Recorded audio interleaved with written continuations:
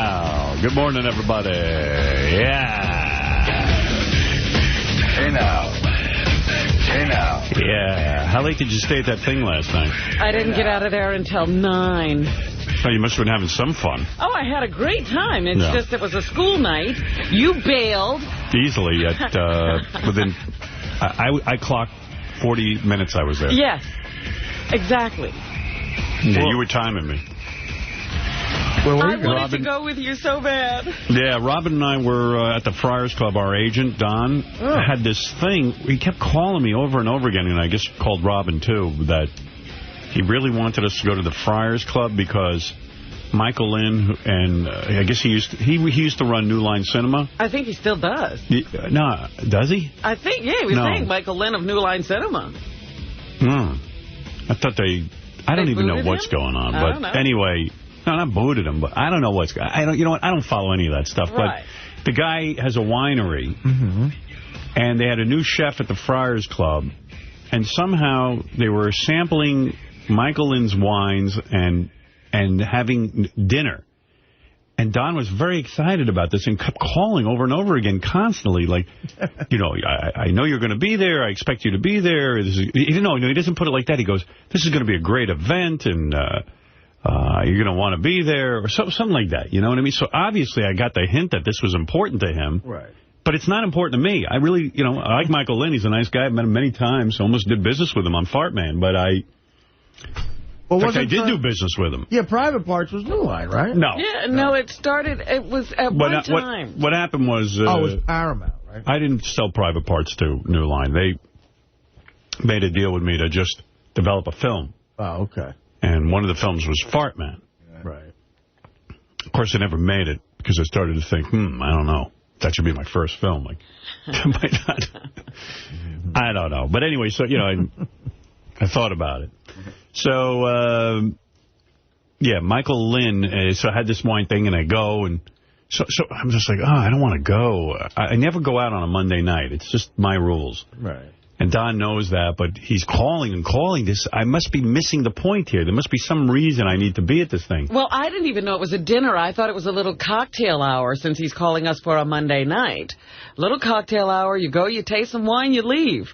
Don's one of those guys, I still don't think he understands how important it is that I stay home on a Monday night. Like, I just need to do that to do this show and to keep this thing going. But, all right, so I figured, well, there must be something I'm missing here in the explanation. So I went. Yeah. And it was exactly what I thought it was going to be. It's a bunch of people standing around drinking and saying hi to one another. And Don was really thrilled when I walked in. He was like, hey, and I'm glad you came. Oh, he was very happy. Yeah, so I was like, okay, I did it for him, but I cannot figure out why this was important for me to be at. I know they have these kind of events at the Friars. He never bothers me with it, but this is evidently important to him. For some reason or other, this was a big deal. This particular one. And I was at my psychiatrist's office for an hour and a half. I took extra time. Trying to get yourself ready. Yeah, because I was so upset that I had to go to this. Time. Wow. I was so on fire. I get crazy. I go, why would somebody ask me to be at this? So my psychiatrist said, well, are they honoring Don? I go, no.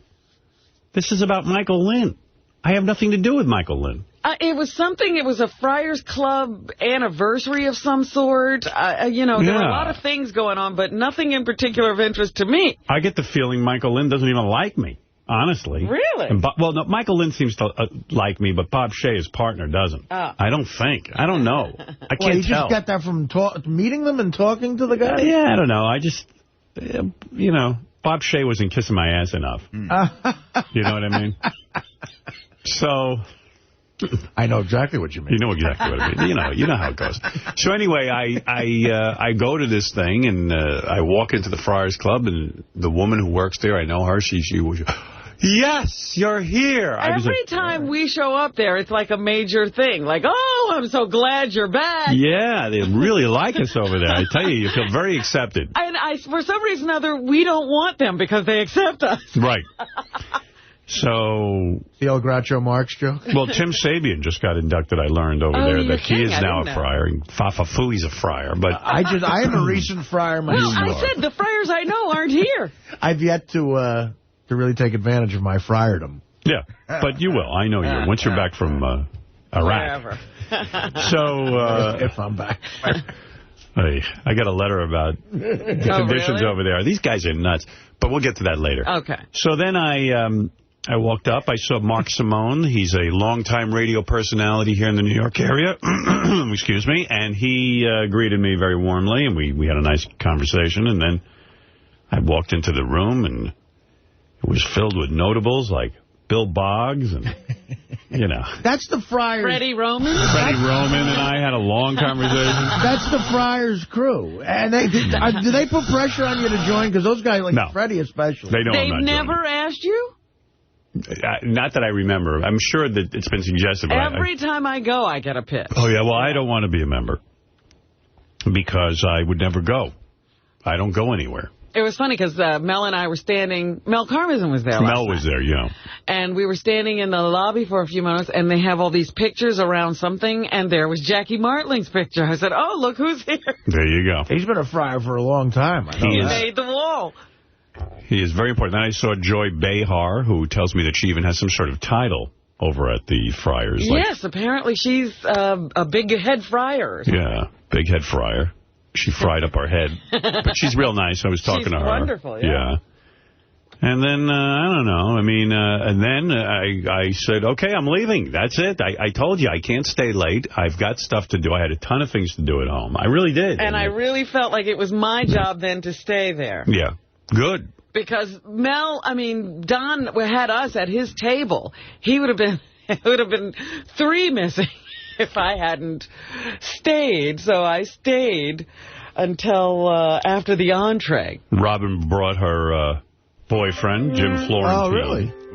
And Jim was... Is Jim a friar? No, he's not a friar. And Jim was the only one not wearing a suit. And he says to me, I wish you told me you were wearing a suit. I would have wore a suit. I didn't know this would be formal. Yeah. How do you like my Skinner T-shirt? Well, I said to... He wears a sweater, a turtleneck. And I said, it's the middle of summer. It's 90 degrees. It wasn't a turtleneck. Whatever. I'm sweating like a heroin addict. So I said to him, well, listen. I said, I told Robin I was wearing a suit. Why didn't she tell you? Which he probably did. He knew. He didn't want to wear a suit. He doesn't wear a suit. Why is he making excuses? Right. He wore one at the Dog Academy Awards. Oh, God, I can't wait. I know what I'm doing on the long flight to fucking Iraq. I'm going over all the events Florentine's been to with you. You know, she likes it when you bend her over. Well, I'll tell you, I didn't realize this about Jim. What? He is so quiet. He's not that He doesn't quiet. say a word. I mean, like I say to the guy, hey, Jim, how you doing? He's looking at me like, is he on something?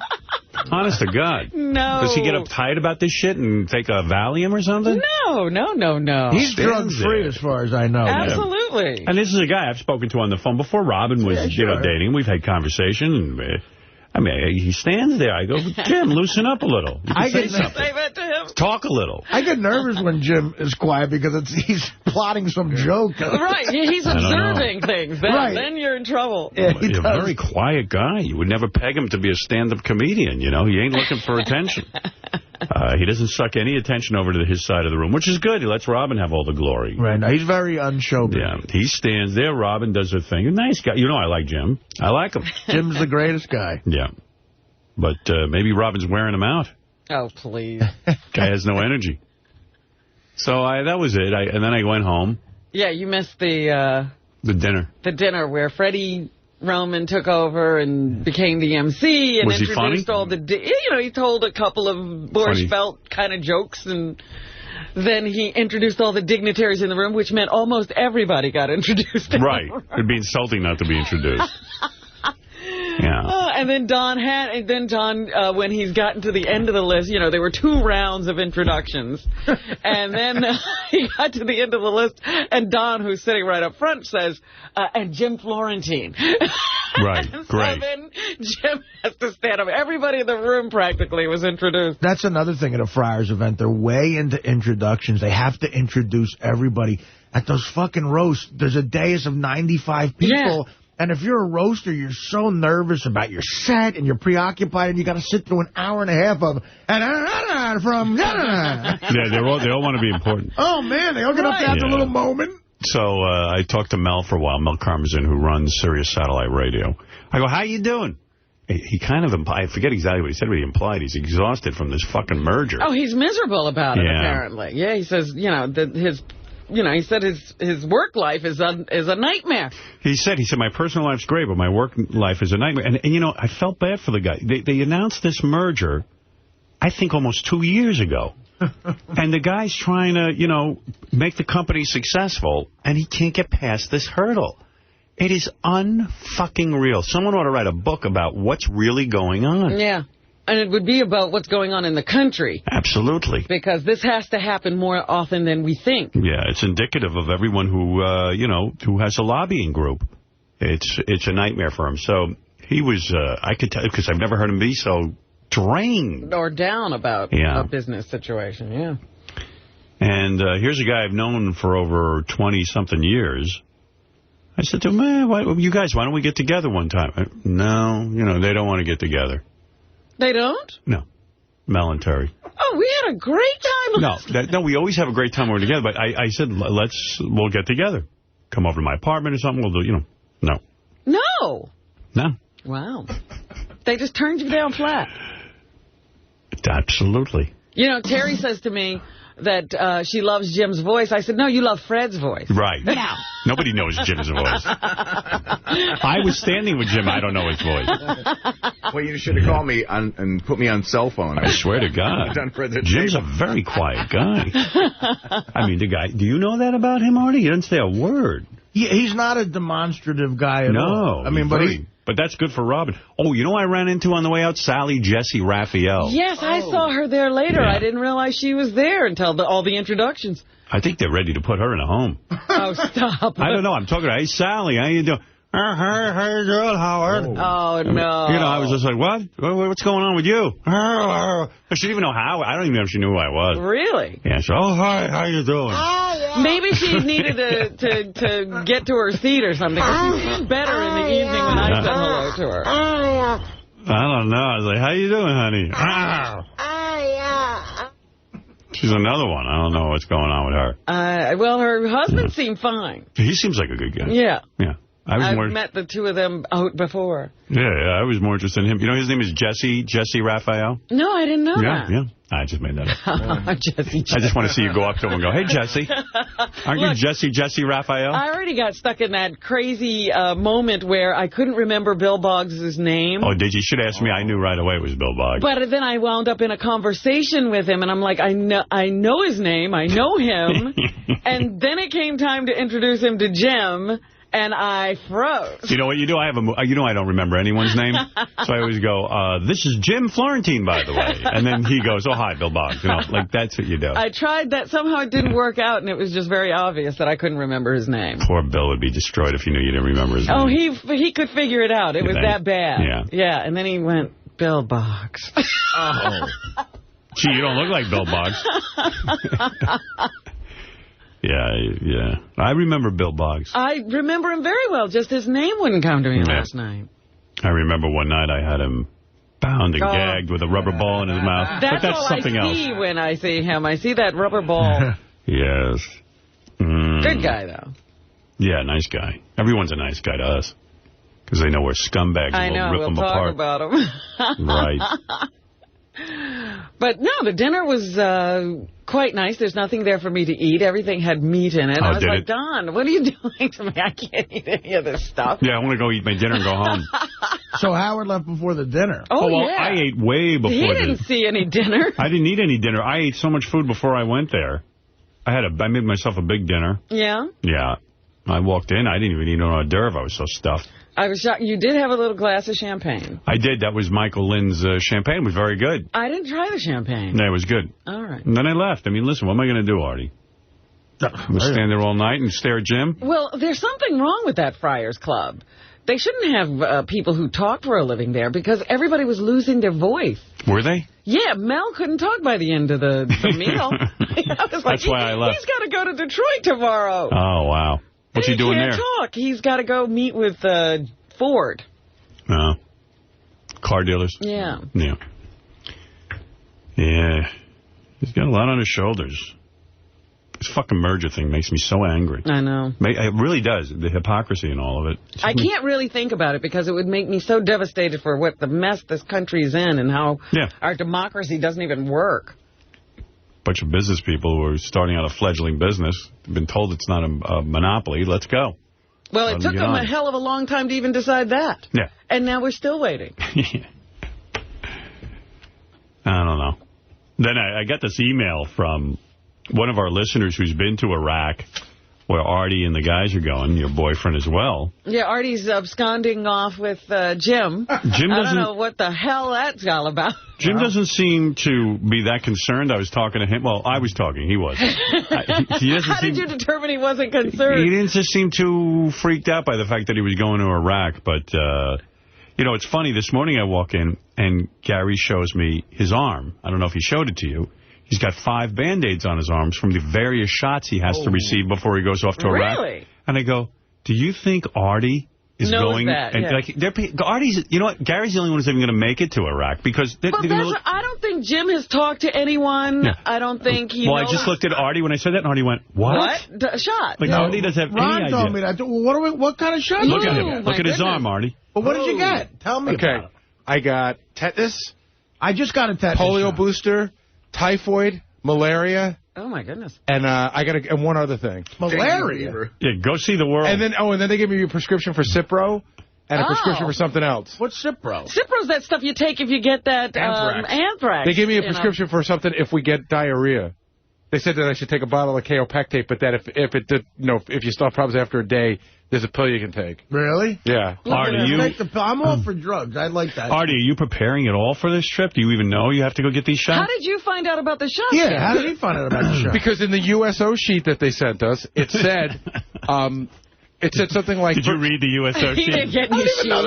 Yeah, no, they sent a small email, and it just said something about... Email? For, to find out what you need, contact the Center for Disease Control, and you go there, and it says consult your local physician, and my physician sent me to an infectious disease guy who gives shots. Well, what's his name? I'll go to him, then. He's in Connecticut. Give me the same thing he got. Oh, he's in Connecticut? Artie doesn't mind traveling for drugs. No, but... Well, the other funny thing was... when I went to Delaware. I told the guy how... Score heroin. I told the doctor... I might make a fucking heroin score before this trip. I'll tell you that much. I told the doctor how long the trip was. Like, it was 22 hours. And he said, do you want me to write your prescription for Ambien? And I said, I have some already. And all I could think of was, Artie was on heroin. He said, what were you doing, 35 Vicodin in a day? I got to figure out... I was going to go to my doctor and say, listen, this is serious shit. You got to give me, like, morphine or something. Morphine for what? The trip? Yeah, well I mean, someone like me in society who needs a little extra, I mean, what about me when I go on a plane? Well, here's the letter I got. This is from a guy who travels over there. It's my understanding that the planes used by the military have none of the comforts of the planes we fly in every day, like soundproofing. Save your eardrums by stocking up on those foam earplugs. Also, having experience with the aftermath of Florida hurricanes, here's a list of things you might want to bring. Witch hazel, wintergreen. It's cooling. It's really cheap. Baby wipes. There are larger, sturdier body wipes that are for bedridden people. I got mine from Walgreens. Bring lots. I'm sure if you leave some for the troops, they'll appreciate it. Flashlight batteries. Don't fuck around with sun protection. 100 SPF. I like anything that is non-greasy because it won't hamper your ability to sweat. Bring plenty of high SPF lip balm. It sounds like you'd be better off not to bring the conventional twist stick because it will melt and seep all over. Yeah. That's how hot it is. Howard?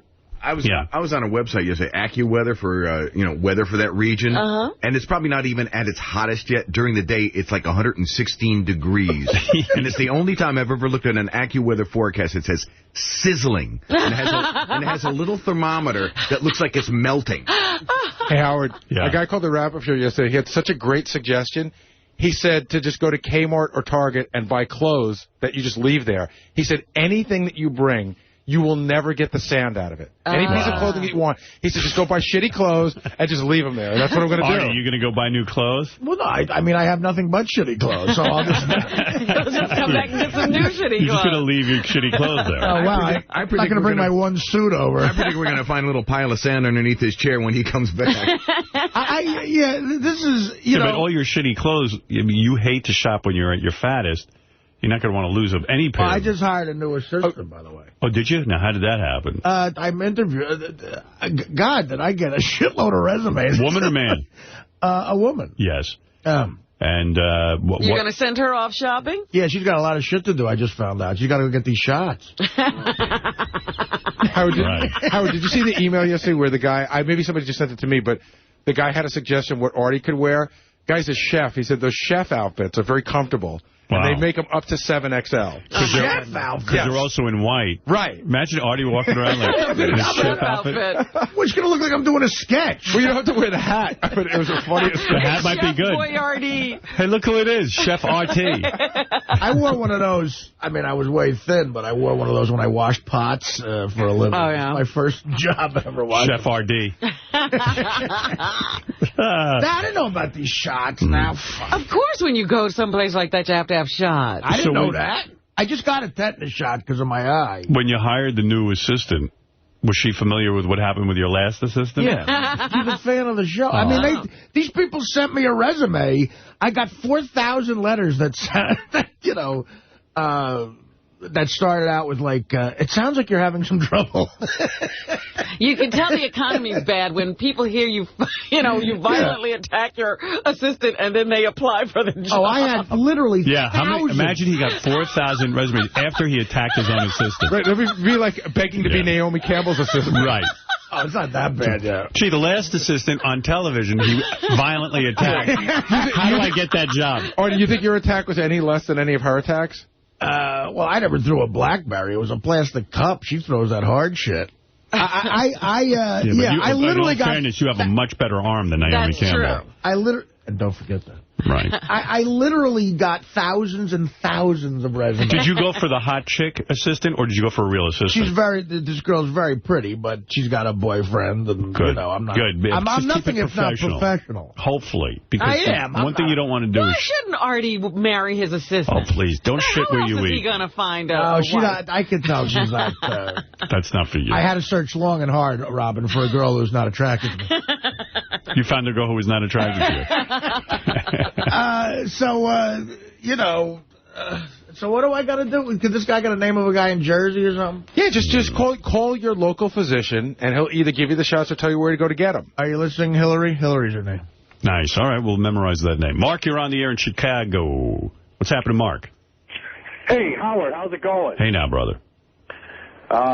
Hey, I was wondering, could you give me a minute to explain myself? Can you hear me out? Well, we're listening to you. Why would you ask if I'll hear you out? I'm hearing you out. Okay. I was just wondering, why does your show keep getting shorter and the wrap-up show keeps getting longer? I know when you first came to Sirius, it was a big promotion for you and everything. You worked till like 11:30 Chicago time. Right. But then lately it's been like 10 or 10:30. Right. Then the past couple of weeks, you're just like rushing Robin through the news. Absolutely. Listen, I'll tell you the truth. John Hein has a gun on me. He wants to get on the air so bad. No, I'll tell you what, Mark, you're not wrong. I find that sometimes the show, and there's something mentally wrong with me. When I got here, I was doing 5 and 5.5 hour shows. Okay. And I found by the time I got out of here, my whole day was gone. And I get so tired. Sometimes I think I'm going to pass out at the end of the show.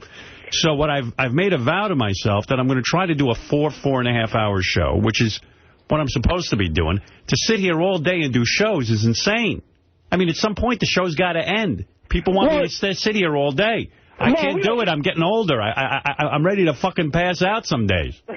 It's enough. 4.5 hours of me is 4.5 hours of anybody's enough. If you need more of me after 4.5 hours, there's something wrong with you. No, we're loyal to you, Howard. No, I understand that, Mark. I've seen enough of that. You got to go to work or something. I mean, I can't imagine that you need more than work. I'm a truck driver. But Mark, 4.5 hours a day is more than enough. Don't you think? 4.5? He can't stay with you in the truck all day. Right. You got to. This is crazy. I can. What do you want me to do? Move into the truck? You got to get yourself another driver. Right. So people get mad at me. They do write me letters. They go, Howard, what's with the short show? I go, short show? It's still longer than the 4 hours I'm supposed to be here. Okay, all right. It's enough. How many hours am I supposed to sit here? Well, no, I realize that. I realize I'm sitting here half my life. I'm sitting here. But you know what, Howard? Then I got Artie. He's falling apart. I got to get him out of here because the guy, literally, he needs to go home and do something healthy. I have to do my ablution. Right. But hey, all right. Then we have the wrap-up show, and they, listen, and then Tim goes to me, well, if you get out of here before 11, the wrap-up show doesn't go on until 11. I go, Tim, I'm supposed to be here till 10 o'clock. I don't understand why the fuck this happened to me. Right.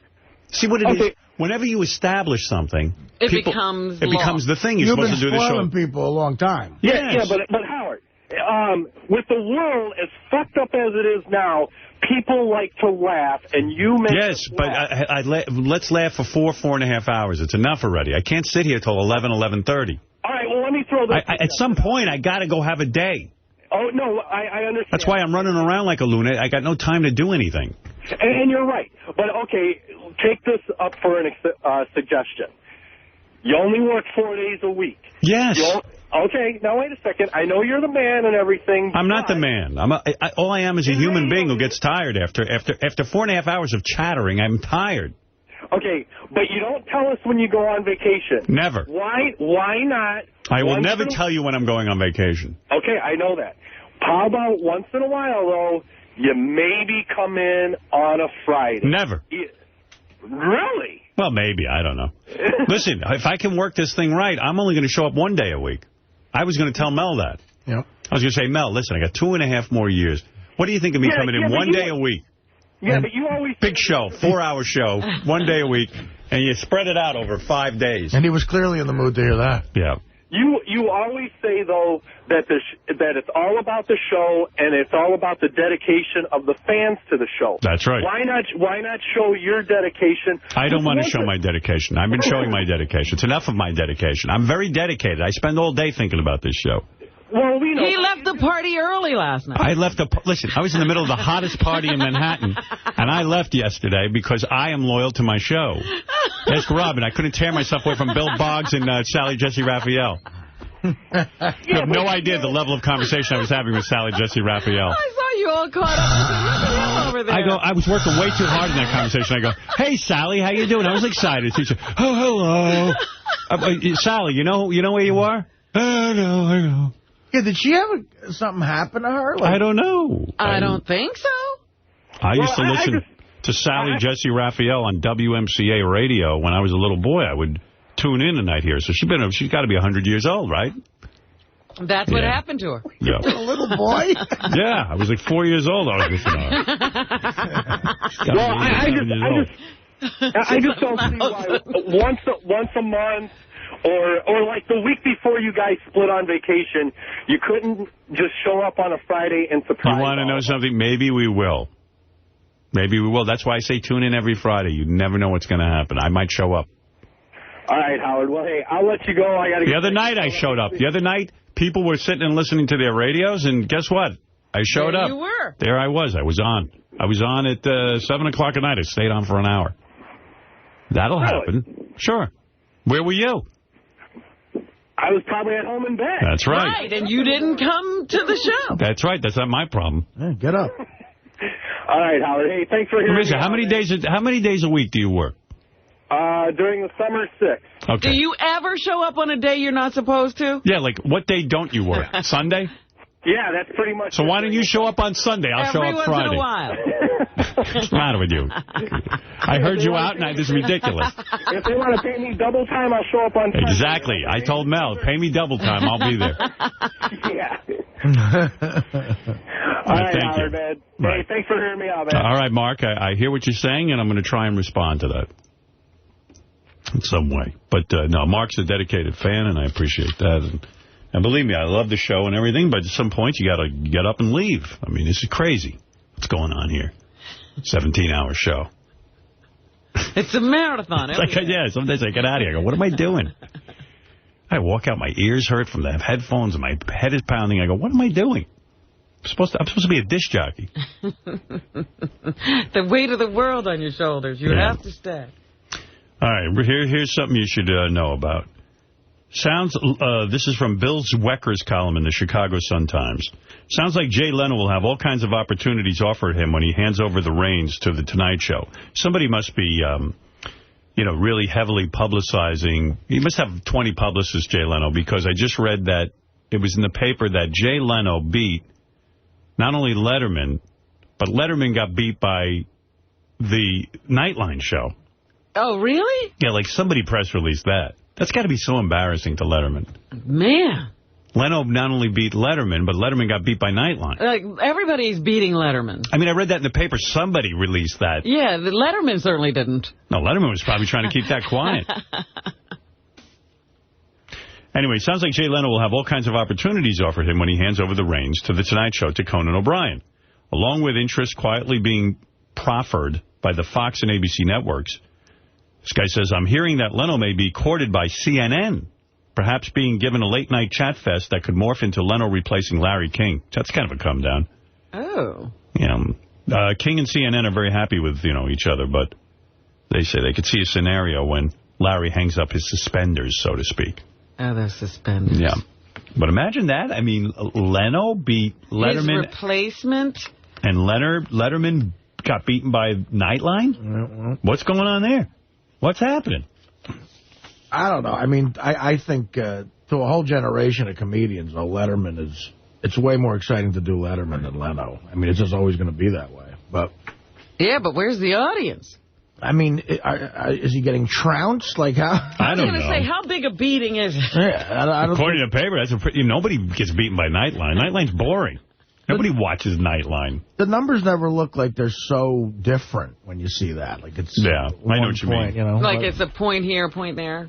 Yeah, like Leno has nothing to crow about either because, quite frankly, the fucking Tonight Show gets only like 5 million viewers a night. Right, that's what I mean. Crazy. Nobody's like dominant. Yeah. We have a couple of 100 million people in this country. He's only got 5 of them. He's on a network and he gets 5 million. I mean, that to me is a terrible showing. Yeah. All those fucking guys. Because people are like, I got to get on Letterman. I got to get on Leno. I go, why? Just come here. We got just as many people listening to us.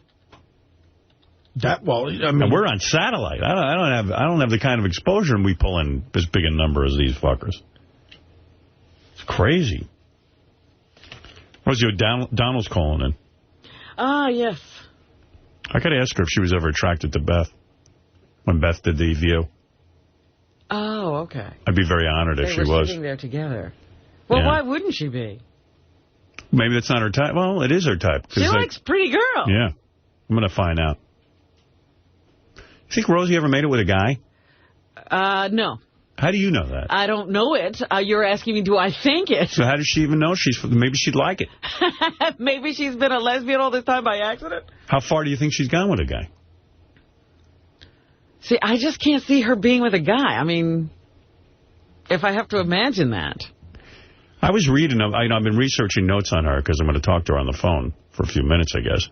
But I don't know how long she can stay on the phone. But, the thing is, according to her book, some dude snuck into her bedroom when she was a little girl and, did shit to her.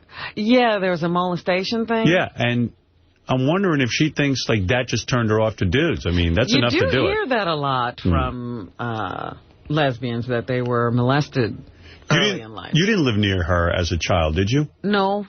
She was here, and I was down in Baltimore. Oh, because I was thinking maybe your dad snuck into her bedroom.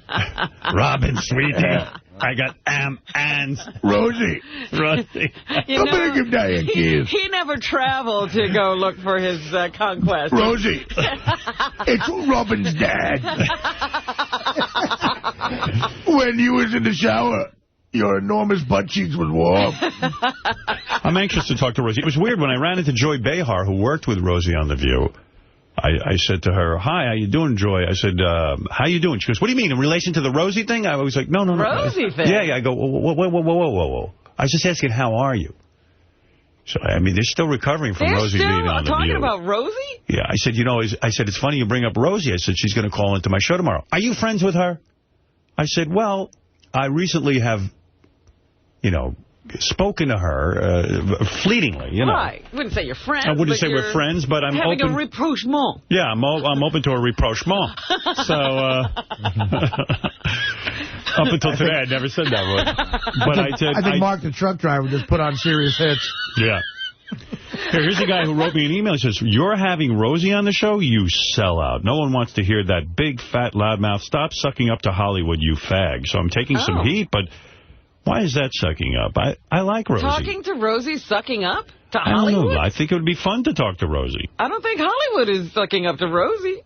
No, I don't even. The thing I like about Rosie is she's not a suck-up. Yeah. She even told Barbara Walters to fuck herself. I mean, that's pretty boldly. You know, I mean, you don't want to burn any bridges in the business you're in. Oh, my God, she does nothing but. I mean, you think about it. Whatever business you're in, if you're listening to the show, whatever business you're in, I mean, you talk about suck-ups.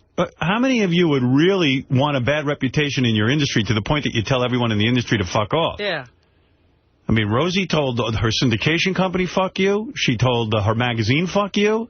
And she told Barbara Walters, fuck you.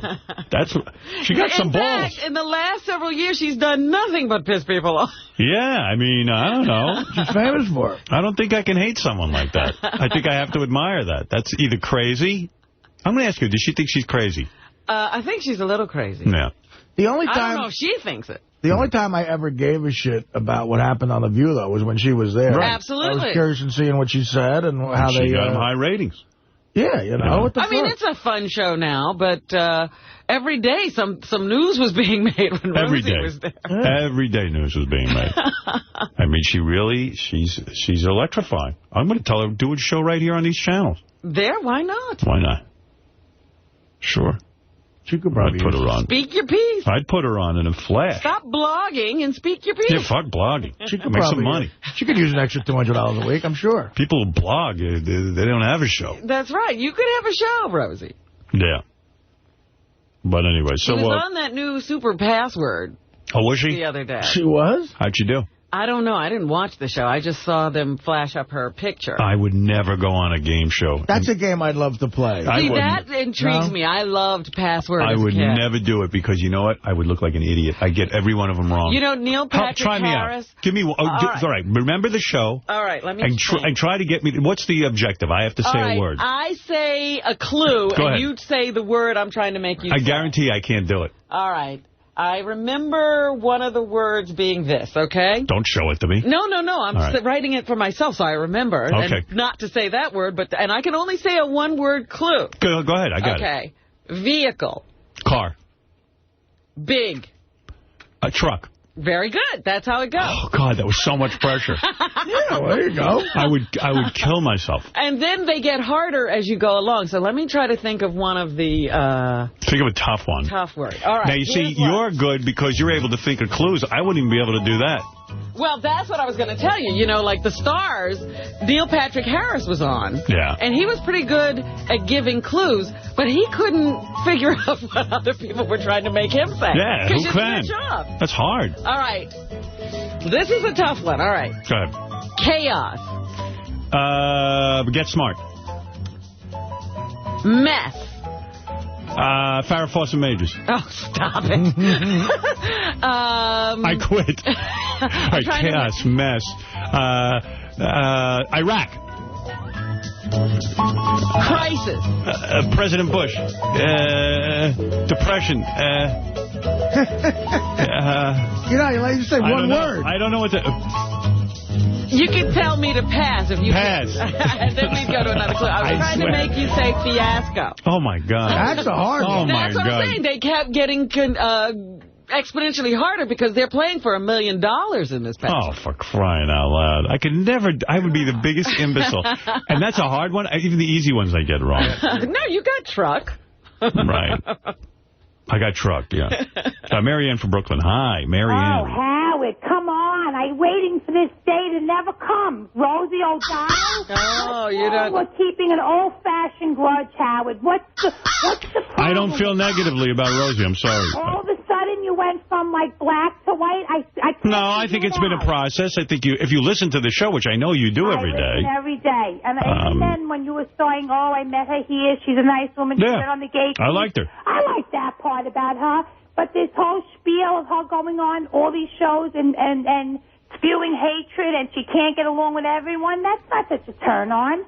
Well, I certainly... You're not curious to speak to Rosie O'Donnell? I'm curious to hear you only, Howard, speak to her. But all right. There you go. That's why wouldn't I give you that? It wouldn't be on my list of things I would want you to do for me, Howard. That wouldn't be the top 10. All right. What if he could get Kathy Lee Gifford? You wouldn't want to hear that. That I would love. Oh, that you like. Because she didn't have a feud with you, Howard. You kind of didn't bash each other. It was different. That's different. Rosie O'Donnell didn't bash me. I mean, she did bash me, but after I bashed her.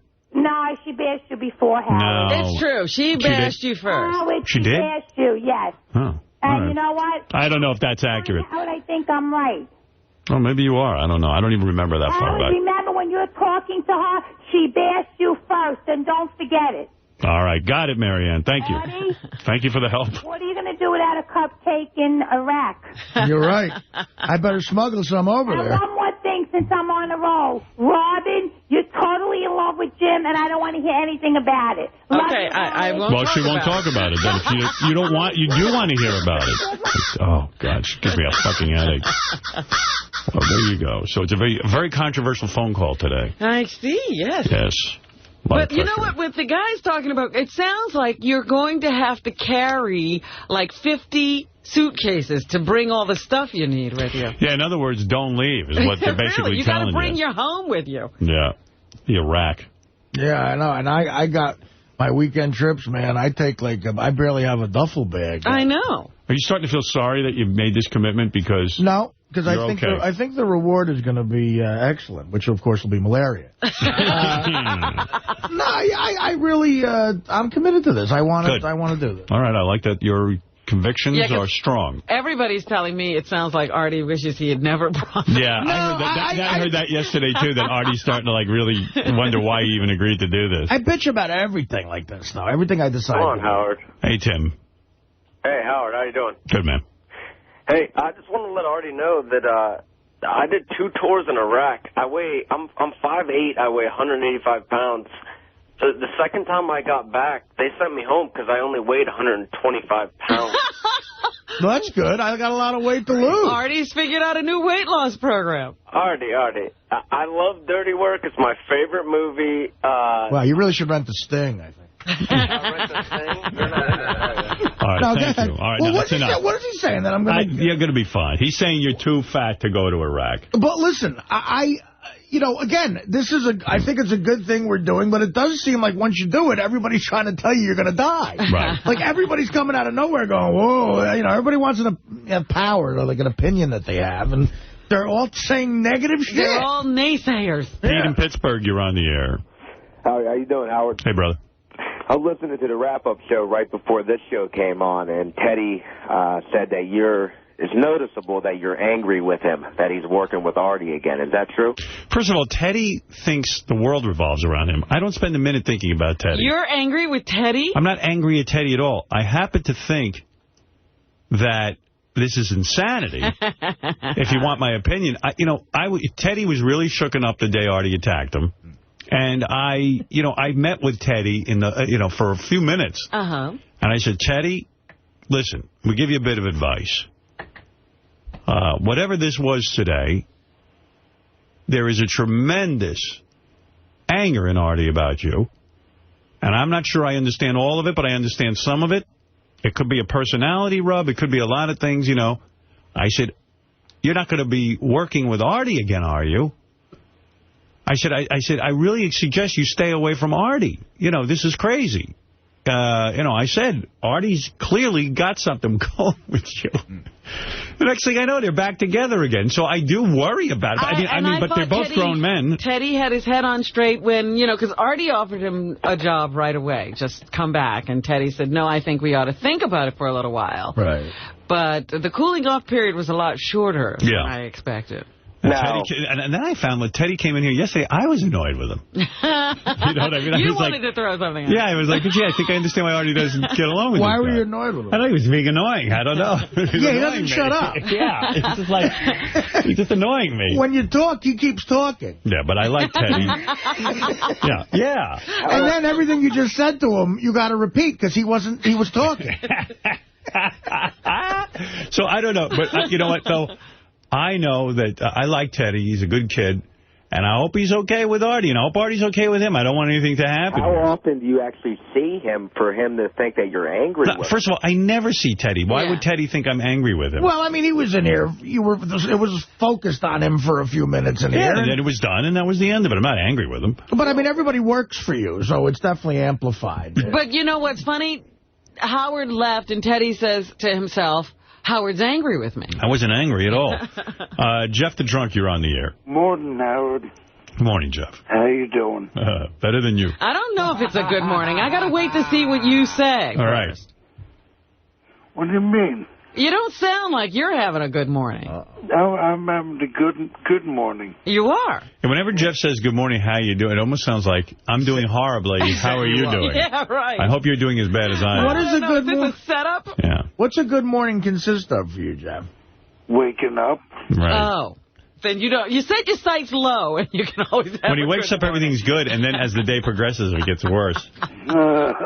Yeah, then you remember who you are. I'm just trying to think what the last good morning Jeff had was 78. 78 was a good year for me, too, Jeff. It's all downhill. Well, he only had one good morning in 78. Have a good year. And again, don't take this the wrong way. I'm just trying to figure out, like, what your day consists of now. Are you working? No. So now what do? You woke up. Yeah. And then what? You're in that godforsaken trailer. Like, what do? You make food for yourself now? Yeah, well, yeah. You take a shower in the trailer? Can you describe your day to us? No, I mean...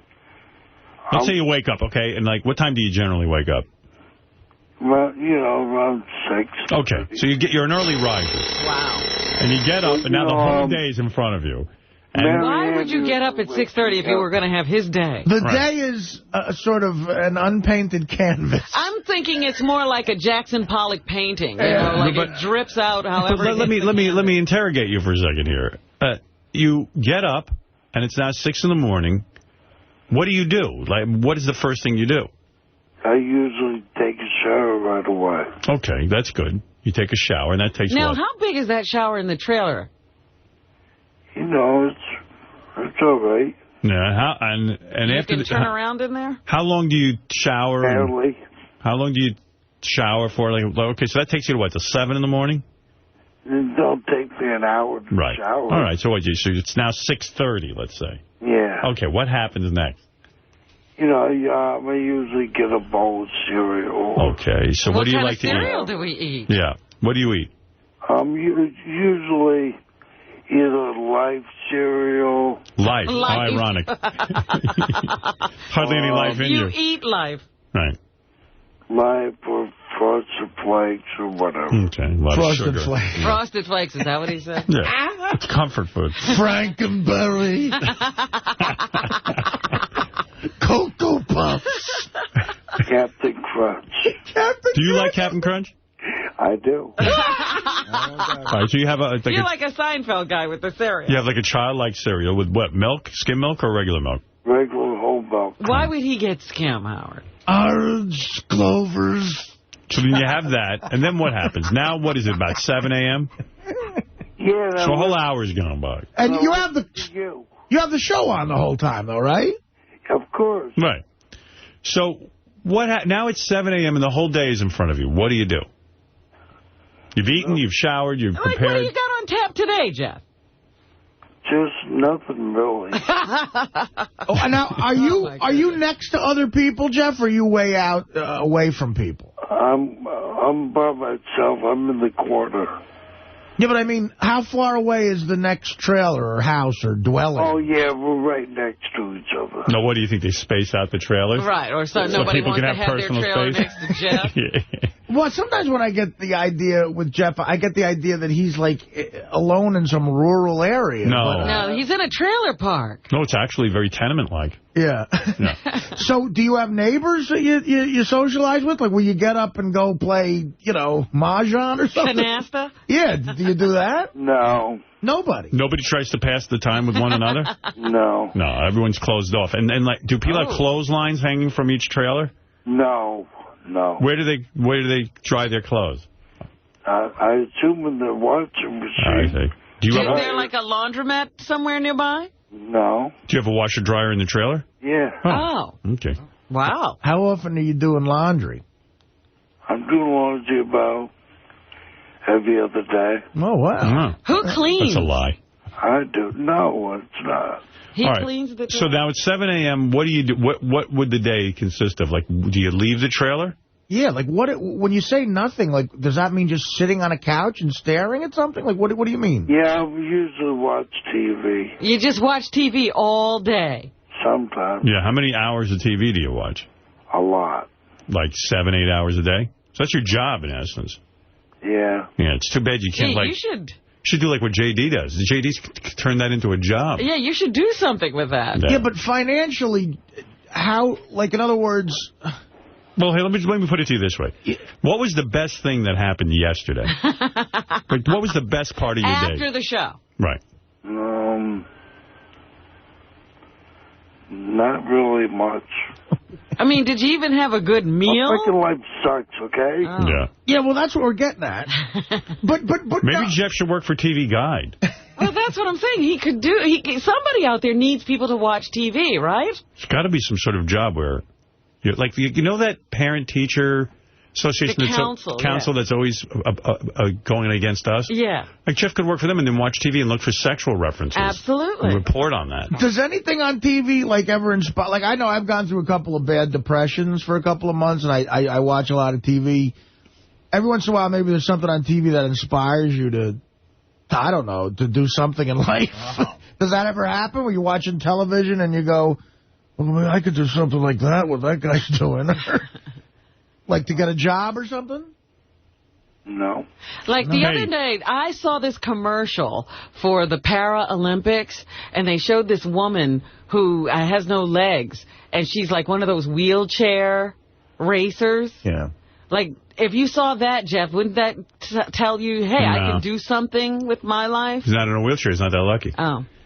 When you were a kid, did you, like, when you were in high school, did you have a dream job that you were thinking about?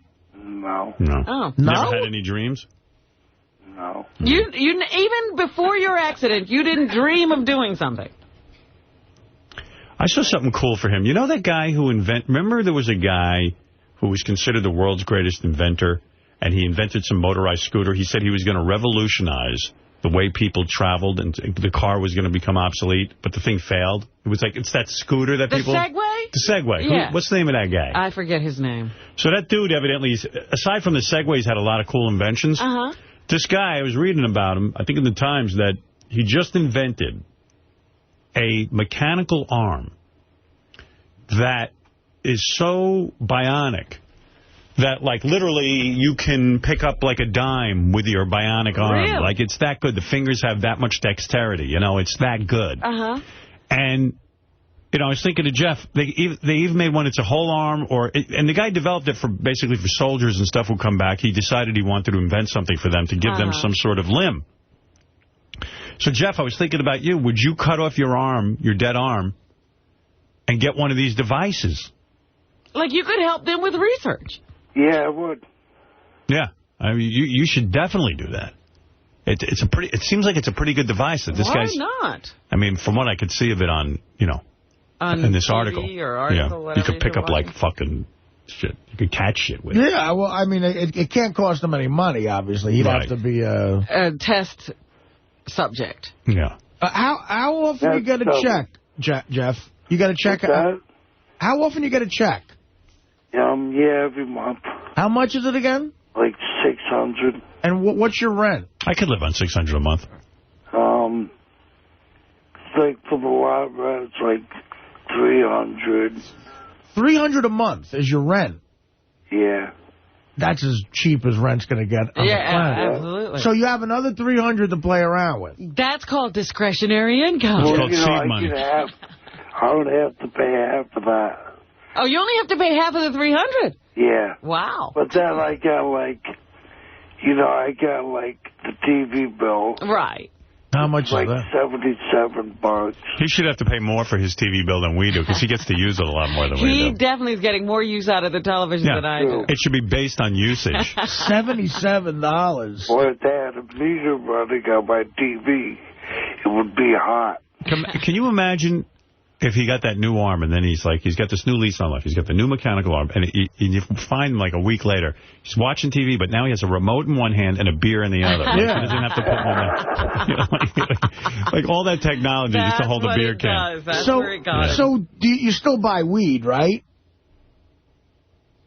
Yeah. How much do you spend on weed? I don't... You know, I really can't spend a lot.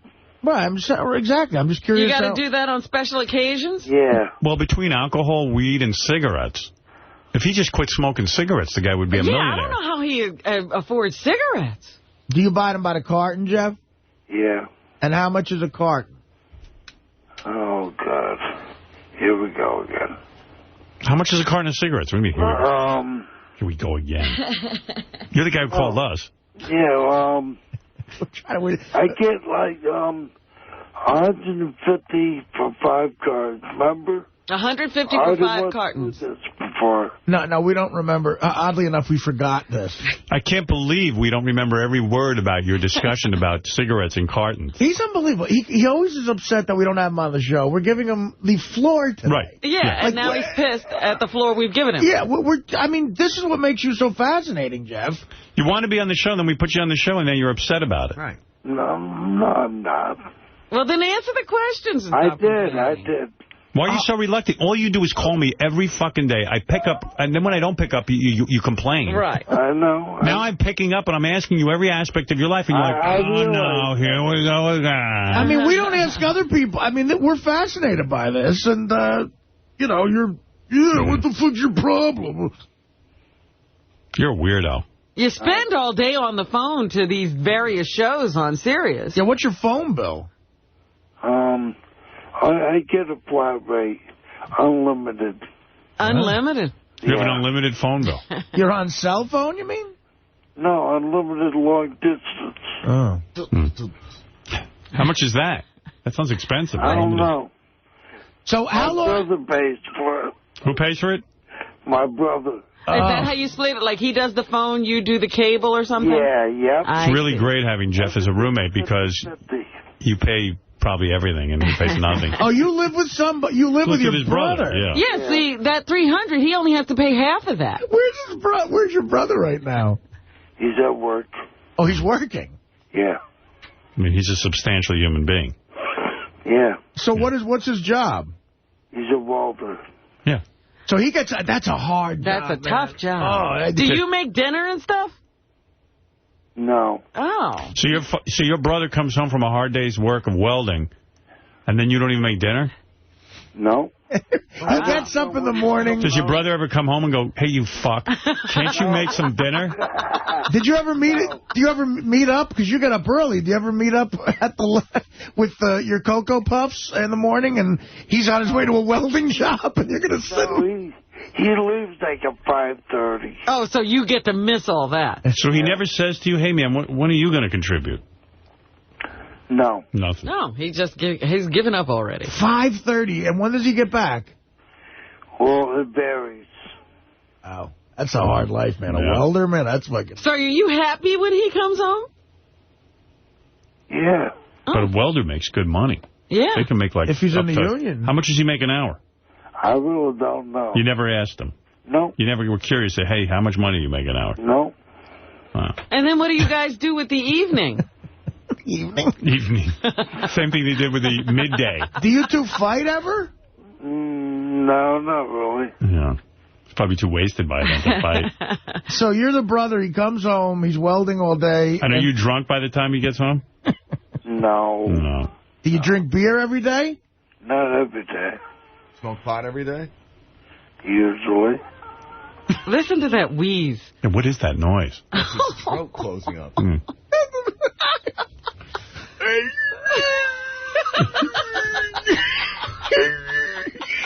Did you swallow a coyote?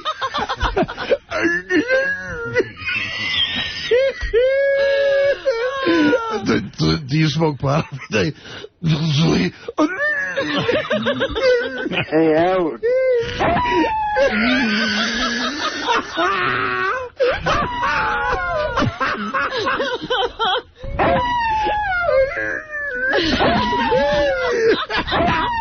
Jeff, what in the fuck is inside you? Your lungs are fucking barking at the moon. You have a permanent whistle. Well, Jeff, you must have a reason for calling in. What's going on?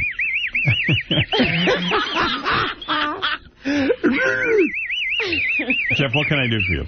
Hey, Howard, you know what? What? I like the picture of me coughing the photo pedal. Yeah. All right.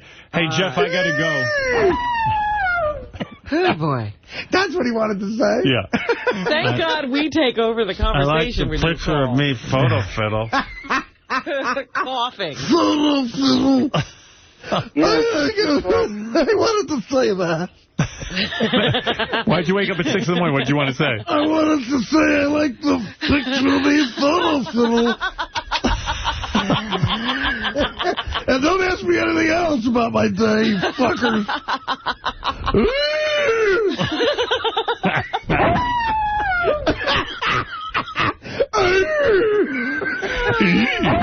Oh, my God, his brother's probably at work plotting his death. I got to come home and see that fucking thing on the couch.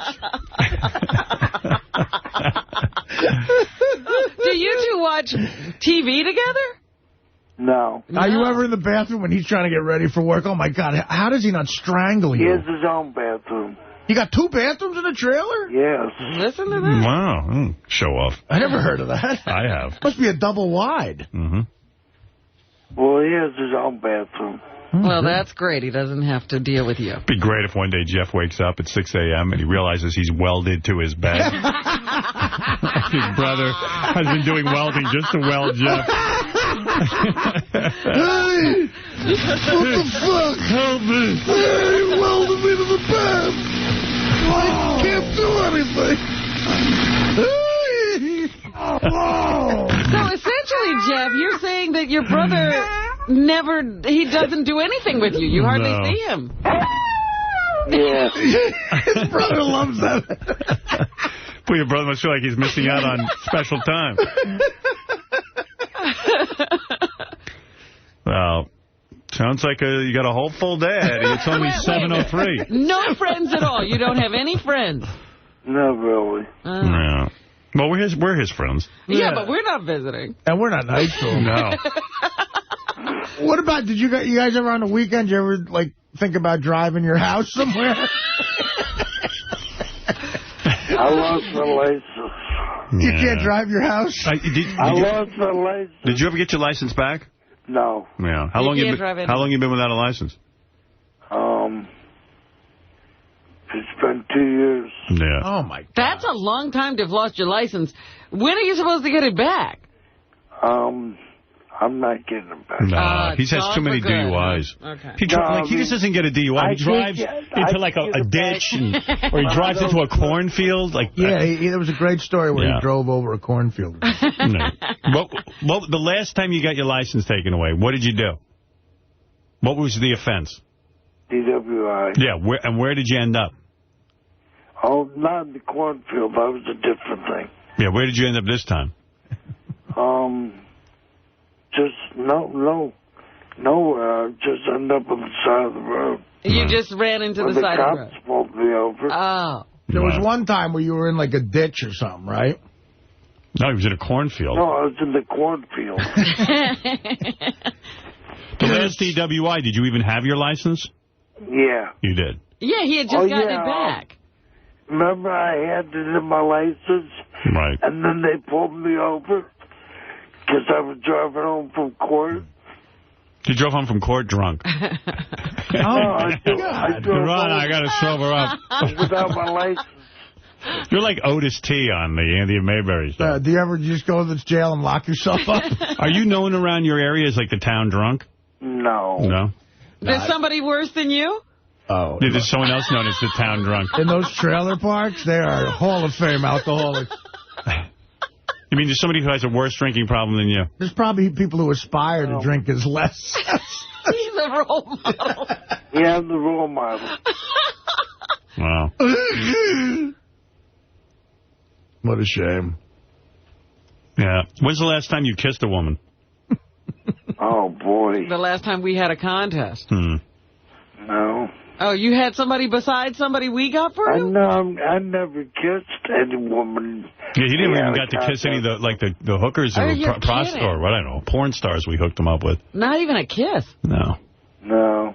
When is the last time you kissed a woman? Back to that again, huh? Yeah. No, we want to get to the photo fiddle again.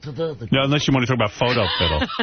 But Jeff, a while back. Jeff isn't a virgin, right? You've gotten laid. Yeah. No, when you say a while back, are you saying high school?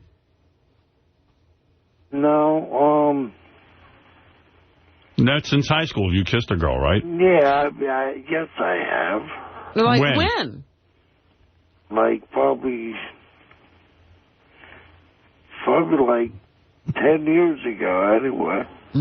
Man. 10 years. He's lying. Who was that? He didn't kiss anyone 10 years ago. Wait a minute. Who was that? Yeah, who did you kiss 10 years ago? Some girl. Yeah. Where'd you meet her? At, She was alive? Yeah, she was alive. She was breathing. Well, It's probably his mother. You know how pathetic, it is if you tell people you Mom doesn't count. People haven't gotten laid in 10 years, and they go, bullshit. All right, Jeff, I got to go anyway, but have a nice rest of the day. Okay, thanks. All right, good luck. Bye. Hey, look into that arm thing. Yeah, I'm going to find out about it. I'm going to research. It's his arm. He tells you to look into it. Yeah.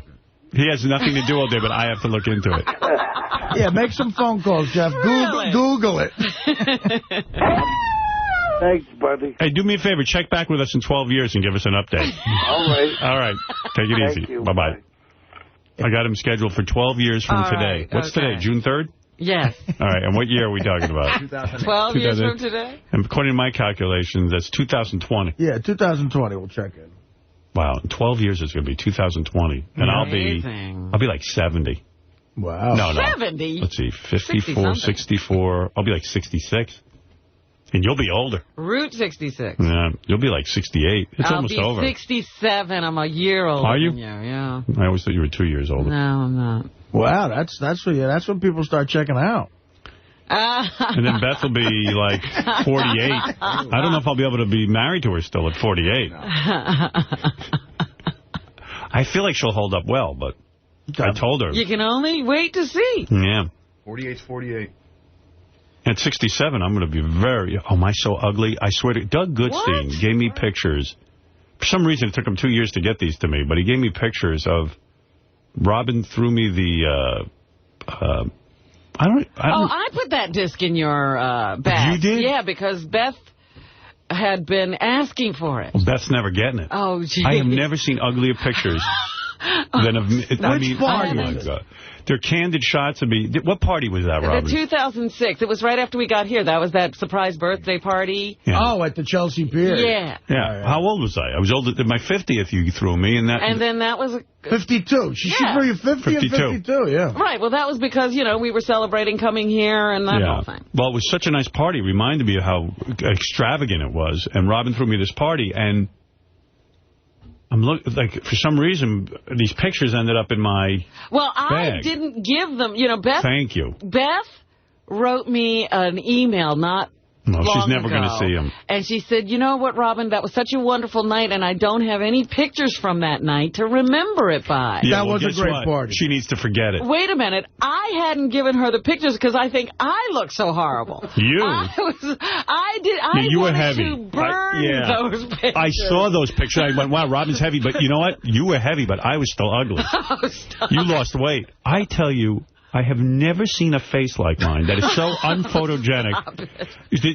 When I walk in surprised, someone snapped many pictures of me candidly. We had a photographer there. And I'm looking at one picture after another. I go, I look like an alien. Oh, stop. It is unbelievable what I look like. I just watched the... and that was 2 years ago, so I must look 10 times worse. No. You've never seen a face. You look the same as when I met you first. I met you 10 years ago.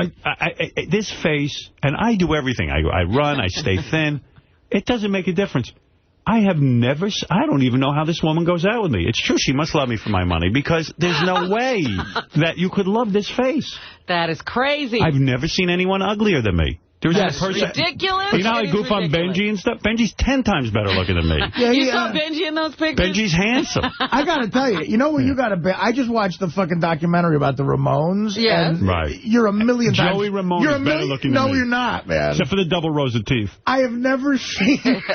I mean, they sent pictures of Joey Ramone in high school. I mean, you're like Fonzie in high school. Like, yeah. I never saw a goofier guy in my life. Well, that's why he wore the hair over his face. Yeah. And I went to that look for a while. Yeah, but no, it's not. Dude, I met you 10 years ago. You look exactly the same, which is good. Well, thank you, Art. But it's really embarrassing to me to see these pictures because I said, my God, each picture I look worse than the next. There's not one good angle on me. I looked at every one of those pictures. I was devastated. I know that disc has been hidden since 2006. You know, Richard Belzer's better looking than I am. I am not kidding. I'm not kidding. That is not true. Yeah. Yeah. I don't think there's anybody who is Let's think. worse looking than I am. Wally Cox. Well, he's dead. No, he wasn't that bad looking. I'm telling you, I look really strange. Woody Allen. Woody Allen's better looking than me. No, he's not. I swear. I'm a Mishkai. Oh, get out. All right, I got to take a break. Enough about my looks. We'll be back right after these words. Yeah. Sing it up, baby. Big Baba Booey song parody going on. It's a contest. The Baba Booey song parody contest is sponsored by Beck's Premium Light, which we love. The label says light, the flavor says Beck's. You know the story. To enter for your chance to win $5,000, send in a CD of your Baba Booey song parody to the Baba Booey song parody contest, 1221 6th Avenue. 36th floor. Write that on there. New York, New York, 10020. All entries must be on CD and must include the official contest release form that can be found by clicking on the Baba Booey Song Parody Contest banner on the Howard page at Sirius.com. So there's all the rules and blah, blah, blah, blah, blah. Everything will be listed for you. Here's Lisa G. Lisa G has some Howard 100 news for us. Lisa G, what is going on in the Howard 100 newsroom? Yes, Lisa. Hello. Hello. I spoke to the lovely Beth O yesterday. You did? Yes. She's in Pittsburgh. Pittsburgh. Via email. Yes. Yeah, she said she was out of town. Yeah. She says she has a correction to the New York Daily News, the Russian Malloy column. They got it wrong who designed her wedding gown. Right. They reported it was Ramona Caveza. That is incorrect. It's Georgina Chapman for Marchesa. Sounds alike. I don't know anybody. I can't imagine anybody cares about that except you. But do you care about that, Robin? Oh, it's always interesting to know where the dress came from, who made it. Really? Yeah. Oh, yeah. All right. What? Where's your mic? Hold on. Big news. They paid big money. Sorry. I'm saying, who gives a shit? Who gives a fuck? I'm sure the broad designing it loves. Look, if you watch the Sex and the City movie, you'd understand that's like football to women. That's why I don't understand. Yeah, I know, because like Beth was all upset on the phone with me. She goes, I don't know why they're saying Ramona blah blah blah designed my dress, and that's not right. It's Marchesa. Right. I go, oh, and what? Like, why do we care? Really? We love that. Yeah, stuff. I don't know anything about it, but evidently it's a big deal. Oh, yes. Yeah. Big. Big deal. So now we've got it right. Joy Behar said, why are you getting married? She did? I Yeah. heard her ask you, did you get married? And I didn't hear your answer. No, I said, I'm not married yet. I'm getting married. She goes, why? I said, because I love her. And she was like, she's been with that guy she's with for a long time. They're not married, are they? Yeah, and I said, I love her, and she went, well, I love my guy, but I don't think I'm married to him. And I said, well, I know what you're saying. It's not necessary, but for us, it just seems like the right thing to do. And I left it at that. And then I just said, you know, there's a bunch of issues on the table that this kind of helps satisfy. Well, because she was saying, you're like a little Jewish something or other. What did she say? Then she put me down for it. And of course, most Jews are self-hating, including Joy Behar. She goes, oh, you're like a little Jew boy who, but you know, like in other words, like you're a big fucking mama's boy because you're getting married. Because I heard that and I went, ugh. Anyone who gets married is like a big Jew boy or something. Whatever she said, I don't know. You're like, oh, like a little Jewish nebbish. And I'm like, you know what? Get me pissed off enough and you'll see how much of a nebbish I am. I think she's Italian, which makes it even worse. She's not even Jewish. Oh, she's not Jewish? No. I think that makes that statement even worse. Oh, yeah. I thought she was Jewish, Joy Behar. Well, that's what Freddie Roman said in the dinner, how he introduced it, was everybody thinks she's Jewish, but she's really Italian. I think she's Italian. Maybe that's why she's hung up on the Jew thing, because everyone thinks she's Jewish. Yeah. Because she fits that Jewish stereotype. Let's face it. Well, Jews and Italians, very close. Very close. You'd still rather be Italian. Really? Of course. Jews, Italians weren't thrown into ovens. Yeah, nobody's burned up Italians. Right, exactly. What do you got there, Lisa? All right, I spoke with author Anthony Bozza, who is helping Artie write his upcoming book, Too Fat to Fish. Bozza says despite all the times Artie canceled meetings with him, even when Anthony was just 5 minutes from his apartment on the way to work with him, he's very pleased Artie made the deadline. Look at this. Bozza says even people who know him very well are going to be blown away by a never-before-heard whopper of a story. That's a great thing about being Artie. When Artie completes something, everyone's like, wow, Artie completed it on time. People just expect it of me. But you know, Artie has set people's expectations so low that everything is, wow, Artie did it. What have I not completed? No, you complete everything, but everyone expects you not to. Everyone, it's always a question of whether you can. Somehow. I have never... you show up for work, people applaud. I have been in, I'm going to say conservatively, 10 studio films. I've never been late.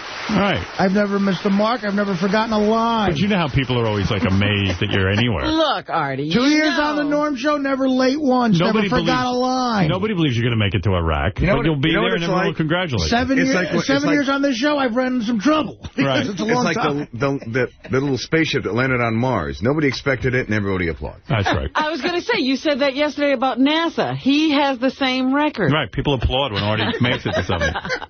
Hey, look, Artie showed up for his stand-up gig. Never missed a stand-up gig in my life. Lisa, what else is in the news? Well, there is a story that Anthony says that's going to blow everyone away. What is that? He won't tell me. In what the is book? it? Yeah. Give us a little hint, Art. It involves drugs. Oh, you're kidding. What a shocker. I don't know. It's Were you, like, clinically dead or something and you saw God? Yeah, I've seen God. Is it time for you to do Oprah? You've traveled down the tunnel? I've seen God. You did a gay sexual thing for drugs. No doubt. Oh, wouldn't that be great? Artie went down on a guy to I can't believe in your new book you admit you're gay for drugs. Tell you what. All right, I'll blow you. Now, where's the gram? If that happened, that would not be in this book. Oh, that's great. You would Come keep on, that a secret? Artie. Yeah. Come on, you got to For tell. your mother's sake. No, there's no chance in hell that would ever happen. Lisa, what else is going on? This is fascinating. A challenge from Joey Boots to High Pitch Eric. Joey feels High Pitch let the fans down with a poor performance in the infamous Craptacular, and now he wants to battle Eric in a crap-off. Oh, 2 portable toilets, tons of food, a scale, and 24 hours. Joey says he currently weighs more than 300 pounds, is eating more than ever, and is confident he can beat Eric. That's a competition I'd actually like to hear on the radio. Yeah, but Joey's crazy. This is nothing to be crowing about that you weigh 300 pounds. No, he's crowing the fact that he can shit more than High Pitch Eric. He can shit more bulk and weight. No, he should be trying to get some help, not competing with Eric. At this point, I don't think there's a gay guy that would put his dick in Joey's ass. Sorry, Joey. All right, Lisa. That's it. Thanks. Thank you. Good report. Thank you very much. By the way, on tomorrow's show, it's the slow adults versus the porn stars. We love that competition. Coming soon, Vern Troyer, a.k.a. Mini-Me, will be stopping by. Nice. He's in that new Mike Myers film. Legendary Darryl Strawberry stops by. Alanis Morissette. Carly Simon's going to come in and perform live, which she very rarely does because she's afraid to perform. Yeah. You know what? I was looking at some old footage of her the other day, and I said she could have been a female Mick Jagger if she'd only get on stage. The return of anal ring toss. For those of you who have been clamoring for that, Artie defends his title. Nice. Yeah. So try to be in shape for that, Art. Yeah, no, that's actually something you need to be fatter. Now, I have a question for you. If you come out of the closet and yet you never sleep with a man, are you gay? Yes. Why, are you talking about Joey Booth? Yeah. Well, he's going to sleep with somebody. I still think that was bullshit. I don't. Hey, speaking of gay, our announcer, George Takei, has announced that because of the new laws in California, he will wed his longtime partner, Brad, in a wedding ceremony.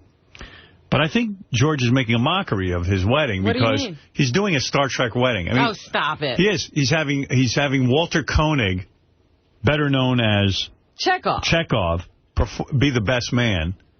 Are they that close? I don't know. And Uhura is going to be the lady of honor or maid of honor. Jeez. Yeah. Nichelle Nichols, Lieutenant Uhura, Oh, Leonard Nimoy and his wife Susan are on the guest list. They're not part of the... He's not going to be a part of this mockery. Chekhov will be the best man, and matron of honor is Nichelle Nichols. So, like, doesn't he want to get away from that Star Trek thing? Right. I mean, they could be guests, but why are they... I mean, unless they really are that close. Right. There's a thing on TMZ that I watched. Somebody sent to me. You got to watch it. It's Andy Dick, the comedian who's done our show many times. Even we gave him his own show here. He's like drunk and fucked up in a alleyway and throwing shit at people, and then they drag him off into a car. And it's just really disturbing. I was really sad watching it, actually. I mean, I felt really bad for Andy. Is Andy ever going to be able to pull it together? It's called Video of Andy Dick Wasted at a House Party. And you can see it on TMZ. It's pretty fucking frightening, actually. Yeah, but you have to watch it. It's like one of those train wreck things you got to watch. Yeah. You know? And makes you feel good that you're a little more together than he is. I don't want to feel good about being more together than Andy Dick. I do. I'll go watch it. Yeah, you need that. Speaking of... okay, let me just mention a couple of things. This is... Does anybody want to hear any clips from inside the porn actor's studio? Richard had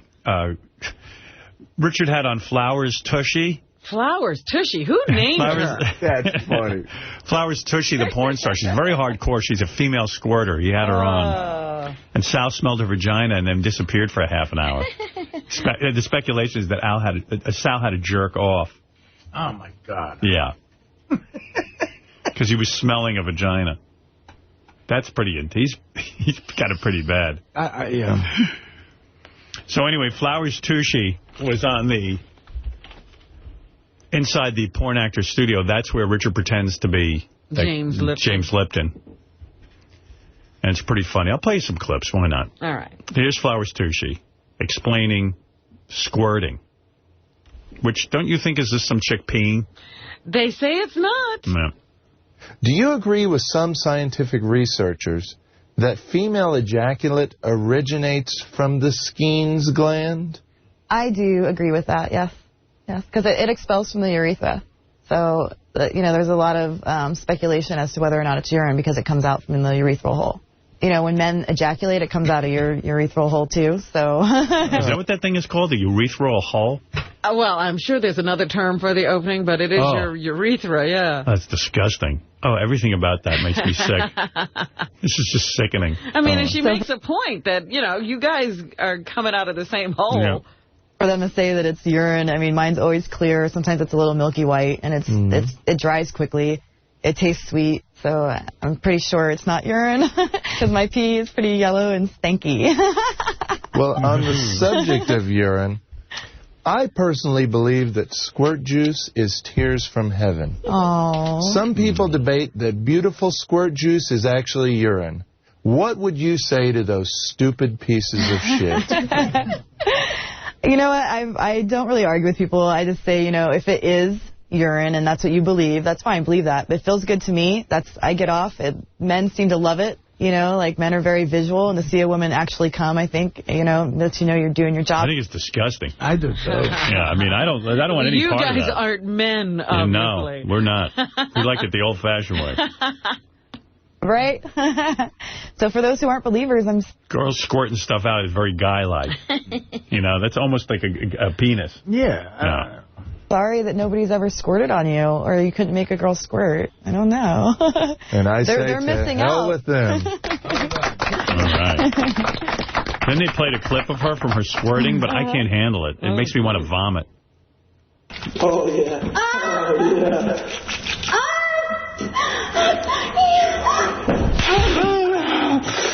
Oh, I'm going to throw up. Yeah, me too. What the fuck? What was that? That was her drinking her own... Drinking it? Yeah. Oh, stop. I know. It's sickening. I'm not going to play the rest. Don't worry.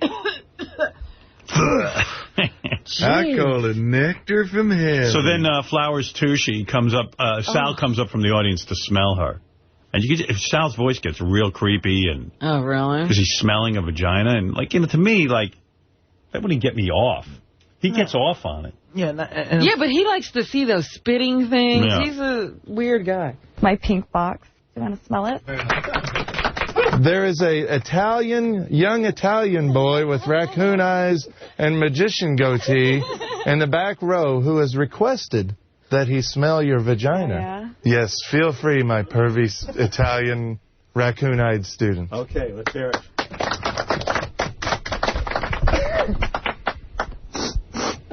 Describe what you're smelling, student. It's like an Irish Spring commercial. It's perfect. It's like fruity, flowery. It's like the fresh outdoors. Oh my really God! And, combination of sweet flesh, blades of grass, ocean water. Now, does this excite you, this young Italian man between your legs, smelling and sniffing? Yes, he does. He's got a nice big nose, too. Thank you. I think I could use that nose. Great job. Great job. Flowers Tushy. I can't eat or drink anything. Right Wait, you want to be even more grossed out? Yeah. The guys just told me that she had told the producers of the show that not an hour before she had sex with a guy and had not showered. Oh, my goodness. And Sal liked it. He gets off on the oddest stuff. Yeah. Man. Sal's weird. Sal's latest thing is that he's going around now. He's having he had a tag sale at his house. Oh, no, you're kidding. Because poor Sal is broke. He's broke. He has no money. But I said, you know what? I know Sal makes a decent living. I'm not saying he's wealthy, but he makes a decent living between his stand-up and what he makes here. What's going on with him? And then you find out he's broke, but he went to the Seinfeld concert last night for $200 a ticket. He also complains, like, he'll tell me, like, oh, we're broke, and then he'll tell me that his wife bought a $1,400 handbag. Yeah. Well, of course he's broke. Yeah, that's how you get broke. But you got to hear about his tag sale, Howard. It's really funny. Should I have him come in? What do you mean it's funny? Well, he's funny about it. He's broke. He's got no money. So now right. he's What are they selling? Kids' toys, anything. Like they're selling the children's toys that they don't need anymore. Anything in the house, because he said... So how much did he make at the tag sale? I don't know how much he made, but he told me a black guy drives up to his house. So he tells his wife, you go over because blacks like hot blondes. Oh, and you could sell them anything. Right. So I guess the guy's looking around. And, I told that story about when my mom had a tag sale. People come, and no matter what you have something priced at, if you were giving away a Cadillac for $1, somebody say, can I have it for 50 cents? Right. You know what I mean? Right. So Sal said he's got one of his kids' books there. You push the button, it makes sounds and everything, and it says $1 on it. So the black guy says, how much? And Sal goes, well, it says $1. And the guy goes, would you take a quarter? So Sal goes, okay. So the guy goes into his pocket. Okay. He goes into his pocket, and he goes, you know what? Don't have a quarter. Oh, my God. He goes, can I just have it? So Sal's totally intimidated by him now, and he goes, sure, take it. Guy throws it in his car. Sal figures he's gone. He's out of my house. It's fine. The black guy left. Yeah. Throws his car, doubles on back to the tag sale, and he goes, got anything else for free? Oh, my God. So Sal's now so intimidated by the black guy that he picks up a huge box of children's toys. He goes, you got kids? The guy goes, yeah. Sal carries it to the guy's car. I put it in his trunk. And I shut the trunk. And I said, God bless you and your children. Have a good day. Because you're afraid of a black guy? He looked like Seal without the money. Right. He was big. He was, and right. he was dark. And I'm not big saying and dark? Yeah. And he had scars. And if they have scars, Oh, my God. it ain't from have scars? it ain't from falling off a skateboard.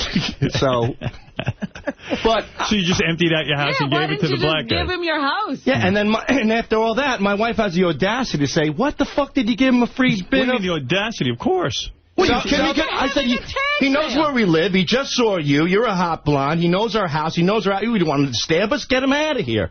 I mean, I was just playing... I'm telling you, I'm not... Yeah, but Sal... he was intimidating. Sal, he had an racially No. Hold on. Sal told me that when the guy said, do you have anything else for free, he wasn't sure if the guy wanted to know if you had anything else for free or if that meant give me your stuff. Right. What do you mean? You don't know? Dude, okay. There's two ways of saying anything for free. Hey, you have anything for free? Right. Or, got anything else for free?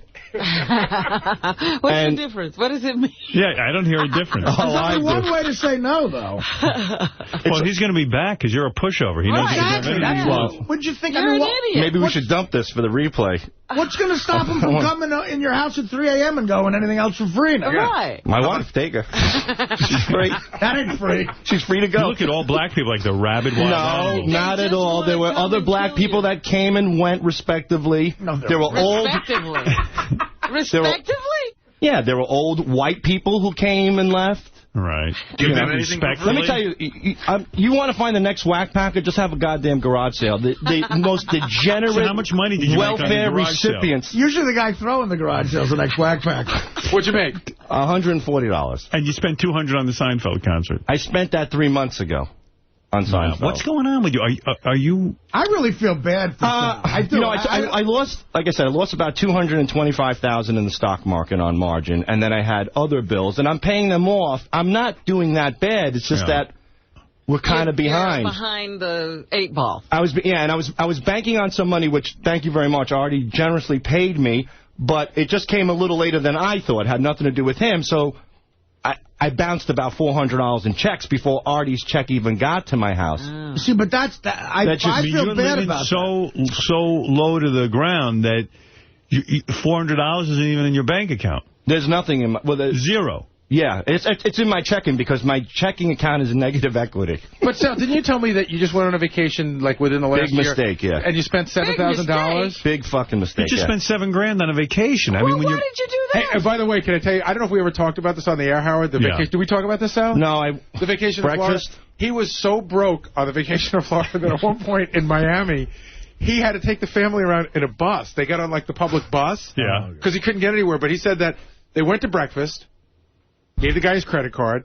Him and the family leave at the hotel. You know how the hotel gives you your own card? Right. So now you're in the clear. Yeah. You know, I got the card. We can do whatever we want. Yeah. So I go down, I have breakfast with the kids, and there's like a little Filipino man, really nice man serving us. And, you know, we eat and everything. I give him the card. I sign my name, close the book, walk out. I'm in the middle of the lobby, and all of a sudden this little Filipino comes running and goes, your card's no good, no good. I go, what do you mean? I go, I'm at the hotel. He goes, no, canceled, no good. And now I'm like, oh, I'm so embarrassed. I'm in front of people and stuff. So I go, relax. I'm not a thief. I go, I have money. I go, I'm going to go to the ATM.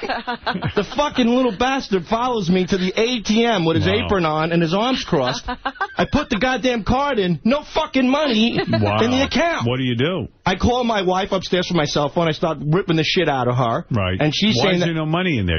Because, again, she moved the money out of a savings account into the checking account, which was negative equity again, and the bank froze the account. Negative equity. Jesus, my whole fucking life. Everything all these financial negative. He has no money. It's negative equity. You see, I found... negative equity. I found... Do you know what equity is, Sal? What is equity? What is equity? Equity is it's cash, it's securities, it's anything that's tangible. As to cash. It's equity. But but in the account, the term that they use is your negative equity. If you're overdrawn right, is what you are. Exactly. You're broke. Exactly. I'm broke. Negative equity. No, but hey, look, Mo, we've got negative equity. So now I don't. You knucklehead. Negative equity. I don't know what to do, so I have to call my mother-in-law, and she has to wire money over. That's a fun conversation. While you're having the Filipino guy still stand at your elbow. I love that Sal's job was managing people's money. Then on top of everything else, my buddy Jerry shows up at this goddamn hotel, who I used to be in Wall Street with. He's a big shot, and I used to be pretty good. He's got his kids. He goes, you going to the Sea Aquarium? I go, yeah. He goes, yeah, I just rented the new Range Rover. We're going to take the kids wine shopping. What else? And I'm like, this guy's going to ask me to chip in for gas. Fuck that. I don't want him to know. I'm dead broke right now in Miami with negative equity. So I go up to the concierge and I ask him where the bus is. We walk for about 1.5 miles to get on the bus, which is interesting minorities on that thing. Interesting. We get on the bus. You know what, Sal? What you're finding out is what you have to be exposed to when you don't have money. Well, it's fine, Other but people.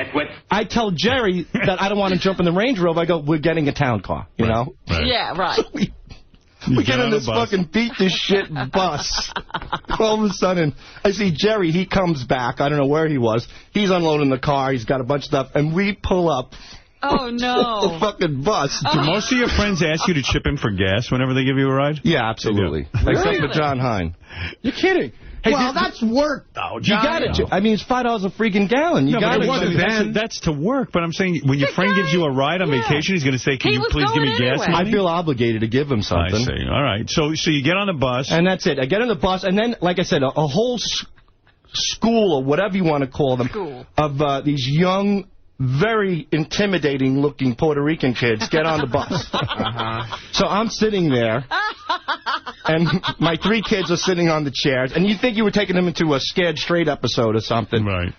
And I swear to God, I must have tapped this young Puerto Rican girl's foot, just like that. And she turns around, she goes, yo, what the fuck is up with that?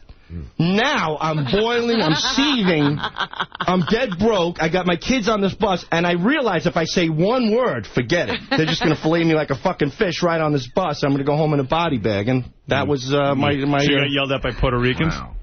No, not Puerto Ricans. A young Puerto Rican girl. They can get a little feisty, so she was feisty. And let me tell you something. I sympathize with them. If I drove that fucking bus every day, I'd probably be just as nasty and angry as they are. Sounds like it would have been a lot more fun to stay at home and save $7,000. It was, and then I lost less money, so now I come home and I have no fucking money. Yeah, well, you're a fucking asshole. When you have negative equity, don't spend $7,000 on a vacation and don't spend $200 on Seinfeld tickets. Can you imagine the mother-in-law who's getting the call that they're down in Florida on a vacation and they don't have any money and she's got to wire it to them? So embarrassing. You're like a migrant worker. No, I felt bad because Sal worked for me at Westbury Music Fair, and, you know, I told him, okay, the check will be there in a couple of days, but it's, and again, this is my, I don't know if it's arrogance or whatever, you just don't assume that it's needed the people that we work with. You did him a favor because he'd only spend it anyway.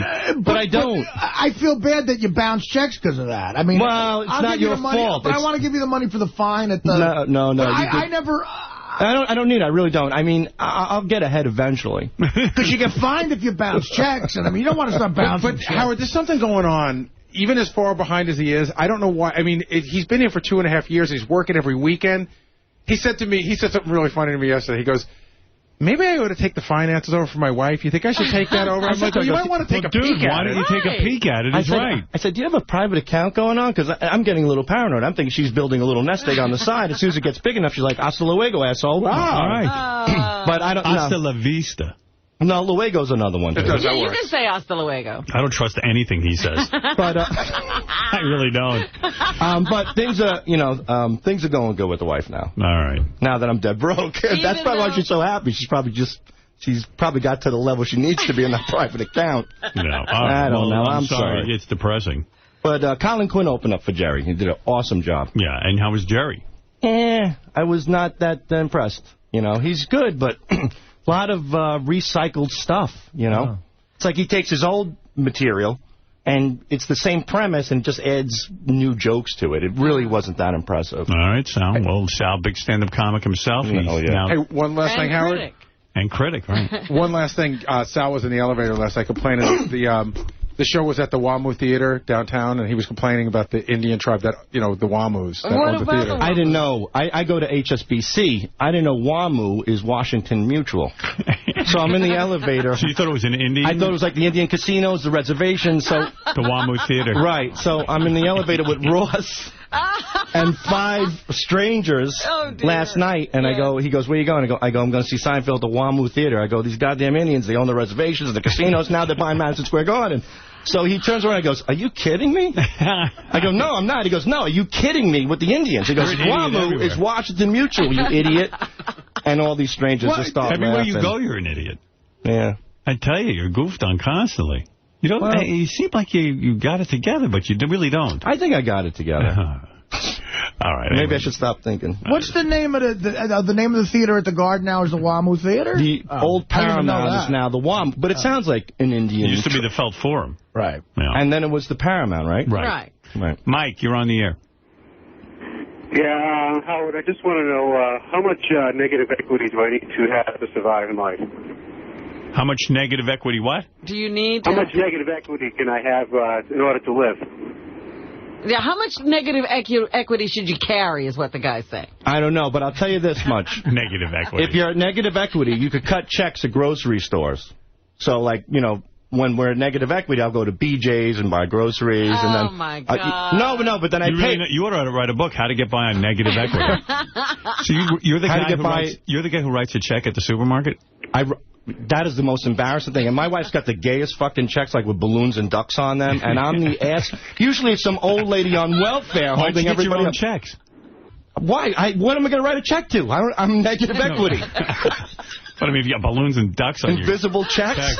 Yeah, so I'm the asshole at ShopRite writing a check And then some guy asked me for a picture, and he asked the cashier to take a picture of me while I'm taking a check, shitting in my pants, that when she puts it through the register, a red alert will come across. See, you know what? See, Sal, you're getting into that dangerous area where you're going to be somewhat famous and broke. I am. Yeah. He's already in that area. He's arrived. He's definitely got the broke thing going, and he's almost up to somewhat famous. Well, he's definitely somewhat famous. He's just about to arrive. All right. Thank you very much. Now, what do I have when I have more money in my house than what I owe on it?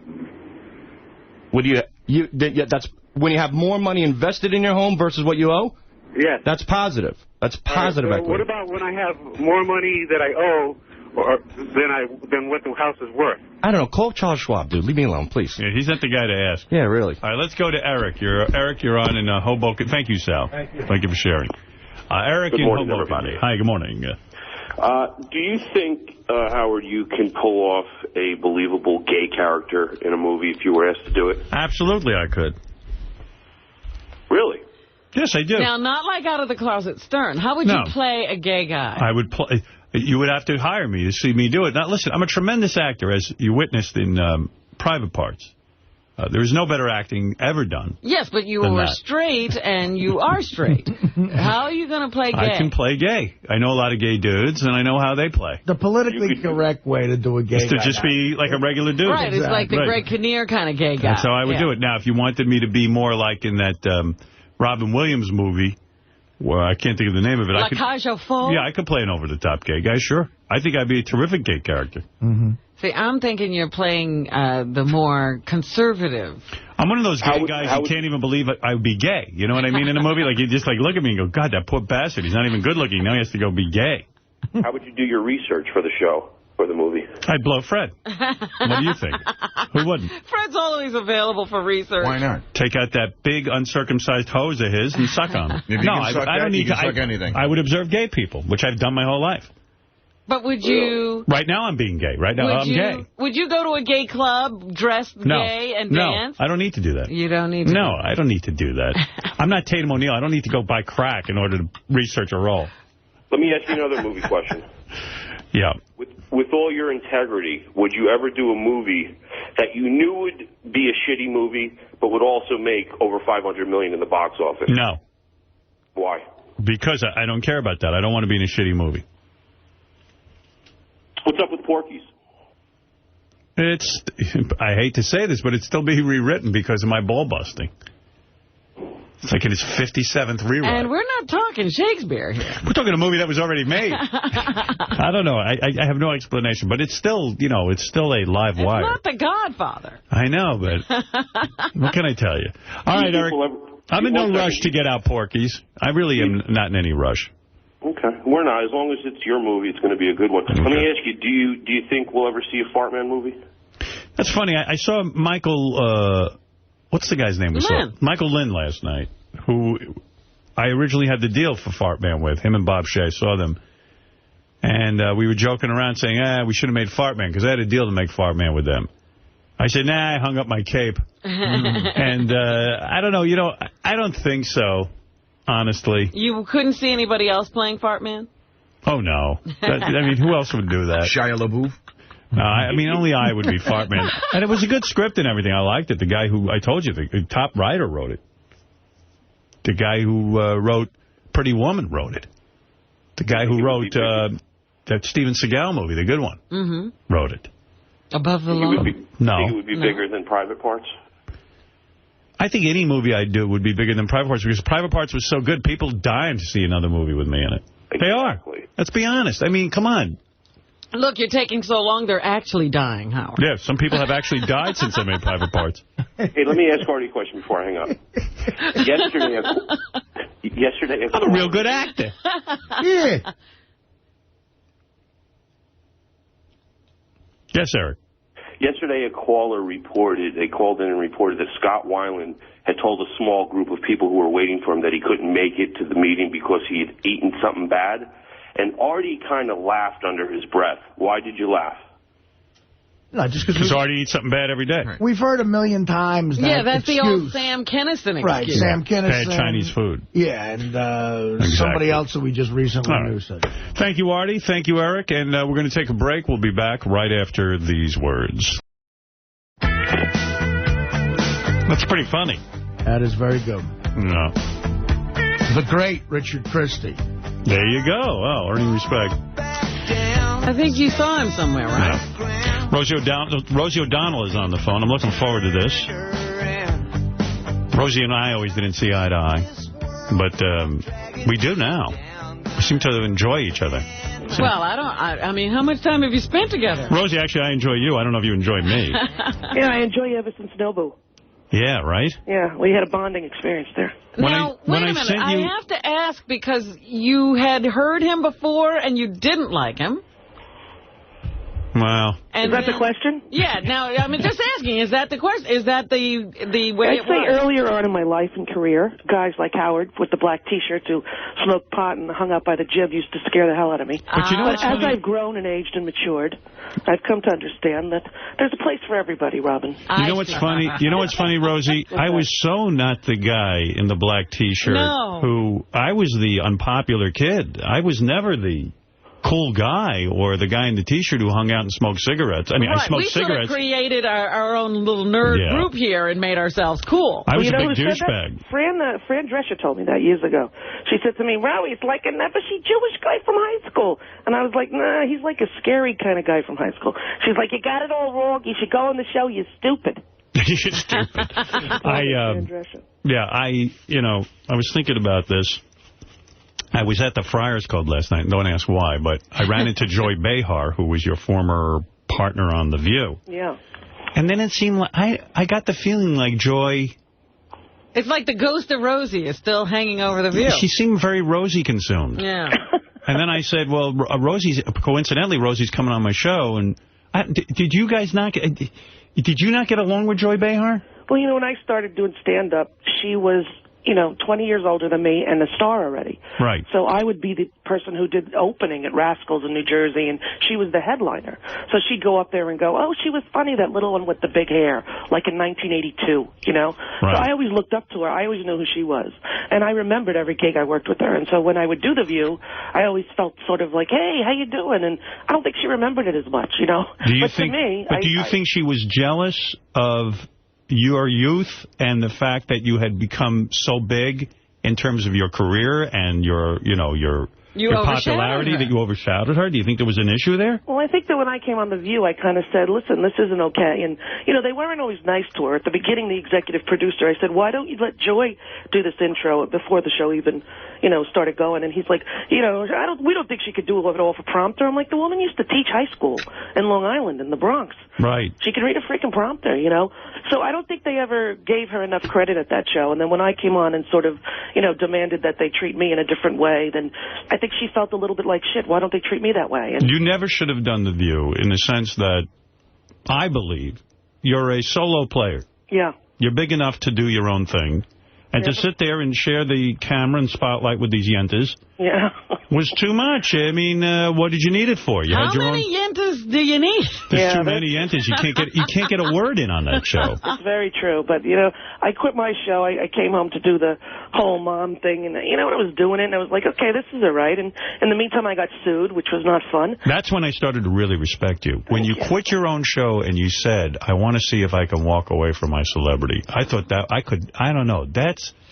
I fantasize about that. But I always questioned why she had to leave. Well, she's on the phone. You can ask her. Okay. Well, I'm talking to Howard first. Well, you. We're not sure we want to know the answer yet. Oh, I didn't realize that's how it works. Robin, talk to you. Hey, I got a million questions. Wait a minute. I'm going to run out of time here, and I got a million questions. I want to clear this up. Yeah. Did you leave because you needed to really be yourself? I left because I could no longer enjoy it the way one should enjoy their work.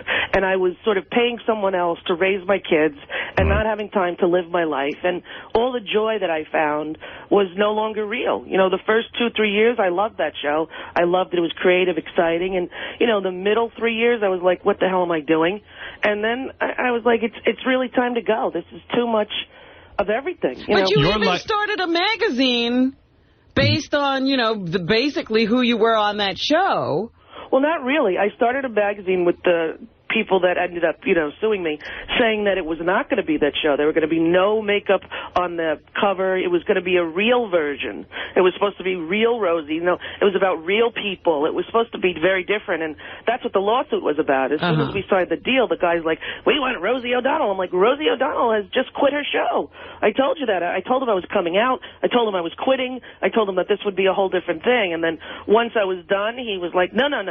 And if you don't like it, I'll sue you. I'm like, well, if you sue me, I'm not gonna let go of the rope. I'm not that kind of girl. I had always heard that now you're married and everything in a committed relationship, and your wife is hot. Yeah, she is. She's very hot. She's quite hot. Absolutely. Yep.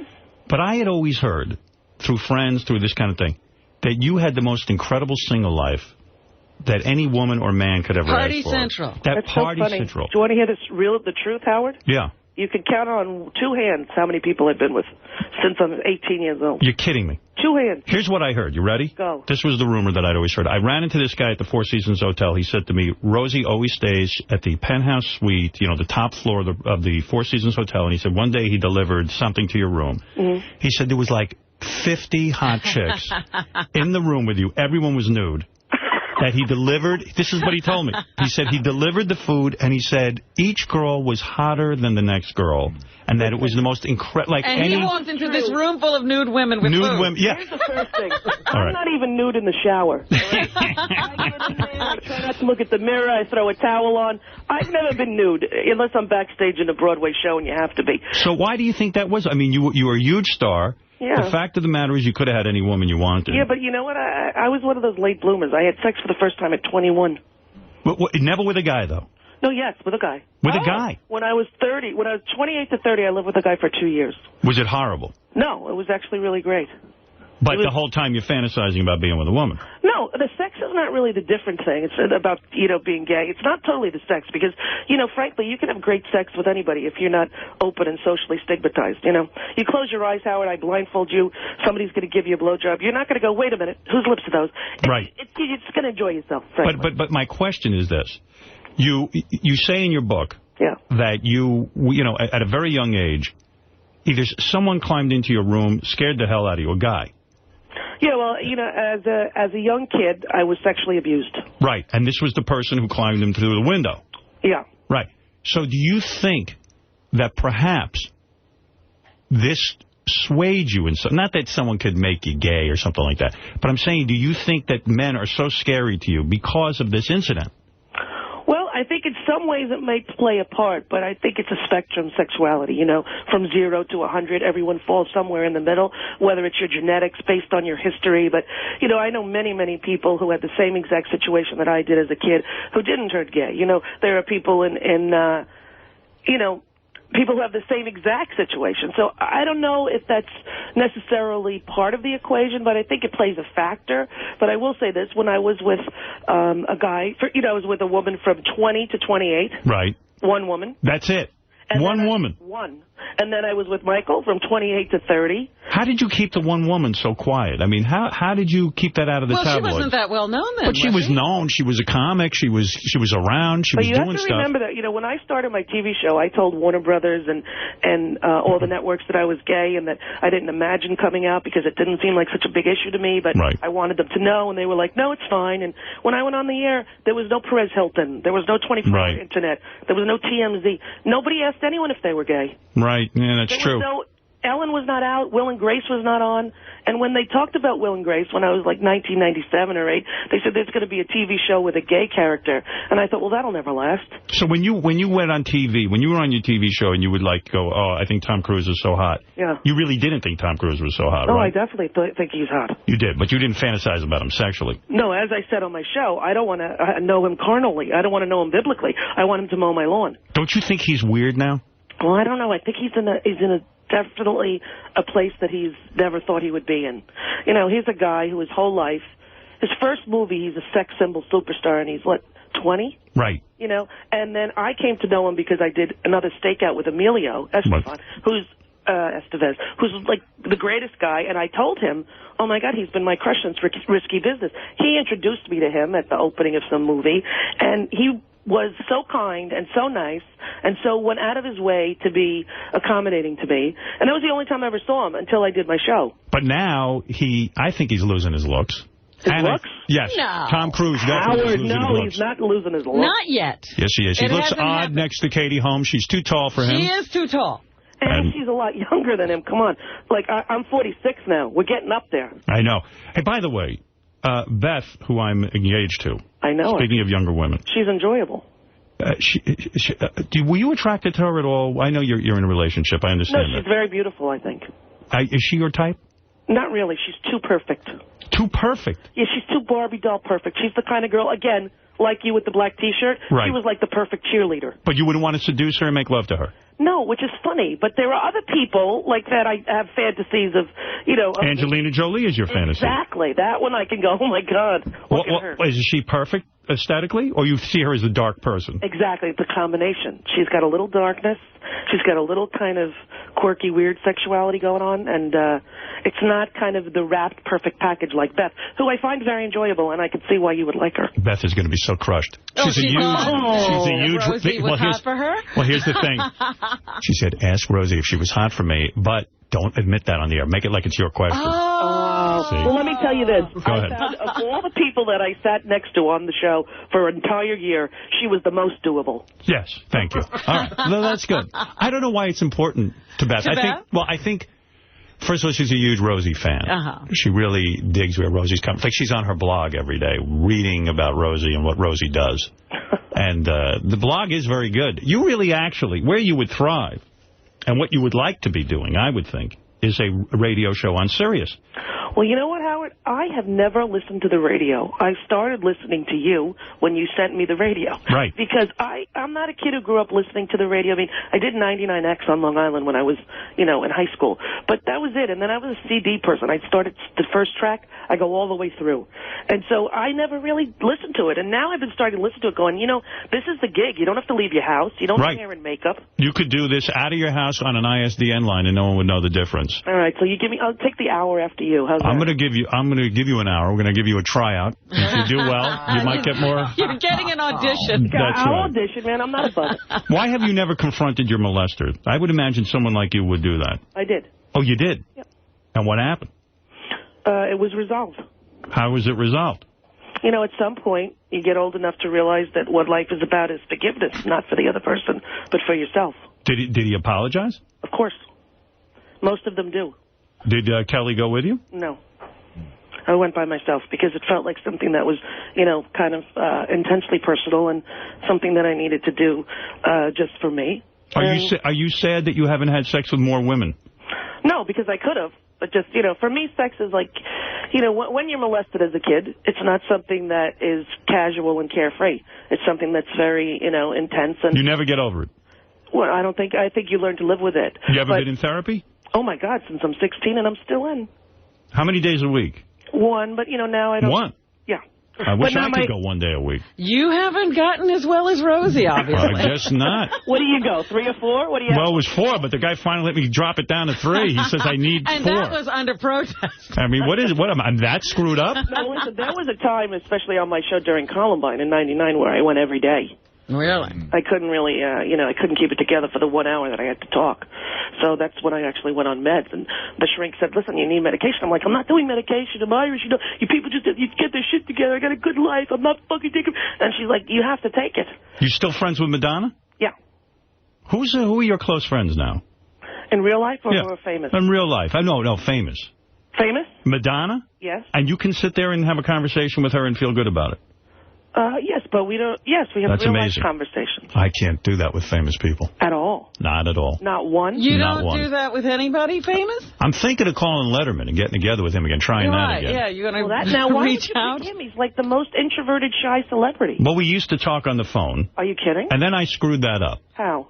I would go on the air and talk about what we talked about. You see, not good. Not good. But now I've come to value friendship. Yeah. I've changed somewhat. I really have. I'm not the total asshole I used to be. I'm only half an asshole. Darn, I liked working with that asshole. Well, I mean, at some point, though, my life suffers because of that. That's exactly right. And, you know, it's not that you want to hang with the celebrities, but you find out that, you know, those are your peers.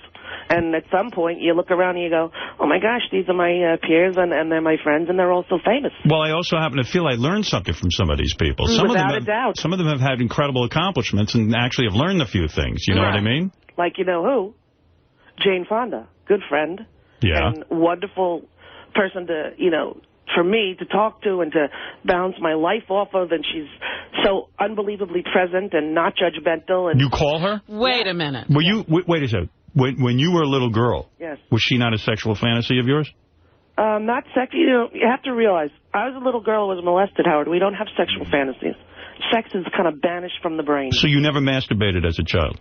Well, no, I think I did, but I didn't think of it as somebody like, you know, Jane Fonda, somebody with me. Like, I think, you know, when I was, like, you know, got older, like 15, I was like, oh, there's something going on down there, you know. Right. Well, wait a minute. I mean, you can't say that as a blanket statement.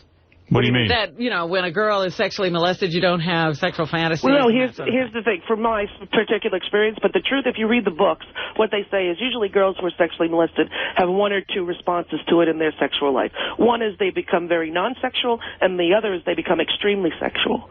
So sometimes you'll see a kid in high school or junior high who's acting out sexually all over the place. Turns out that she was molested as a kid. The faucet was turned on, right? So other people have the other reaction, and that sort of was mine. I was not sexually active in high school in any capacity. Hey, let me ask you about all the rumors about that you're difficult to work with, that, like, you literally won't let staff members look you in the eye and all that. Is any of that true? No. You're easy to work with. Well, my staff loved me, but, you know, the staff on The View, you know, it was a little bit different. It was not my show. It was Barbara's show. The show had been on for 9 years, never won any awards, and no one was ever fired. Did Jay Leno ever yell at you because you took one of his staffers from The Tonight Show? No, but he did.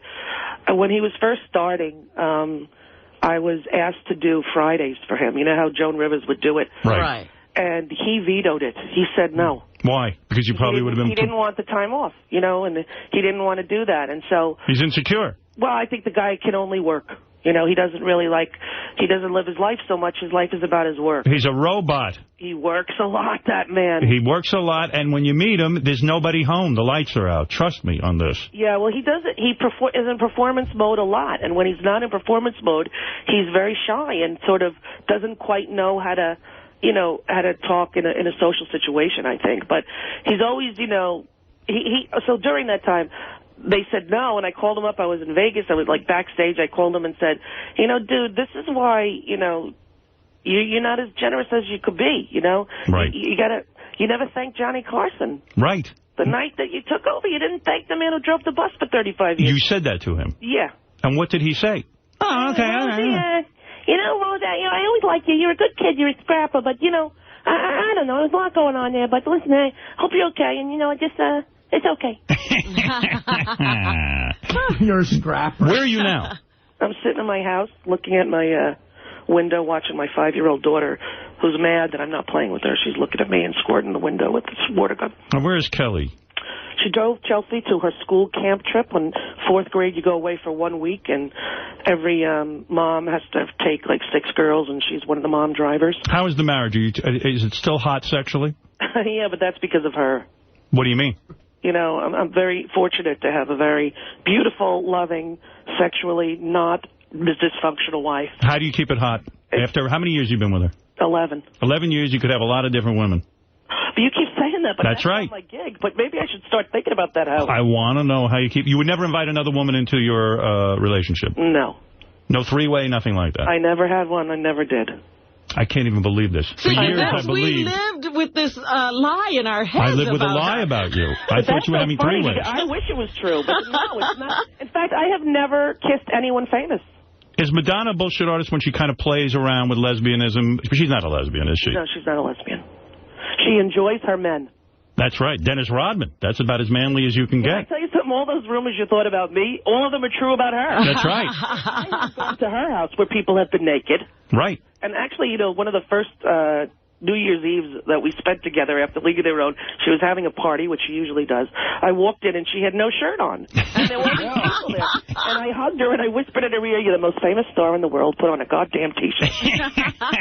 And did she do it? And she didn't. No. Why do you think she has to walk around naked? She doesn't get enough attention? I don't know. If I looked like that, maybe I'd be naked. But, you know, she looks pretty damn good, clothes or without. Right. And I don't know. That's just her thing. I've always admired it. She has almost like a wonderfully, you know, powerful male sexuality in that beautiful female package. I remember during League of Their Own, she'd see a guy she thought was hot in a magazine. 3 days later, he'd be on the set. She has an incredible longevity in her career. You know, but with you, I'm trying to figure you out because you've got such an incredible popularity on television, and yet you keep walking away from it. Well, I can't do it every day, Howard. I'm 46. It's too much. And you know, is it?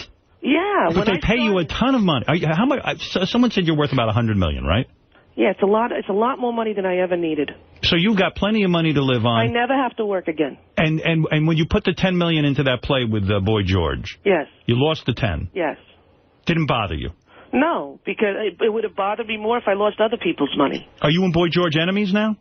No, but this is a troubled guy with a serious drug addiction and an immense amount of talent. Do you hold him responsible for the failure of the show in the sense that he was having his problems? I think it was a combination of that, of me being sued at the time, and every day I was on the cover of the Post, you know, Rosie the Antichrist. Right. It's not a great way to sell tickets, you know. Could you ever be friends with Barbara Walters again, or is that just not repairable? No, we still talk to each other. You do? Of course. You call her? Yes. And I email her, and I read her book the day it came out, and I wrote her an email and told her how moving it was and how it was unbelievably, you know, vulnerable for her to do. This is not her area of expertise, emotions, emotional truth. She's another generation. She's our mother's age, Howard. Right. And, you know, she wrote me back that it moved her and how thankful she was and that, you know, listen, I love that woman. She paved the way for other women. Doesn't make her a feminist. Right. The fact that she was one of the first women to succeed, she played by the rules of the boys, right? Yes. So she's not necessarily, you know, Gloria Steinem, but she's an believably... You would get together with dinner with her? I mean, she would call you up and say, hey, Rosie, let's go to dinner. How we met is we have the same publicist. When she retired from 2020, my publicist said, you know, Ro, when you guys go to the theater, why don't you call me and maybe Barbara and I will come, or Barbara will come, because, you know, she was retiring. Right. So when we go to the theater all the time, and I would say to Cindy, hey, we're going to see this. Do you want to come, or Barbara want to come?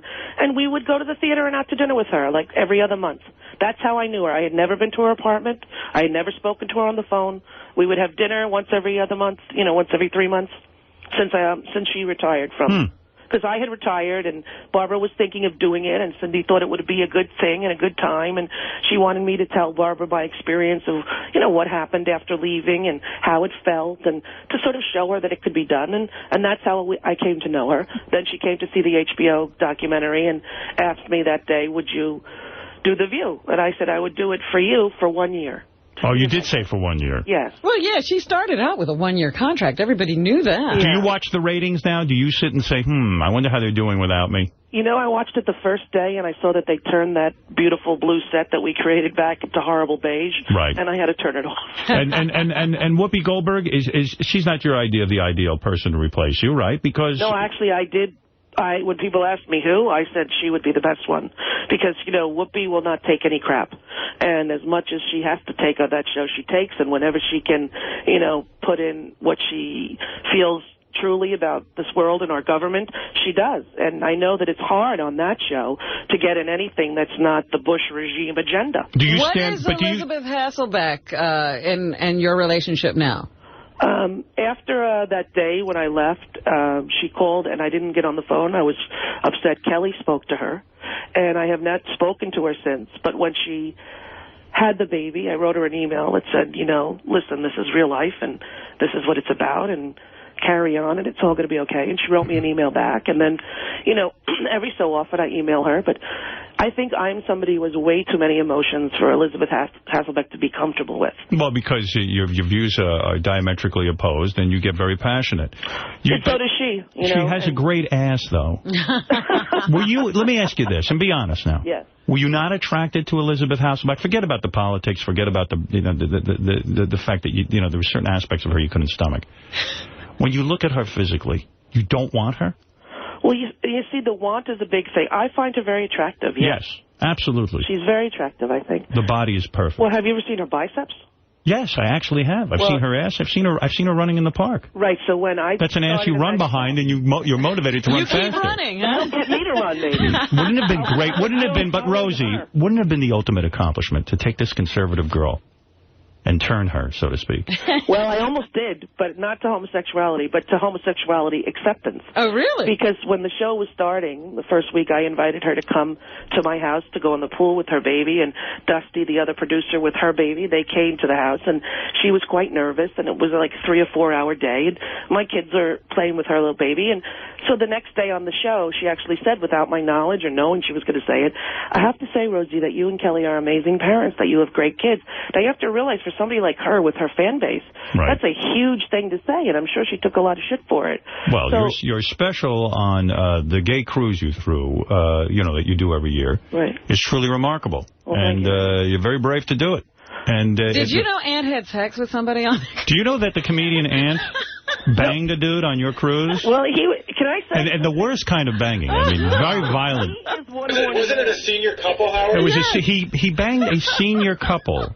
I don't know. This is unbelievable. He went back. One guy took out his teeth and blew him. Oh. On your cruise. Wow, that's not going to sell any tickets right there. Oh, who knows? No, but let me tell you something even scarier. You know that little gay boy from American Idol, Danny Noriega? Yeah. He came on the cruise because I invited him because I felt bad that he, kept getting picked on from Simon. And so he came on the cruise, and so we were all in the little area where everybody meets the first day. And I said to Ant, who I don't know that well, but I just met him a year ago. I said to him, Ant, you remember little Danny Noriega from the show? And he goes, boy, he's cute. I'd like to get him or something. I was like, he's 17. Yeah, doesn't matter. Ant doesn't slow down. Hey, Ant, what are you doing? No, Ant said he was on the gay cruise, Rosie's gay cruise. Rosie's gay cruise. Yes.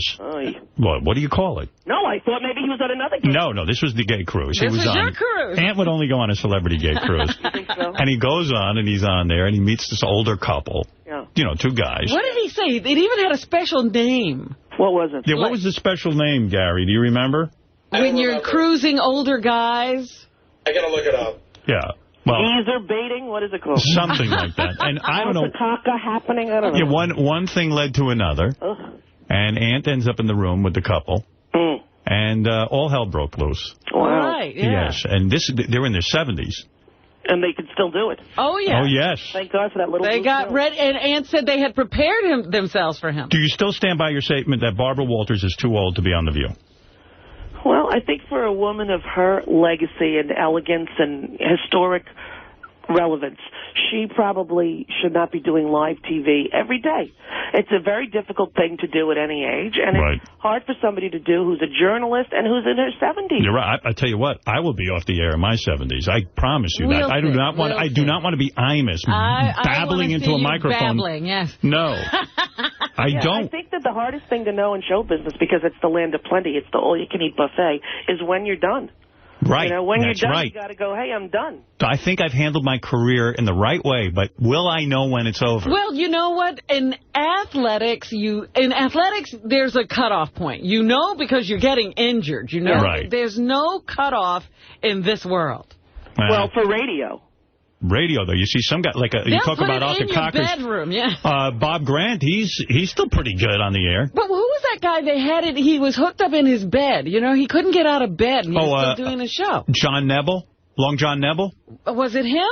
I don't know. I used to listen to these guys. Some of them sound like they were on respiratory machines. Yeah, I mean, there were a couple that hook you up and keep you going. They hooked it up right in their bedroom. Yeah. Well, that can't be good. But listen, Howard, when it's too much of a drag for you to go to work, when you think, oh, well, that happened 10 years ago. It did? Yes. All right, but you took the big check money, and you know what? You made the very wise decision. You got away from all that controlling corporations who own everything you say. Can I tell you something? I've never been happier in my career. But you did lead the path, because when you were speaking out against the FCC and what they were doing in the Bush administration, and nobody else was. It was very inspiring, I have to say. My parents said to me, shut your fucking mouth about the Bush administration. I'm sure they did. You're going to get in trouble. Said that to you. What's going on with you in 9/11? You're one of those people that believes that something, some kind of conspiracy happened? I do not believe the official story. It defies the laws of physics. That's what Jesse Ventura said here. How much of a physicist are you, though? Yes. Well, I'm like everyone else. I was in New York, like you all were. It was probably the most defining moment of my adult life. Right. And I went and researched it like everyone else. I watched Building 7 come down the way we watched all those old hotels in Vegas be demolished. Right. It defies the laws of physics. If you throw a billiard ball off the top of the World Trade Center, it would hit the bottom in 10 seconds. Those buildings fell at free fall speed with no resistance. The only way to do that with 47 steel girders in the middle is through explosive devices. So, to me, it is something like the Kennedy assassination. There are some people I said, what do you think? You think that it was Lee Harvey Oswald acting alone? I actually do. You do? I do believe he acted alone. I asked Arlen Specter about it. It makes sense to me. Well, that's okay. If it makes sense to you, that look into it. Building 7, hit by no plane. Can I tell you something? Fred went to the book depository, where Kennedy, where Lee Harvey Oswald did his thing, and he said, you are so close. You were so close to that motorcade. You could have thrown a rock at JFK and you would have killed him. Really? So, and I was thinking about that whole 9/11 thing and the JFK thing. We get a lot of email about that. People saying, no, it's a conspiracy. I think when there's a catastrophic event that you have no explanation for, it just kind of takes you by surprise. I think psychologically, Can I tell you something? You put it in the conspiracy box, and for some reason, it makes you feel better. You can sleep at night. Can I tell you something? I'm one of those people who thinks Lee Harvey Oswald knocked down building number 7. But Howard, you know who you have? But that's not to say that Lee Harvey Oswald wasn't doing it at the behest of somebody else. That's true. The question is, why did the planes have to fly into the buildings first? Well, here's something that you should do, Howard. You should get this guy, Willie Rodriguez. For 20 years, he was the janitor in Building 2. Right. He cleaned all the stairwells. He had the only pass key for Building 2. He let the firemen in and up. He was the only one with strong enough legs to do it. The firemen were stopping. They had all this stuff on their backs. This guy has gone on every country and talked about what happened to him, what he heard before the planes, the people who were burned in the basement, why they were burned when a plane hit the top. I think you need to get him on the show. His All right, I will. Rodriguez. All right. Are you friends with Britney Spears? No, I wish I was. Why? Because I knew her as a little girl on that show. I've watched her grow up in show business, and I think fame is an unbelievably toxic drug, and it leads you to all kinds of self-destruction. Sad what's going on with her. It certainly is. Attracted to her? No. I'm going to give you a few people I'm attracted to. Let's see. I've got Angelina Jolie. Right. We got... You certainly have Elizabeth Hasselbeck. A little bit, honey. I don't know if maybe with clothes on from afar. Okay, go ahead. Okay, we got... Out of the 4 of you women, what is it? Yeah, okay, she wins. She wins. Unless your fiance is co-host. Could you ever do it with Joy Behar?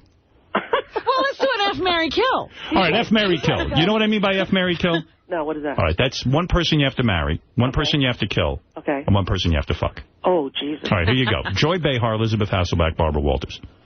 What do you do? I would do Barbara. You would? It would be over quickest. You would do Barbara? I'm kidding. No, I don't think I would play Fuck, Marry, Kill with them.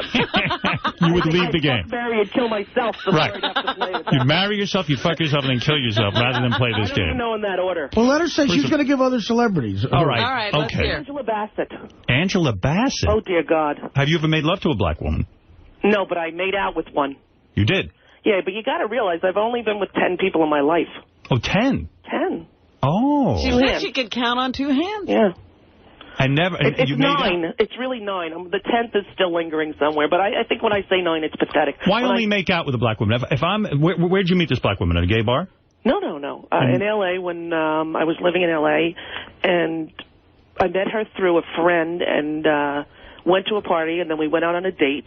And then after the date, we were at my house, and then she was like, okay, well, I'm going to go home. Because I also am not Miss Moves. I don't get the moves, you know? I know. Somebody else has to have the moves, and then I'll respond to the moves. Right. You know, I'm not Miss Mover. So she ended up kissing you? So she kissed me, and we were making out a little bit by the front door, and then she said, okay, I'll call you tomorrow. And then why? No follow-up. No follow-up? There was no follow-through, really. I think she was concerned because she was in the closet at a job that was... I see. Yeah. All right, so Now, Angela Bassett. What about Lindsay Lohan? No, honey. Lindsay Lohan. Listen, anybody who's from Long Island, I never think of in any way except for, a neighbor. I figure like Lindsay Lohan and her mother, that mother does not fool me one bit. She's like Doreen Norton from high school. Okay? She went to the Roosevelt Field Flea Market. She ate a pickle while she's walking. Right. I know Dina Lohan. She doesn't fake me out. So Lindsay Lohan, I just feel like she's like my neighbor's kid. Right. I want to say to her, Lindsay, come here. Move in here. You want to mother her rather than make love to her. The same with Britney. Olsen twins, nothing. That's Same too thing. I bizarre. mother them. Jessica Simpson, you attracted to? Mother, no. Mother her. You're in the wrong ballpark. Right, you got to go older. Go older. Go over 35. What about my Robin? No. Robin Quivers. Yeah. Very enjoyable. You like her? I enjoy her, yes. I like her. But not in that way. No, she's sexy, especially now that she's lost the weight. What about Elle Macpherson, something like that? Oh. No, too perfect. Oh, come on. Body, no, come on, wait. I'm gonna think of it. Like, I wish I had prepared. Angelina Jolie, I understand. You have to be dead to not respond to that woman's sexual energy. Elizabeth Hurley.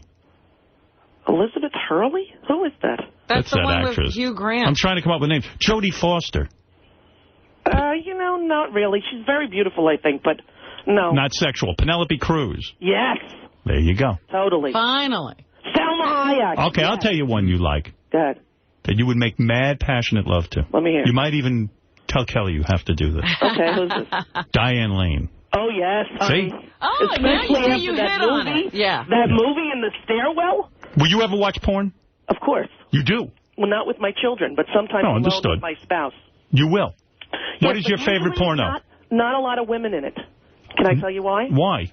I look at them and I feel the same way I do about Lindsay and Brittany. I'm like, oh, geez, what happened to her? You feel too bad for them. What is she doing? She probably has 2 kids at home. I had a moment like that the other day watching porn. I felt bad. I don't watch it because of that. Well, you know what, Robin? If you get the one with all boys, you can physically tell they're enjoying themselves. Well, you watch gay porno of with men. Guys, yeah. That's the best. I'm just saying that if you're going to watch the porno, the men porno stars, you can visually see that they're enjoying themselves. Right.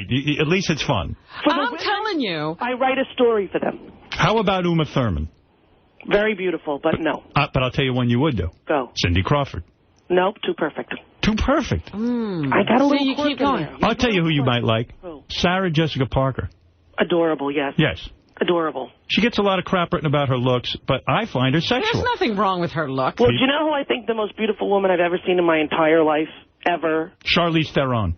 Barbra Streisand. Barbra Streisand. No. Oh, that's right. You have a thing for her. You watch The Way We Were. Barbra Streisand in The Way We Were. You have a weird thing with that. That's the most beautiful woman I've ever seen. When you interviewed her, weren't you put off by the fact like she had to have the whole set turned around? No, Howard, I don't care. She can ask me for anything in the world, and I would not care. Have you ever been to her house? Yes. You mean you're now a personal friend of hers? Well, again, blurry line, but, there are my real friends who and then there's the people that I know in the show business world. But do you pick up the phone and call her? I have, and she has called me, too. But it always is weird for me because, my kid will put it on hold and go, Mommy, it's Barbra Streisand? And I'm like, oh, dear God. I have to, breathe. Prepare for it, yes. Yeah. And then go, hi. But, I do love her, and I have to say that she matches up to the dream that I had of her as a kid. And not very many people have done that. Well, I have to say, though, getting back to the gay But you would make love to Barbra Streisand? No. It's a mother thing. But as far as aesthetic beauty, her in The Way We Were, her in Funny Girl, I don't think that set my aesthetic for what was the most beautiful ever. Have you ever pleasured yourself thinking about a celebrity? Let me think about that. Yeah. Who was it? Matthew McConaughey. Really? No, come on. No, yes. Matthew McConaughey. Listen. Nobody's done that. No. A few people have, trust me. Maybe all lesbians. I'm shocked by that. Okay, no, but here we go. Matthew came on the show, and he did this thing about beer in the butt chicken. He was showing me how to make it. And I make that, a beer can chicken. Yeah. Okay, I'm sure he was a little stoned because he had that sort of slow, sexy thing going on. Yeah. And he's like, you just take that beer and you put a chicken and you let it bubble on over. And I was like, oh my God, it made my knees weak. Really? Yeah. I'm shocked by this. Matthew McConaughey. You couldn't have given a more shocking answer. That's really true. Who would you think I was going to go for? Well, I mean, a woman. No. Listen, the sexual pleasuring, I go everywhere. But you never pleasured yourself to a female celebrity. I'm sure Angelina Jolie has floated across right before I jumped over. Well, how often are you doing this? Well, whatever I do, it's not like a daily occurrence. I'm going to tell you something. I'm going to tell you something about yourself, Rosie. What? You might not be gay. We're beginning to suspect. I mean, what is that? But let me ask you this. Okay, I'll ask you a question. Go.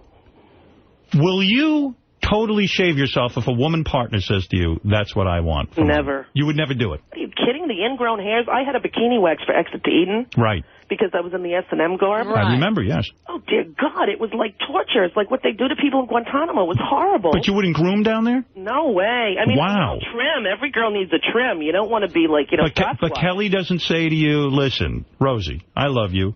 You're my wife. You're my sexual object for the rest of my life. Yeah. I need you to trim down there. I got news for you. It's only men who think that about women, because when women, lesbians, see other women without hair down there, they think of prepubescent girls. Really? And Kelly doesn't shave? No. Boy, that's ruining my fantasy about her. Yes, no, she doesn't. I don't know any lesbians who do, tell you the truth. No kidding. In fact, I don't know any women over 40 who do. But my daughter... My mother never did. My 5-year-old daughter said to me, Mommy, how come you have hair down there? Right. I said, when you grow up, this is what happens. Da-da-da. She goes, I'm going to shave mine off. And I thought, well, this is the new aesthetic. You're raising a great kid. You're doing all a good mother. Well, listen, Rosie. Yeah. First of all, I do want to... The reason Rosie is calling in... What? Is there a reason? I thought she just wanted to talk to us. No, nobody wants to just talk to us. Rosie O'Donnell will be on the True Colors tour. Cyndi Lauper was in here the other day. That's right. By the way, did you hear that? I actually heard it afterwards, and it was fantastic. She sang all through the night in a different way. Yes. She is phenomenal. She's unbelievably talented. I think she's probably one of the best live performers I've ever seen. I happen to agree with you. Yep. Now, what happens on the tour? Do you go first and then Cyndi goes, or do you come out last? I go right after the B-52s and right before Cyndi. Is it hard to follow a musical act as a stand-up comic? Not if you're very famous. Who is the best stand-up comic out there now? Out there now, wow. Is it Chris Rock? Yeah, well, he, I think, probably is the best of our era, of our generation. Is Jerry Seinfeld overrated? You know, Jerry Seinfeld is a specific brand of stand-up comedy. You know, it's that brand that is sort of old school, where there's more in the cadence than there is in the joke. So when you think about stand-up comedy, your hero would be more Chris Rock than Jerry Seinfeld. Well, yeah, I mean, I think like Robin Williams was, when he was the height of his career, as in his mania that he has and his unable to stop or edit himself, when he gets in a groove and he goes, that's the most magical thing I've ever seen as far as stand-up comedy. Chris Rock, I think his social satire, his political poignancy, that guy is the best of the best. Don't you think you became a better performer once you came out of the closet? Yes. I agree. Yes, but at the time when I was on my show, it wasn't even a concept. Never mind, there wasn't even a concept that you could do that. There was no famous person who was not a rock star. That was out. Is Paris Hilton pathetic? I never met her, but it's a tragic story to me. Right. I wanted to ask, so now, when you got married as soon as they said it was okay in California, right? No, we got married as soon as George Bush said in the middle of a war. I love when you got married. I said that on the air. Yeah. Really? I thought it was great. He said in the middle of a war he needs to have a press conference, and all the TV stops, and we're sitting there, and I'm like, oh, my God, what's happened? We lost a whole platoon, something bad. And he's like, I just want to say that what's going on in San Francisco is ruining the moral fiber of the country. And I was so fucking mad. I was like, you know what, Kelly, let's get on a plane and get married. She's because like, okay. it makes no difference. Right. No, but in the middle of a war, talk about the art of distraction. Right. I mean, the guy's so pathetically transparent, and right. even at the time he was. And I said, we have to do it. And she said, okay. And we packed and we went. It wasn't like a big, it wasn't like once they started doing it. When they started doing it, I was very moved, and I would watch it at home and think, my God, this is so powerful. People standing in line in the rain for days in order to have a basic human civil right in this country. And then when he said that, that's what triggered us to go. It's a wonderful political move. You can almost see it in every politician where they do the bait and switch type stuff. What they'll do is they'll hook you in on one thing and then they'll scream about some moral thing. Yeah. Well, we were used like that all the time. Right. Every election season, it was an anti-porn, anti-offensive material. Right, go after Howard Stern on the radio kind of thing. Were you ever attracted to Angie Everhart? Angie Everhart? The model? The football player? Model, yeah. Yeah, no. Oh, I had her. But I know who. Mariska Hargitay. Oh. Hello. Really? Yes. Law and Order. I don't know her that well. SVU. Yeah. I'm sitting here while I'm talking to you, trying to be funny, going, who else do I want to do? Heidi Klum, too perfect? Yeah, no Heidi Klum. I don't think I could ever do it with a German person. Yeah. Just the whole Holocaust thing would just be too. Well, it's a very harsh language. It truly is. That's my point. Can you imagine? Oh, please, Rosie, do it. I don't know. I can't even. So Rosie is going to be on the True Colors tour. Yes, I am. If you want tickets and tour dates, you go to TrueColorsTour.com. Sounds like a fun night. B-52s, then Rosie, then Cyndi Lauper. Now, you're here in the city somewhere, right? The Indigo Girls are on some, and the Joan Armour training. And tonight, here's the big news. Tonight, I've been added to the Radio City show, which was a huge thing. And I'm not really doing traditional stand-up, Howard, which I think you'd appreciate. I decided that the only way to do stand-up now, because I'm too lazy to write new stuff, I was doing the old crap. Right. I'm like, okay, from now on, it's only new stuff, and it's only real. So, it's very different than the other stuff. And are you saying it's not pre-scripted, that you go up there and you talk off the top of your head?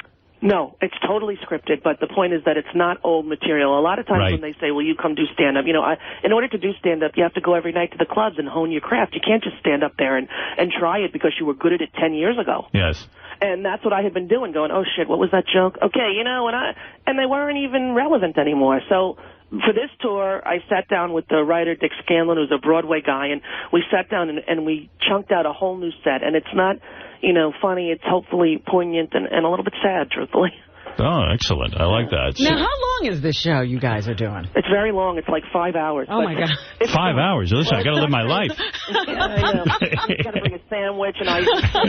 Bring a picnic basket. Yeah, this is a commitment. So they have a lot of stuff going on before, and there are different openers the Indigo Girls sometimes, and, tonight the Indigo Girls and Joan Armour. All these people show up at different cities. Joan Armour Training's terrific. Yeah. She's my favorite, I think. Well, hey, I always meant to ask you, why aren't any of your kids black? Why don't you get a black kid? Well, a lot of times the birth mothers don't know the race of the father. Right. So, Parker was supposed to be a girl and a biracial girl, and he ended up to be a white boy. Why not adopt a couple of black kids? Well, again, when you pick a birth mother and a birth mother picks you, sometimes, and as was the case in my situation, you don't know the race of the baby. Understood. Okay. But you did foster some of your kids, right? I had 2 foster kids, yes, who were Hispanic, dark-skinned foster kids, and we weren't allowed to keep them, which is the reason that I did actually come out, was to try to hopefully make that law change. Yeah, I'm really behind you on that. Yeah. That's just unbelievable. Actually, my friend got to adopt. My friend, a heterosexual married couple with 1 child. They live in the next town. They got to adopt her, and so we get to see her frequently. Right. Yeah, no, I mean, imagine loving families can't adopt kids. It drives me insane. All right, look, Rosie. Yeah. You are a great interview. Thank you. Let me know when my audition is, Howard, because I'm going to hone up on who I want to do. Well, I'll tell you what. Anytime, I'm going to call you. All right. And I'm going to put you on at 7 o'clock at night. All right, good. And you'll have whatever you want to do. I'll put an ISDN. We'll give you an hour. All right. You go on. You do your thing. And we'll see how you work out. Howard, I'm in. You let me know. All right, real good, Rosie. And everyone go to, for the tickets and tour dates, go to TrueColorsTour.com. It's a great tour with Cyndi and Rosie, Indigo Girl, B-52. It's an extravagant. It's almost like Woodstock. You sit there for 5-6 hours. If rain comes, you can have a baby during it. That's right. I'm looking at some of the comments from fans who are calling in. It says, Rosie has great taste in women.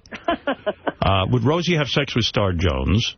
I don't think so. This one, Jeff the Drunk says, Rosie was a great interview. Oh, that's nice. Drunk people enjoy me. That's it. And hey, Howard, I got to tell you one thing, though. Yes. You got to take your girls to see Passing Strange.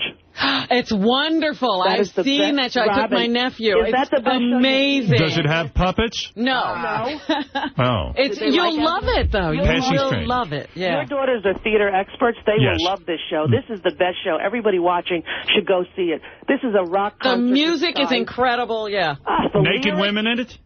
There's a couple women, and there's very sexy women. Sexy women? Sex in Amsterdam. I don't know how you guys do it. I cannot sit through a play. You will love this. Let me tell you. It's so good. And if you don't want to go, I'll take your kids, because I've seen it like 4 times, and I'll see it again. Oh, they'd be so much happier with you taking them than me. They would, believe me, they'd be happy if you took them. The bill at Nobu, and I'll take your kids. You got a deal. All right. All right, Rosie, thanks for calling in. See you later. Goodbye, Robin. Bye-bye. Hey, do you mind if I lie to Beth about you don't want to do her? No, tell her I totally want to do her. In fact, I'm going right now to think about her and do myself. Thank you. Bye. All right, goodbye. That is Rosie O'Donnell, who does have great taste in women, except for her feelings about Beth. Well, she put her on a pedestal. She's too perfect. Well, okay, I'll take that. That's a nice way of saying it. Well, hey, Tito Ortiz is here. He wrote a book. He's stopping by. He's the guy who's with Jenna Jameson. I remember him. Yeah. I didn't know how long we had with Rosie, but... she stayed on a long time. Stayed on a long time. It was good to speak with her. And she should do a show here. Oh, I'll have Tim contact her. Yeah. And I think she would be very good at it, based on her blogs. Right. Just come on and say whatever you want to say. Say what's on your mind. That's right. We'll be back. Created by man, we can solve them by man. Thank you, Tim. We'll be back right after these.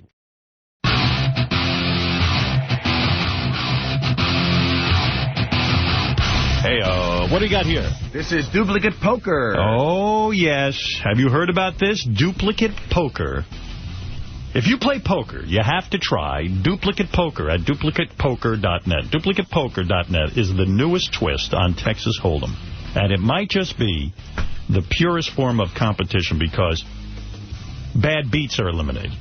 Here's how it works.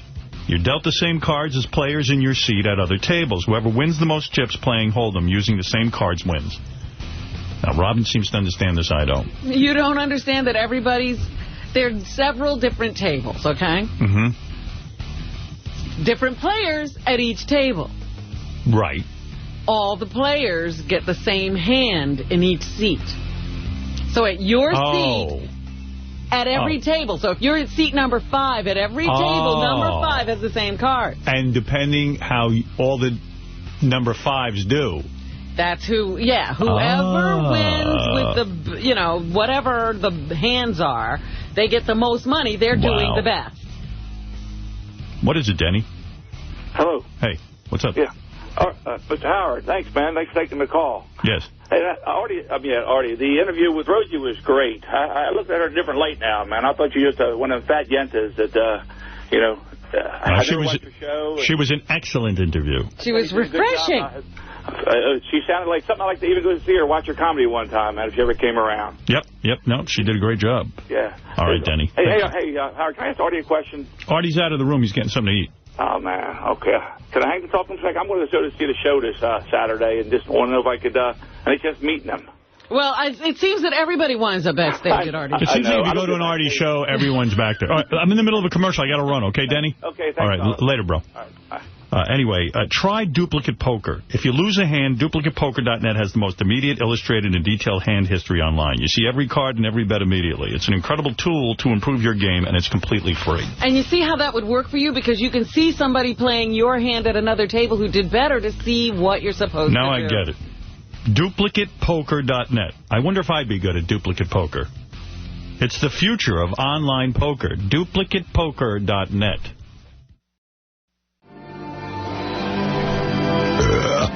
Tito Ortiz is here. He dates Jenna Jameson. He is a UFC fighter, you call that? Ultimate Fighting Champion, right? Yes, sir. But I think he's sick of the UFC. He doesn't get paid enough money. I don't think he likes the management anymore. No. Look at this guy. He's businessman today. He's bigger than ever. Suit. You look like a businessman. Yeah. What's going on with you? You're like businessman Tito Ortiz. All right. Well, I do own a clothing company, Punishment Athletics, so, Is this one of your suits? Yes. Let me see. Stand up. Let me take a look. Model this. And what's on the tie? Punishment. Wow. You look good. Nice, huh? Thank you. You designed that suit? Or you just pay someone to design that? Both. How you doing, man? Really good, man. Really good. So you're quitting UFC. Is that suicide, career suicide? Or no, I'm not quitting. I'm just moving on to a bigger and better company, I guess you can say. Is it the one that's doing the CBS television fights? Possibly. That's one of those ones that no one knows the information yet. Your point about fighting is that you guys are pulling in the kind of numbers boxing used to do on pay-per-view. Yes. And then when it gets time to be paid, the fighters get very little percentage of the money. By about 3%, maybe, if we're lucky. Your point is that Mike Tyson used to go on pay-per-view and make, I don't know, how many millions? 25, 30 million. And you're not looking for 30 million, no, but you're saying if I can... for a fair cut, If you can generate 30 million, maybe you'll get 10 of it. Exactly. So what do you think the average... now that Ultimate Fighting is even more popular than boxing, I would say, and you're one of its biggest stars, how much do you think you should be getting per fight? It ranges, a percentage of, 10 to 20 to 30%, just a fair share is what it, what it deserved, I think. What'd you get paid for in your last fight? $210,000. $210? Yes. And the guy you fought got $210? No, I think he made maybe $25,000. I'm not 100% sure. $25,000? Uh-huh. And how much do you think the fight generated? I don't know. Hopefully we hit 1 million pay-per-view buys. I'm hoping. 1 million pay-per-view buys. So how much does it cost for a special? About $50. $50? Yeah. And if there's 1 million buys, I'm going to do some quick math. Give me a second. Go ahead. It's not that hard. Now, I know 5 and 0 is 50. Oh, okay, Howard, we start with that. Really 50 easy. times 1 million. That's $50 million. Good wow. for you. That's pretty All right, good. so it took me a minute. I mean, who wouldn't have to think about it? You don't want to get the wrong answer. Yeah. So you're saying in a fight that generated $50 million, you got paid $200,000. Yes.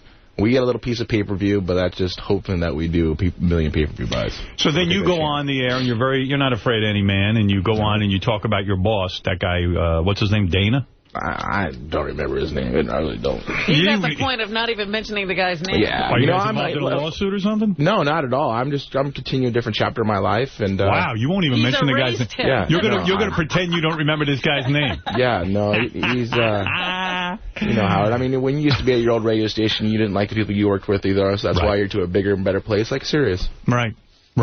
Who did you used to work for? You don't know. I don't remember their name. Exactly. Same thing. I'm in the same situation. No, I used to work for, Viacom. Right. I understand that. Listen. And you spoke out. You spoke your mind, and I'm speaking my mind, and I'm in the same situation. So are you considered a troublemaker in your industry? Of course. You are? Yeah, if you don't go with the company, you're against the company. What company are you with now? I'm with the Tito Ortiz company.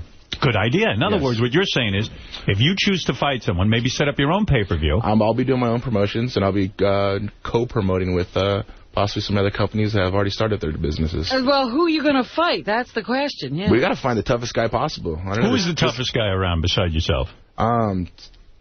There's a bunch of guys who are very tough, You got to look at the ones who are going to sell the most tickets. You ever lose to anyone? Of course. Actually, I just lost 2 weeks ago, Howard. I lost a decision to a guy who ran away from me. If anybody got to see the match, he ran away from me for 3 rounds. And you lost the decision? Do you think it was because the guys who you work for? 100%. You do? They put me against a guy who would run away from me and try to pick points. And anybody watched the fight, I came to fight. I tried to press the fight. There's a few times I was like, come on, man, stop pussing out. Let's fight. What's the best way to fight a man? Let's say I'm in the street. I've got to fight a guy. What's the most damage I can do? Sock him? The best way Chuck Zito told me to punch a guy in the jaw here, and you'll knock him out. Yeah, I usually talk my way out of it. I'm like, hey, on the street, you talk. Yeah, give you advice have to pussies all of a sudden, someone pulls a gun on you. You'd be pulling Matrix and stuff and dodging bullets. Yeah, I don't know that move yet. But a pussy guy like me, I get one shot at this. What's the best thing I could do in a street fight? Talk your way out of it. Talk my way out of it. Of course. Oh, boy, that always works. You got the best weapon already. Well, the best thing is just kill the anger right off the bat and go be positive and, try to reinforce good nature around it, and you'll solve it right there. After your last fight, you were not allowed to do a press conference after the fight. Why is that? I thought we lived in the United States of America, right? Yeah, we do live in the United States of America. I thought so last time I looked, and I walked up, and they're like, you can't come in. I mean, you can't come in. Who told you can't come in? One of the ladies who work for the UFC. And because you're a troublemaker. No, I'm not a troublemaker. I speak my mind, and I'm not going to hold anything back. She's like, you can't come in here. I'm like, well, you better call security, because last time I looked, this is United States of America. Went and sat down, and they've done everything in their power trying to not let me be in there. Who's going to be able to stop? A woman stopped you from getting up there and making your... She tried to. Press conference, but you did get up. Yeah, I went and sat down, and I was like, you guys got to call security, because I'm not leaving. I've been to the last 11 years, over 25 press conferences after my fights, and you guys are not going to let me be in this press conference? Get security. At the press conference, did you say, I feel I won the fight and that I was given this decision because of my business relationship with the UFC? I didn't go that far. I'm not looking for excuses. I lost the fight, plain and simple. The guy ran away from me the whole time. I tried to, conflict with him and, get a fight going. That's what we came there to entertain the fans who watched the fight. And it didn't come down to that. He ran away, picked his points, and when he scored on me is when I was out of position. All right, fair enough. You're a brave man to get in the ring with anyone. Thank you so much. You, of course, everyone knows you bang Jenna Jameson on a regular basis. It's my woman, Howard. That is your woman? Yes, sir. You are not going to get married to her? No, we don't need to get married. No extra pressure. She says she wants to have children, though. Yes, we are working on that. You are? Yes. Why is there a delay? Currently working on it. Why is there a delay? Yes. Well, this last year we've been very, very busy. So this Too busy to bang? No, that's every day. Come on, Howard. You bang her every day without a rubber? Of course. Okay, and you blow your load inside of her. I take it, right? Right, you don't pull out. Do you pull out? You do not. Do you pull out? No. I wear a rubber because I don't want to get my woman pregnant. I don't want more kids. I've had 3 kids. Now, you're in a different situation. Yes. So what I'm saying is when you're actively trying, you're a man's man, that full load. I know you must have a huge load, a big set of balls. That's what she said, yeah. And you have not impregnated her yet. I would think a man of your stature, a man of your prowess, would have impregnated her on the first try. Right. Much as I did when I had my children. Right. Now, we will. We're working, you know. Is it your problem or Jenna's? I don't think it's either of our problem. It's just, you know, there's a time for God to put us in the right position at the right time. So you blame God? I don't blame God. I blame God for Are you doing the things like taking the temperature every day so you know? We haven't got to that point yet. Right now it's more of it's a fun loving, as you could say. I see. Right, yes. You haven't taken her temperature yet. Yeah. No, Olivia, that can be fun, too. Yeah, right? If you can't conceive, will you adopt? I think the next step after that is, you know, having someone else possibly having a kid for us. Surrogate? Yes. Possibly. You never know. What about Robin? It's your surrogate. I'm not a surrogate. Robin, you actually look great. You lost a lot of weight. You look very, very good. I'm very proud of you. You made a statement recently that you and Jenna are now investigating Scientology. That was... you always got to find interest in something, you know. I mean, as a kid growing up, you know, I looked at Mormons. I mean, Christianity. I mean, Lutherans. I mean, I did through all that. Why are you and Jenna Jameson investigating Scientology? You told me you'd come back here and tell me what you found in your investigation. I found it's a little bit of everything that people believe in. Yeah. So you're not a Scientologist? No. Are you thinking of becoming a Scientologist? Maybe. I don't know. Possibly. Possibly. Wow. E-meters, the whole thing? No, not that much. That's a little too much intense to it. What do you mean? Yeah, it's a little too intense. I know. You know what? I believe in just being a good man, you know, and treating people with respect and help others around you. And, you know, I think God put us on this planet for that reason. Tito, you've written an explosive new book. Yes. It is I was working on it last time I was on here with you. It's called This Is Gonna Hurt. It's in stores now. I'll tell you about Tito's book signing. I know a lot of fans want to go out and say hi to Tito. Sure. Is Jen in town with you for the book signing? Yes, she is. Will she show up to the book signing? I think she will. What will she wear to the book signing? Will she wear panties? Of course. She's a wild girl. Yeah, she's calmed down a whole bunch. She's a different woman. She's a totally different girl. Why, in God's name, do you address this in the book, why did you wait a month to bang Jenna Jameson? Explain respect that. Value. Respect. It's respect value. It's a woman who enjoys sexuality. You can respect a woman and bang her on the first night. Yeah, but it's a big difference, man. He wanted to be different. Different? Yeah. Different? Yeah. That's what they say every day, I guess. I don't know. I never want to be different. No. You know, with me, it's a big respect value, you know, and I respect her a whole bunch. Did she think you were gay because you did not have sex with her? I hope not. Jeez. What was I gay? I'd be the toughest gay guy in the world, that's for sure. Wow. Why, you don't think there are any gay men in the UFC? Of course there is. I think that one guy who I don't like might be gay. Oh, wait, he's married. There you go. So you're wrong. Okay. Yeah. All right. So you say in your book, too, you cheated on your first wife. Yes. You did. You admitted that. Yes. That's not an easy thing to admit. It was, you know, when I wrote this book, the reason was I had a lot of skeletons in the closet, a lot of built-up aggression towards my parents, and it was time for me to get my therapy out. Why the aggression to the parents? Because, you know, at a young age, from the age of 6 to about 13, you know, seeing them using heroin and being around gangs and the stuff that I got subdued to at a very young age, I shouldn't have been there, you know, and I had a lot of anger towards my parents because of what they put me through. And my mother wrote me a letter when I was 25. She actually took me away from my father, and we moved back to Huntington Beach, and she got clean. And that's when I got back into wrestling and stuff, and that's what saved me. And I got to thank my mother for her being a complete heroin addict, to cleaning herself up and changing her whole lifestyle because of me for my future. I thank her 100%, you know. Well, yeah, I mean, the heroin addiction is a pretty strong grip, and the fact that she did something for you as opposed to herself. I mean, she was with my father for 15 years, and that's very unselfish of her to do what she did and, you know, give me a second chance at life. Let me understand something, Tito. So you're saying when you were growing up, your mom and dad were both on heroin. Correct. And they abandoned you. Pretty much. You know, I would be there to be fed. You know, I have clothes on my back to get to school. You know, I never brought people over my house because I was embarrassed because we were living either in a trailer park or living in a motel, or, you know, it's just... Would you go home and see your mom shooting up? And I mean, would she try to conceal it from you? Yeah, they try to conceal a little bit, but, you know, you smell the matches burning. I mean, to this to this point in my life, I can't stand sulfur at all. Right. Sulfur smell drives me freaking nuts. It's funny, you could have either gone either way. You could have become a heroin addict and joined in on the action, or rebelled, and you were a strong-minded man enough to say, I'm not going to take this and make this my lifestyle. Oh, for sure. I mean, there was a point in my life, there was 3 choices I had to make, you know. Be dead or in jail. Right. Be in gangs and on drugs. Right. Or be where I am right now.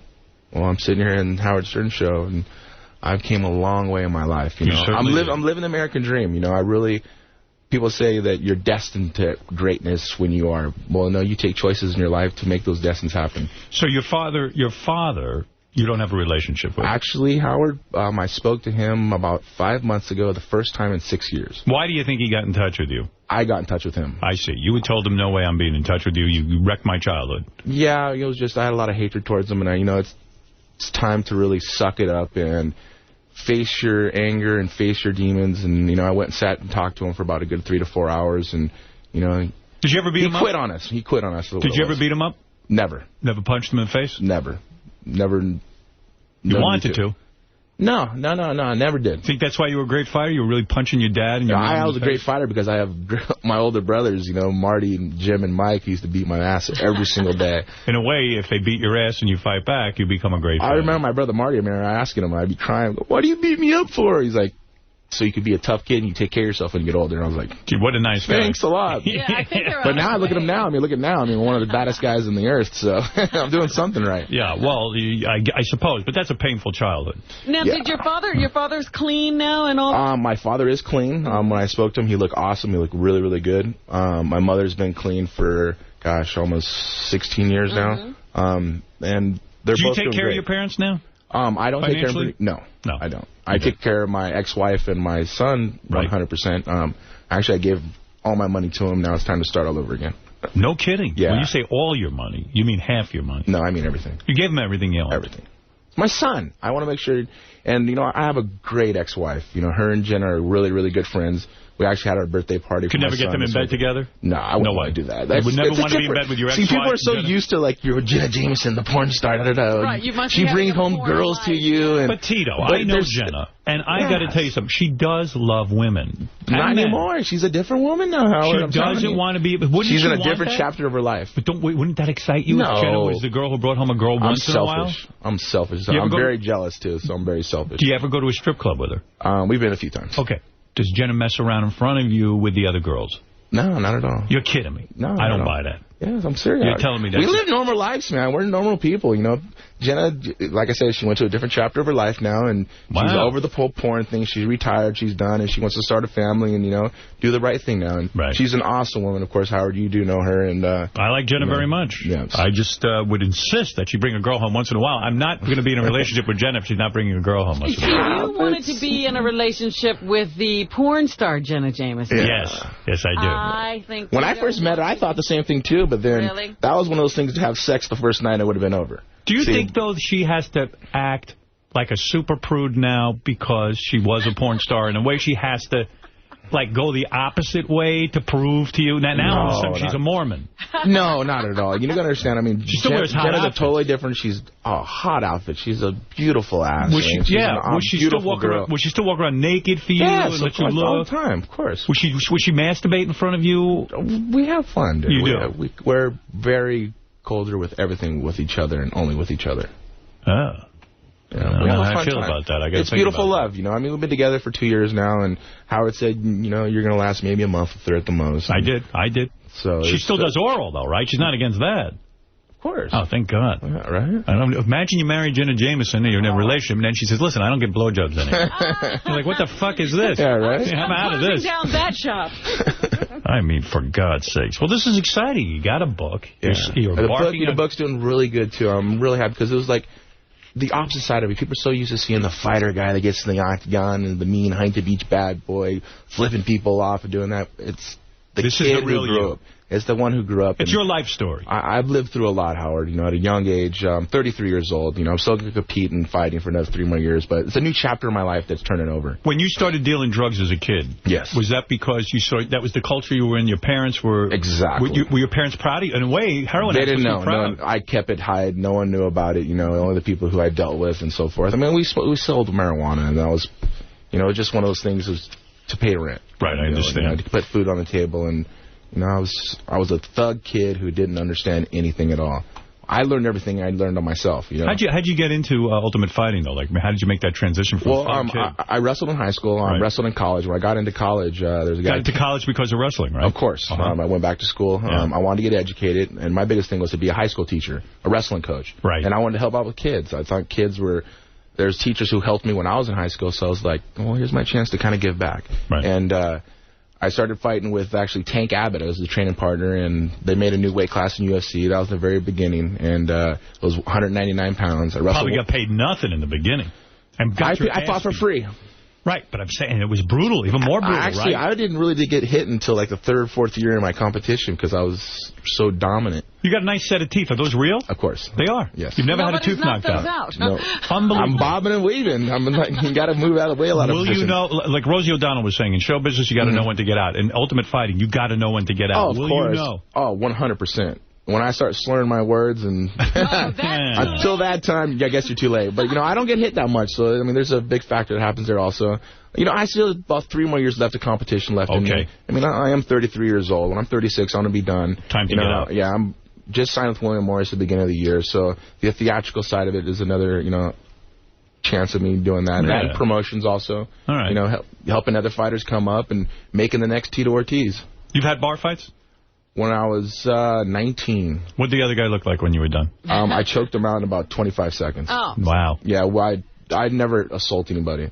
I used to be a security at a nightclub, and all the bouncers there knew me for, you know, stopping everything really quick. And I never laid a punch on anybody. I would just snap them down, front headlock, choke. And what's the best martial art to learn if you're a kid starting out? Wrestling.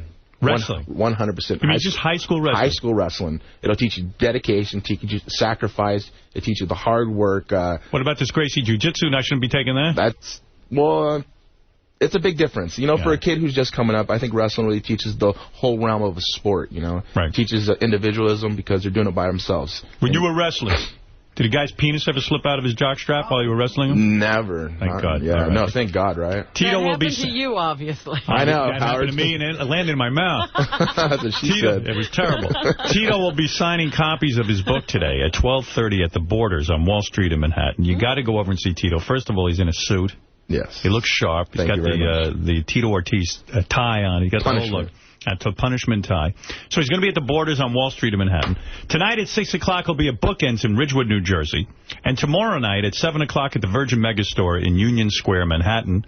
For additional signings, just go to TitoOrtiz.com. Correct. And you'll get Tito's entire tour list. Tour list. Cincinnati, Chicago, then we'll go to the West Coast and finish up in Las Vegas will be the last trip. Well, you're looking good. When's the last time you begged Jana? Jana. I don't know. How you got to use your imagination on that one. She's a wonderful girl. You always try to pull the best out of me, and I almost give in a little bit just because you're Howard Stern. Well, Jen ever put a finger up your ass? I don't know. Do you like that? You want to know something? It's not my thing. I tend to clench up. Really? I'll be honest with you. I do, too. You do? You don't like it? No. It's not your thing. You're not that crazy, are you? No, I'm pretty crazy, but not that crazy. You're pretty conservative sexually. No. No. No. What the hell are you doing? Yeah, right? I got that great montage Kama Sutra. Look at you. Tito, I wish you luck with the book. It's a very honest book, and I appreciate you writing it. This is going to hurt.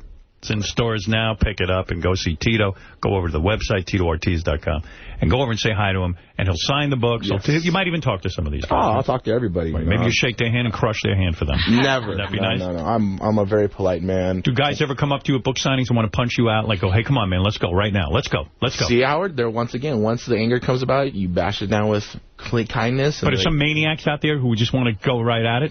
When they stand next to me, I mean, you're a big man too, Howard, and they kind of get a little intimidated. They're like, all right, Tito's a big guy. Yeah. Are you big in the pants?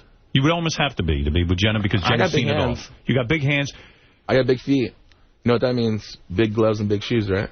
It'd be great if Jenna was afraid of your penis. Then right? You know you're a real man. Oh, my God. It doesn't fit. Jeez. Now, what good would it doesn't fit do? Wait, there's somebody who wants to challenge you. Howard has that problem, I know. Oh, no. Never had that problem. There's a fighter on the phone who wants to challenge you. And I think this would be an excellent telephone tough guy. All right, let's talk. Go ahead. Hey, Tito, how are you? Really good, my man. All right, now I want to challenge you in a fight, and whoever wins will fuck Jenna Jameson. Oh, my goodness. Well, great. You mean Jenna would be the I prize? got a bigger dick than you. You're a pussy. I know I can fight you in the cage. All right, high pitch. Gay Ramon, you're on the air. Go ahead. Yes. Hello? Yes. Gay Ramon. Hey, oh, my God, Tito, I'm a big fan of yours. Hey, have you ever had your asshole eaten out by another man? Tito doesn't go that way. I don't go that way yet. Do you think about Tito when you're with when you're? I have fantasized. He wouldn't be the only man, that's for sure. Are men attracted to you, Tito? Yeah. Yeah. Has a man ever hit it's on cool. you? A couple times. Couple of times? Yeah, it's not a big deal. You know, I have actually a lot of gay friends that are friends, you know, and I don't swing that way ever, never, ever give a thought or anything like that, but you're respectful towards people. Gay Ramon, can you finish right now listening to Tito's voice? Oh, my God, I fantasize him beating the shit out of me, Howard.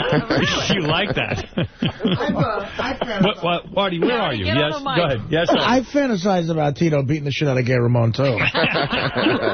You're horrible, Artie. All right, listen, go see Tito. TitoOrtiz.com is the place to get all your Tito information. Yeah. And by all means, get the book, This Is Gonna Hurt. It's in stores now. Tito, great, always seeing you. Yes, send my love to Jenna. Of course. And I mean all of my love. I got to say, his book, as someone who struggled with heroin, yes, it's so hard to break from that. And I think if my mother did that for me, that really is like, that's a touching thing. And it was really hard for my mother, you know, to accept that, because all of her friends don't know nothing about the past and the history. Know nothing about. And I told my mom, you got to understand, Mom, there's a lot of kids who lived the same type of life I did.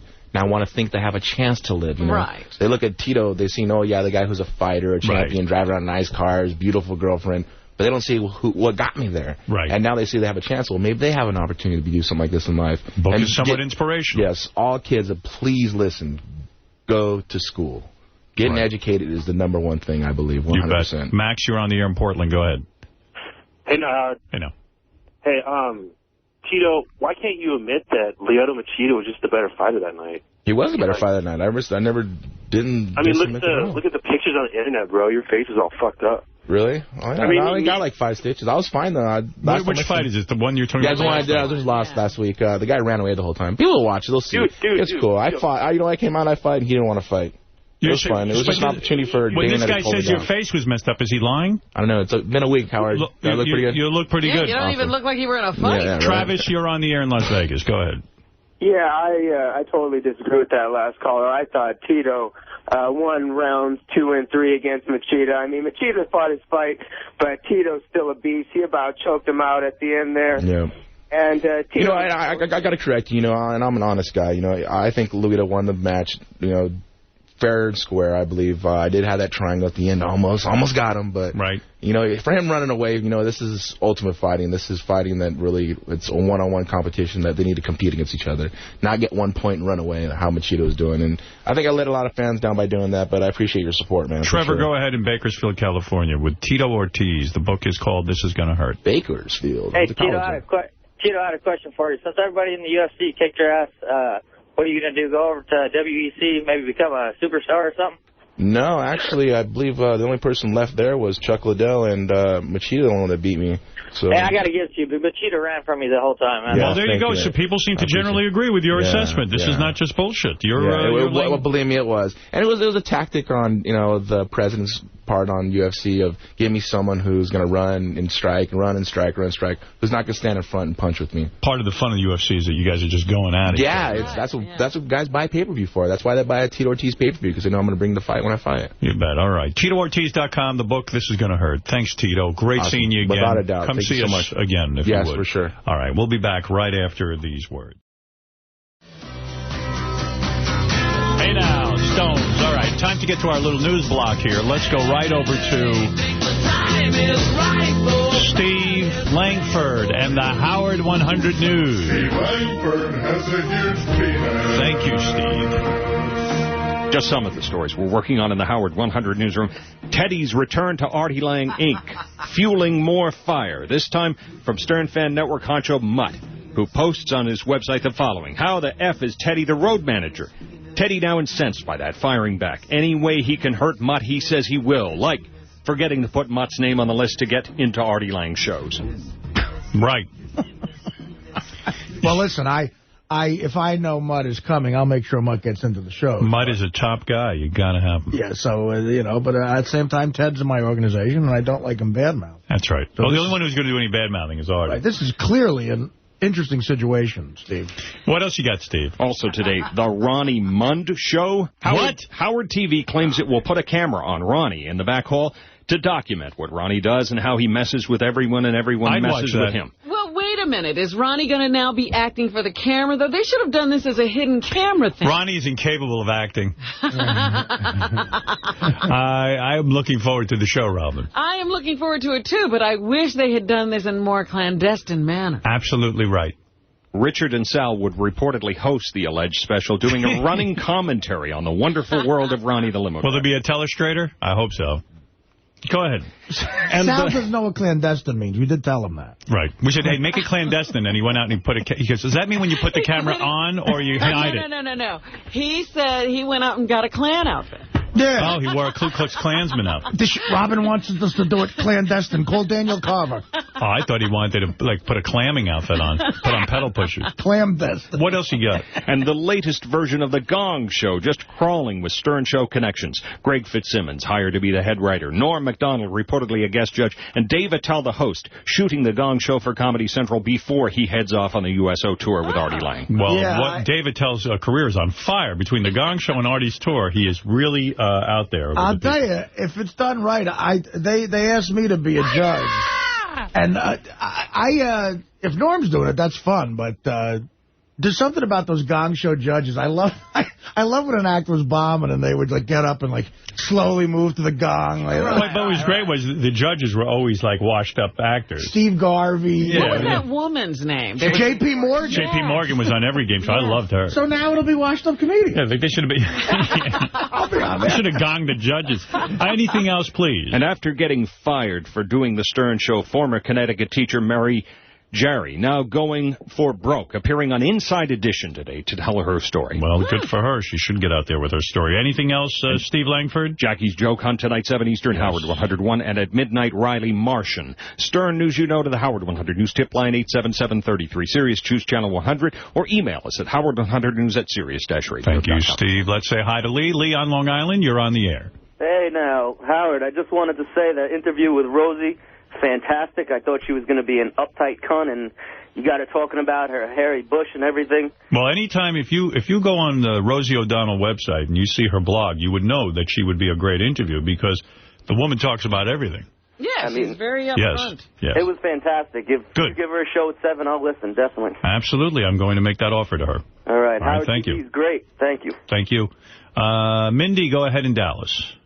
Hi, I was just calling to say that I love the Rosie O'Donnell interview, and a lot of the things that I just read Robin's book, which I know it's been a while since she put it out, but I was just wondering if she's still if she was still in contact with Jimmy, because it reminded me, when she had the adoptive kids, had to let them go.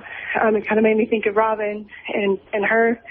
Let me see, in your own garbled way, you're saying that Rosie having to give up her adopted, her foster kids. Her foster kids remind you of Robin's book because Robin had a foster kid living with her, and the foster kid was given away in the middle of the night kind of thing. Yes, we're still in touch. We're still in touch. Right. You're still in touch with her? Oh, that's so wonderful. I love you guys so much, and thank you guys for giving me a chance to say something. I'm just really nervous. No problem, Mindy. I got it. I figured it out. I've been a long-time listener, and this is my first time calling, and I just want to tell you that I just love you guys so much. Thanks, I have a 4-hour commute every day, and I listen to you every single day. Thank you, for Mindy. those 4 hours. Appreciate it. Thank you so much. Bye-bye. All right, thanks, Mindy. Yeah, Robin has quite a story. Everyone I know reads her book at least once a week. And it's mandatory. There was a time when her mother brought in a child into the home who Robin considered a brother. And he was there for many years, if I remember correctly. Only 3 years. Well, that's many years to me. But he was 5 days old when we got him. That's right. So Robin had lived with this kid for a long time, 3 years. And then one day, he wasn't there anymore. Yeah, when you're 14, 3 years is a very long time. And you have to tell a kid, well, here's what's going on. And there has to be, a period of mourning and saying goodbye. But, of course, in Robin's house, there was no consideration given to raising Robin. No time for Robin, no time for mourning, no time for anything. No time for discussion. Robin, I gave away that kid. Oh, is this Robin's dad? Yeah. Now that Robin is alone in the house with you, maybe you could say something to him. Well, Robin, it's Robin's dad. That kid, we gave him away. He was reacting poorly to the Vaseline on the tip of my dick. Now that he's gone, I can concentrate on your warm butt cheeks. You must have been like, why are they bringing another kid into this house? It's crazy enough. Well, I did feel very protective of all of those kids, especially there was a couple of little girls they brought to the house, and I really was like, I was glad to see them go. Don't spoil my party. They don't need to be around here. Do you think your dad was into them, too? No, they were babies. So, yeah, he liked... How do you know you weren't molested as a baby? I don't think I was. Right. And like I said, I have a feeling I knew his age group. Right. He wasn't that sick. He only went for 11-year-olds. Yeah, what he am I, wasn't that perverted. What am I, a freak? He would never go for a baby. That's right. Some guys actually, some pedophiles go for babies. They do, yeah. I've read about this. I actually have someone in my life, a friend who went through that. Oh, I think you have a friend who's into babies. Oh, well, hey, what are you saying? I have a friend Artie, you weren't going to talk about that. Jimmy Florentine, yeah. No, you say you have a friend. Whose child was molested in that way at a very, very young age by, a family member? Yeah. Wow. Really bad stuff. Unfortunately, in my family, nobody even wanted me sexually. I would have welcomed any attention. You are just too funny. Let's go to John Hein, who's going to tell us what's on the wrap-up show today. Johnny boy, what do you have for us? I'm sorry, John. You have to turn on your mic. I got it. Go ahead. Rosie O'Donnell spoke to Howard and Robin like they were old pals, and Howard respects Rosie's ability to walk away from her incredible popularity on TV. Yes. We'll try to cover everything that Rosie discussed, how she wishes her rumored crazy sex life when she was single was true. Boy, I really bought into her sex life at the Four Seasons Hotel. I believe that guy. We all heard that story, and then we just knew that was going on in every hotel across America. I gave the guy an extra tip for that story, too. Go ahead. If Howard will lie to Beth about Rosie thinking she's too Barbie doll perfect for her tastes, Rosie's feelings for Angelina Jolie, Matthew McConaughey, and a host of other celebrities. See, I don't believe Rosie in this respect. Why? I believe she would want Beth, because Angelina Jolie is Barbie doll perfect, and so is Matthew McConaughey. No, Angelina Jolie is not Barbie doll perfect at all. She looks like Veronica from Archie and Veronica. No, she does not. How dare you? Sloppy and slutty. And that's right. That's what she is. How dare you? How dare you argue with my theory? Go ahead. We'll talk about her relationship with Barbara Walters, the reason that she married Kelly, and if anyone thought they'd ever hear Howard and Rosie speak to each other on such great terms. I'm going to invite Rosie to my home and have Beth come out naked. And I bet you she can't resist. I take this as a personal challenge. Anything else? Yeah, Tito Ortiz is so upset with the UFC that he won't even mention the name of the guy who's running things. We'll discuss Tito's interview, how he's trying to have a kid with the new Jenna Jameson, how far he's willing to go to become a Scientologist, and how Tito recommends to talk your way out of conflict, kill the anger, and be positive. Right. Plus, Howard and Robin hit the Friars Club. Gary gets his shots for the USO. Artie hires a new assistant. Jeff the Drunk talks about his brother and makes a weird noise. I love that Gary's walking around with like 10 Band-Aids and Artie shots. Doesn't even know anything about it. When I said, you have to get shots to go overseas, Artie went like this. Well, what the fuck is wrong with you? How do you give it a thought to it? A guy I don't know how this is ever going to work. A guy from NYU Medical is coming up here to give me the shot. Oh, yeah, is that right? Yeah. Good. All right. Yeah, but Artie, you have 2 or 3 other comedians you need to dispense this information to. What? All right. Something tells me it's going to be Artie and Baba Booey on tour. No. Gary... Oh, God. Is anybody coordinating anything? Yeah, no, Gary, the way Gary found out, hopefully they're reading, too. I didn't read nothing. Gary called the woman who spoke to Artie about the trip. He said, look, I know you don't want to explain yourself twice, but, talking to Artie, none of us are going to learn anything. No. You better talk to me, because I'm going to believe me, I'm the den mother on this one. Absolutely. Well, that's good. Gary will be the responsible person. I have a call with her at 1 o'clock today. I said, listen, I'm going to be the den mother. It's time to go. Everyone's going to turn to me and say, where do we go? Right. I don't see Dave Attell taking out the itinerary and going, we're going this way. I don't even see Dave Attell getting shot. I don't know. Dave will need shots. Well, that's good. I'm happy Gary's doing it. Yeah, I think that's a good idea. Well, now we know why Gary's going.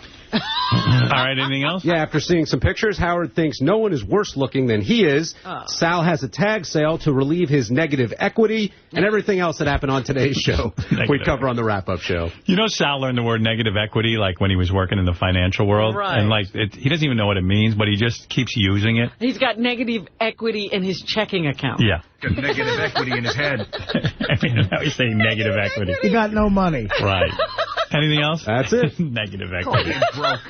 I've got no money. See, everybody wants to have equity. Yeah. So they came up with the term negative equity to make a guy feel good about himself. Yeah, that makes you feel better about losing your money. I don't have it. It's not that I don't have money. I just have negative equity. All right, thank you. All right, we're going to go right over now to Robin Quivers, who has the news. Robin, what's on the news agenda? I like them brown boobies, baby. I like them brown boobies, baby. I like them brown boobies,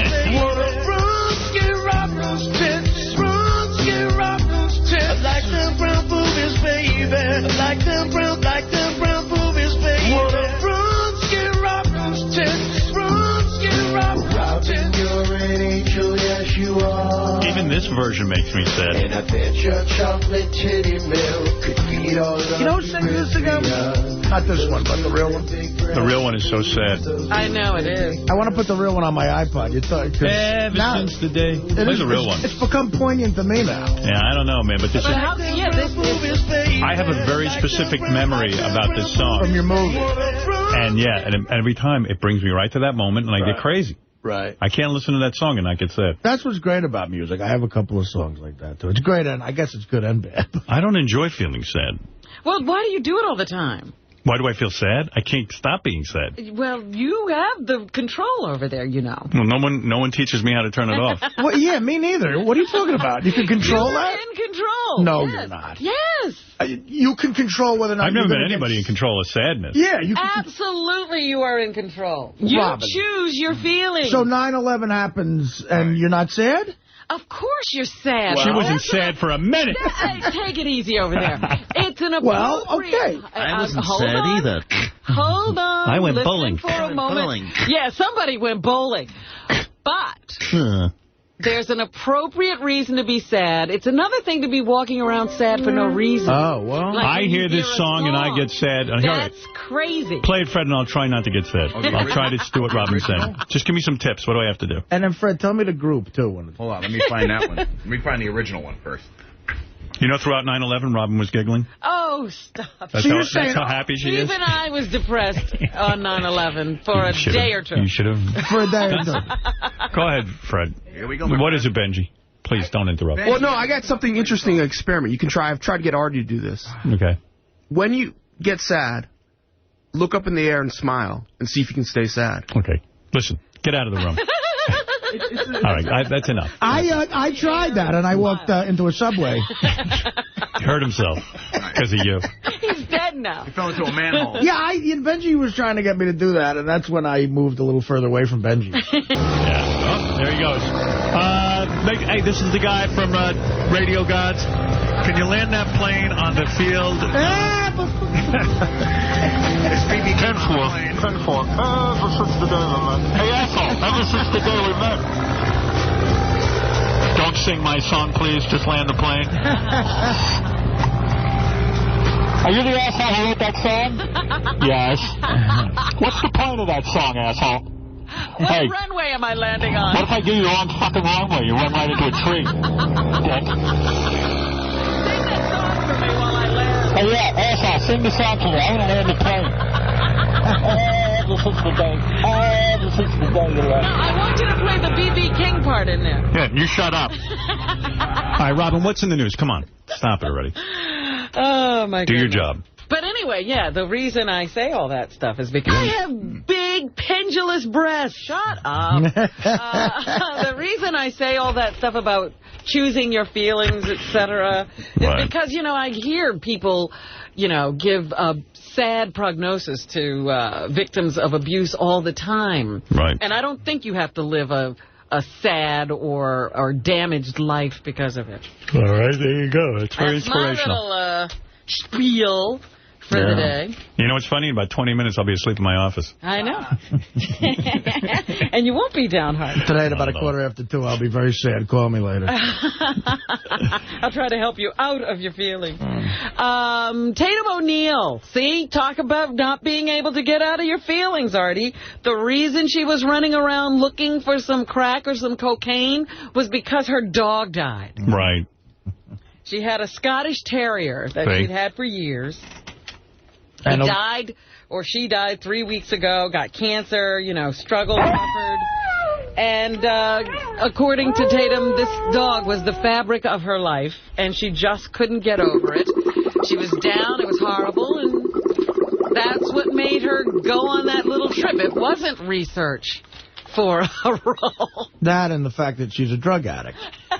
Well, that's how she's handling her problems and handled them for years. She's now saying the drug arrest saved her life. Right. So, that's being downhearted. Well, I know Rescue Me don't pay too good. Right. You'd be depressed if you got a check from them. She looks like she's doing okay. She actually is dating this architect dude. Things are... White guy? Yeah, looks like a white guy. Everyone's going white. She's good on the show, too, actually. She plays Dennis Leary's sister. Isn't the sister an alcoholic? Yeah. Well, acting's not her problem. Yeah, it never has been. Can do. That she apparently does very well. Yeah, but I found out the difference between a network show and a cable show, and I saw those paychecks. Oh. I was like, what happened here? Cable's right down there with radio. This is like not working. What is it? It really was almost like not working. Bo Diddley died. Yeah. Bo Diddley, who considered himself the architect of rock and roll. In books, the Rolling Stones... credit him with everything. Yeah, they do, actually. Yeah, him and Muddy Waters. Well, here's a little Bo Diddley for those of you who don't know the man, for one. Yeah, this was his, signature... he had the same rhythm on almost every song. Everything sort of sounded the same, yeah. And he'd put different words on top of it. Yeah, smart. Just write one song and keep changing the words. But you know what? I was thinking about this when I heard it the other day. I said, well, this is what rappers do. All rappers sing about themselves. Bo Diddley started that. That's right. Oh, you want this one, I bet. All right, whatever. Well, Bo Diddley did have a lot of influence over a lot of people. Here's Bo Diddley doing Who Do You Love? Okay. And here's the... Does anybody back there know how to get to a point? No. When they're picking up... It's not about that, Robin. Oh, I'm sorry. Here's Bo Diddley doing... That's right. And there's the Who. When I was a little boy, at the age of 5, I had something in my pocket, keeping a lot of folks alive. All these guys ought to retire. Here's Bo Diddley doing Roadrunner. I'm a roadrunner, honey. Yeah. This is a little different. No, it's not. Here's Aerosmith doing Roadrunner. Right. When I'm a roadrunner, honey.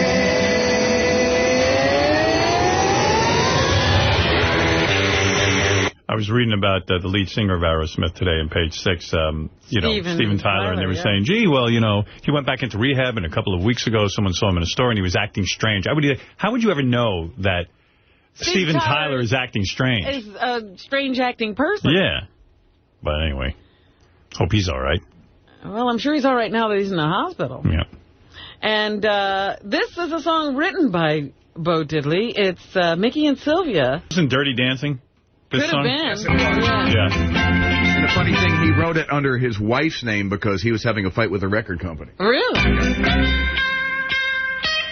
I remember Patrick Swayze and Baby dancing to this. Baby. Okay. Baby. Hot-shying, I believe. I think so. I think you would do that to They were practicing for the big dance contest. Well, yeah, but listen, Bo Diddley did have an effect on your life. This should be George Takei's wedding song. What, Love is Strange? Where's Brad? It's time for our dance. Brad! Walter Koenig, have you seen Brad? Have you seen Brad? Oh, my. All right, anything else? It's time for me to throw the bouquet.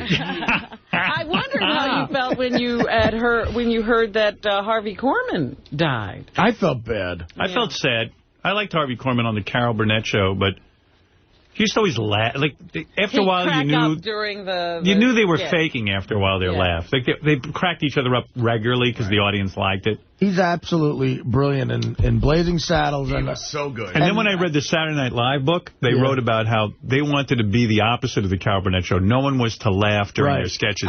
They should only take it seriously, you know. And then they were mad at Frank Zappa because when Frank Zappa was the guest host, he started laughing through it.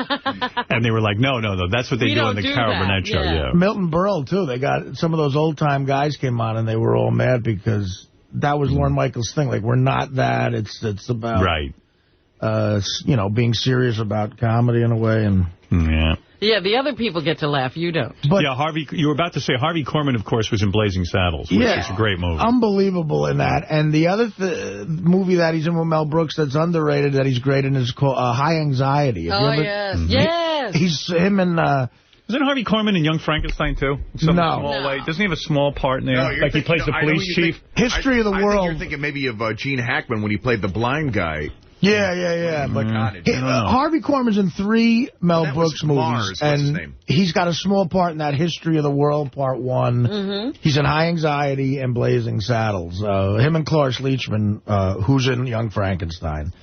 They're great in High Anxiety. Right, yeah. All right. Real funny guy, and I read his obituary in the Times, and he didn't get started in comedy. He was like till 41, 42 years old. Yeah. Wow. Took a while. What else is in the news, Robin? Well, he died at the age, I think he was 81, and he was suffering from the complications of what started out as broken ribs and then just went into a series of other... Not supposed to die from broken ribs. Difficulties and complications. So. When I first moved out to L.A., my agent at the time took me to eat at the Palm Steakhouse on Santa Monica, and I saw him and Tim Conway and their wives having dinner. And my agent was like sort of a young, hip, whatever, you know. He didn't understand why I was so excited to see them. Yeah, well, because, you know, you understand that they had a big career. Yeah. And I was didn't like, know anything about them. Like, what, yeah, he was actually rolling his eyes, like, joking about it, like, yeah, there's a lot of big celebrities here. I'm like, you're not impressed to see Harvey Korman? And I went up to Harvey Korman while he was waiting for his car, and I said, hey, Harvey, I'm a big fan of yours. And he said, fuck off. You know what he did? He looked at me and he went, he actually had a Q-tip in his teeth, and he went, no shit. Never heard that before, asshole. And then he just walked away. No shit. No shit. They said he was he could be very rude. Yeah, well, I laughed at it. I didn't give a shit. In fact, I saw a clip of him, you know, he was talking on some documentary or other, and he said Carol Burnett almost fired him once. Oh, yeah. Because he was rude to one of the guest stars. He was so rude. Wow. And he said, yeah, she really scared me and told me she would kick me off the set and I'd never work again. It's like our Sal. He made me laugh. I liked him being rude to me. Anything else, Robin? Julianne Hough, you know her. She's a dancer on Dancing with the Stars. She's got also a big record person now. She has a #1 song on the country charts. It's unbelievable. So here's a little bit of Julianne Hough. That Song in My Head, I think, is her single. That Song in My Head, what number? 39. 39, all right. I got it. I'll go. No, I think she wears a lot of clothes. So sickeningly hot. They were making a big deal. She's 19, right? Yeah. And she has this video that goes along with this, and she kisses a guy. And they were like, who's that guy you're kissing? Like, she's a Mormon, right? So she's not even having sex, I don't think. Wow. She's so hot. Country western music is only good if it's got, like, pain behind it. You don't like these happy country songs? Anything else? Here's a little bit more. Maybe you'll get into this song. Jimmy Ray McGee. Jimmy Ray McGee. No. You don't like that either, huh? So beautiful. Bringing me to tears. She's much better than B.B. King. Here's Hello. Hello. Boy, all these songs sound the same to me. I don't know. Like every other country song. Hello, you. If I met her, I'd be downhearted ever since the day we met. Anything else? That's a girl you get depressed about. Ted Kennedy had a successful operation yesterday. Yeah, Ted Kennedy, they said they weren't going to operate, but all of a sudden, in a surprise move, they took out a piece of his tumor. They took him to a special hospital, to one of the leading, I guess, brain surgeons. Did you know I was awake during the when they opened up my head? Yes, they kept him awake to try to minimize the kind of damage that can be created by these things. I said, hurry up and I'll close my head. My enormous head. They lost a nurse in there. So he did do well, and he came out and he said to his wife something to the effect that he could do that again tomorrow. I said to her, hurry up and close my head. That's an exit, not an entrance. Oh, no, that's my anus. Yes, I was brave in the face of disaster. I said to them, open my head up again. I don't care. 3.5-hour operation. It was... Was it that long? 3.5? 3.5 hours. He'll remain at the hospital for about a week and then undergo radiation and chemotherapy. They say that... I joked through the whole operation. I said, don't anyone fall in my head and drown. Does anyone remember laughter? Don't let any of the knowledge slip out. I said... what's that echo in here? The surgery will make radiation and chemotherapy more effective because there will be less tumor to shrink, according to the experts. So, good luck to Ted Kennedy. Glad he's doing okay. Right. No, I'm glad. All right. Anything else, Robin? Artie will be hard-pressed to buy cigarettes in the city if this keeps going. They've added another tax. Oh, please, Artie's got tons of dough. In New York State. I'm like Jeff the Drunk. I have a cigarette budget. Yeah. 83% hike. Oh, God. In prices of a pack of cigarettes in the city. Could go as high as $10.25 here for one pack. When they had my head open, I put my hand in my head and pushed it out my mouth. Oh, stop it. It was the first time I ever did that. Everyone had a good laugh. The city health department estimates that the increased tax... Shut up, Ted. I'm trying to do the news. Please. Everyone loves when I do this. Don't tell Ted to shut up. It's the first time they opened my head up, I picked my nose from the inside. I got such a good dig. I pulled out a Whopper. I've got 1 million of them. The city health department estimates that the tax will boost the typical cost of premium cigarettes from $7 to around $8.50. So... then some people are saying they'll have to go up as high as $10.25 depending on where they are. So it looks like it's going to be... I hope it gets so expensive that people can't smoke, because I'm tired of everybody who smokes hanging out by the door of the building. Smoking you out when you try to leave. Oh, come on. Oh, it's the worst. It is. You work through this fog, a tunnel of smoke. Kurt Cobain's ashes were stolen. Why did she have them live at home, I wonder? Same reason you have them at home. I don't have Kurt Cobain's ashes. Not Kurt Cobain, but you have ashes at home. Why wouldn't they keep his ashes at home? Of course they would. I think you usually take a human's ashes and you put them somewhere, don't you? In your closet. I do have a little bit of Vincent Price. I keep forgetting. Yeah. But... Courtney Love says, yeah, somebody came in and stole Kurt Cobain's ashes from her. She's devastated by that. That ain't cool. Not at all. Been downhearted, baby. Yeah, she could sing that song. Ever since the day we met. Ever since the day we met. When you get confronted by Beth about producing a child. No, she ain't confronting me. She doesn't want one. Here is something you can say, Howard. All right. A new study has found that deaths of children fathered by over 45s occurred at almost twice the rate of those fathered by men aged 25 to 30. Absolutely. It's a young man's game, that baby stuff. Yes. Not only do you have to worry about old eggs, you have to worry about old sperm. Yeah. Well, mine don't get a chance to be that old. No, I mean the guy producing them. Yeah, I drain my balls almost every day, one way or another. That's true. That's still old. It's up and out. Sperm, Howard. It's made by an old man. Me too. My sperm are in wheelchairs at this point.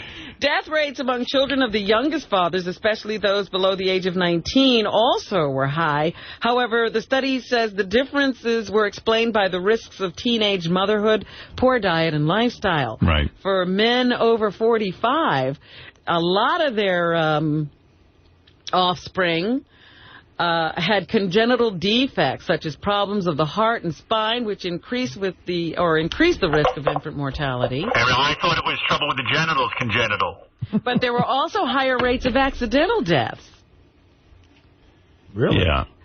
You could also have an increased likelihood of your children suffering from autism, epilepsy, or schizophrenia. Yeah, that's what I'd need at this point in my life. Some kid with a football helmet banging his head into the wall. Oh, yeah, I'd have a lot of patience. That's my kid. I wouldn't have patience for a normal kid. Let alone that. Oh, you have to get special care. Oh, special care? Okay, goodbye. No, you do. I'm moving. You leave. You're leaving your wife and kids? Yeah, I'd be like, goodbye, Beth. You get a hotel room on a high floor and you leave the window open. Oh, no. The mother's age still has the bigger impact on the child's health. When you have a baby and you're a man over 40, there's a higher incidence also of you drowning yourself. The fathers also take a dive. There's a higher incidence of men crying themselves to death. Right. Taking their own life. Oh, my goodness. All right. Anything else? See, now I'm sad. I had no control over that. Because you need that. You're basically saying poor diet, getting older. What shot am I get out? You're not 45 yet. Artie's kid's going to have a football helmet on 24/7. I'm about 45 yet. I mean, you're still a young man. You can still father a healthy child. Absolutely you could. Don't you give up hope. Be happy. Don't give up hope. You'll find a woman within the next 5 years and impregnate her and have a kid. Yeah. Oh, all can happen just like that. If I conceived the kid tomorrow, there'd be issues because I'm just not healthy. You look fine to me. Your sperm are healthy. It's not you. The kid would come out with a Subutex for a head. Looks like a pill, that There's no hair on my arms. Yeah, that's the other thing. All right. Anything else, Rob? You know Alicia Lane? Yes, I do. She was at my house last weekend. Yes. Alicia Lane. Why is that familiar to me? That's Booker's girlfriend. Booker's girlfriend. Oh. She was the former co-anchor of the news at CBS 3 down in Philly.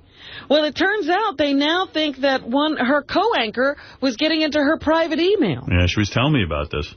I felt kind of bad for her. Like, she got kind of a bad rap. Yeah, and they were a good team. They increased the ratings down there, and everything was working well, but her 51-year-old partner was going into her personal stuff.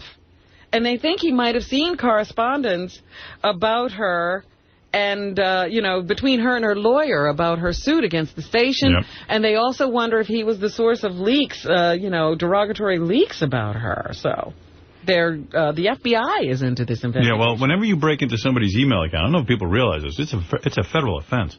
It is? Yeah, oh, yeah. It's big time. But they say even in the worst-case scenario, they don't think he'll face jail time. Because he wasn't doing anything that, had anything to do with money, probably.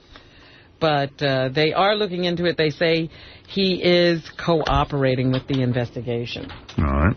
So that's weird that somebody goes into your personal email. That's what you do with creepy. That's what you do with the FBI. You cooperate. Right. Oh, absolutely. Once they get a hold of you. You know what's good about Artie? He can't get his own email. So he can't even have anyone break in. That's right. I'm telling people to break in. He wishes someone could read his email. Could somebody please break into Artie's email? Yeah. And Booker's no longer on the air in Philly. No. That happened, too. At least he's getting paid, though. He was doing very well. He was doing well. But he's getting paid by Clear Channel. Those guys fired me and wouldn't pay me. They didn't have cause with him. It was obviously just a decision to go in another direction. I heard that Booker is getting tips from Ralph as to how to use all this free time now. Yeah, well, yeah, it's true. I was there for that conversation.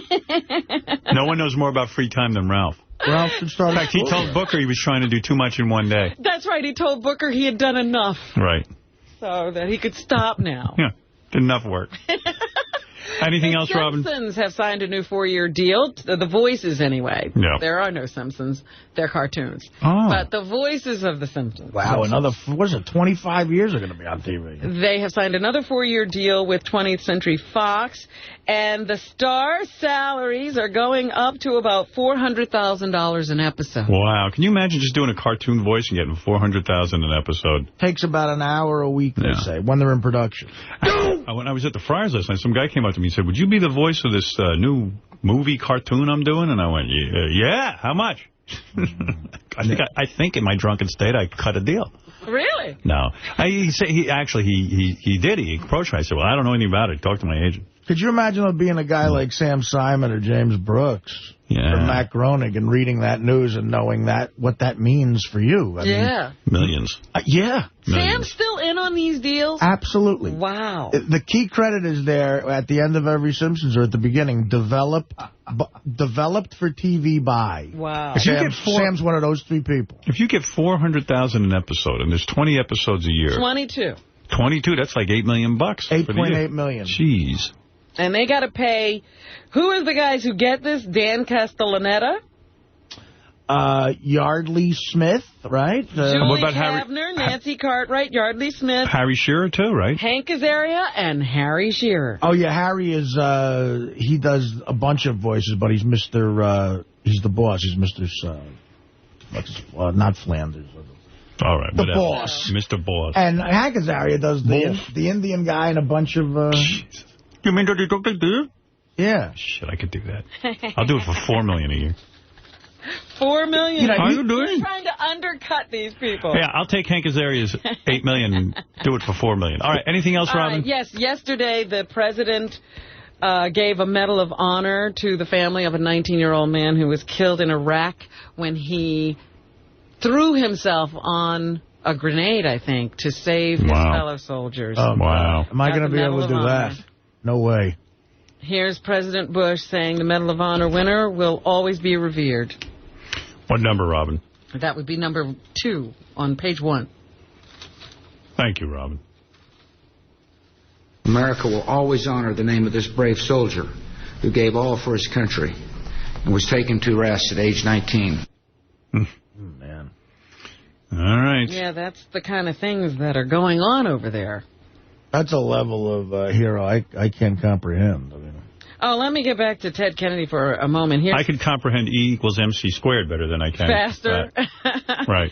Here's Senator Barbara Boxer praying for Ted Kennedy. 1-3. I hope that everyone will join us in praying for Senator Kennedy to have an uneventful and robust recovery. It worked. Your prayers have been answered. Yeah, uneventful.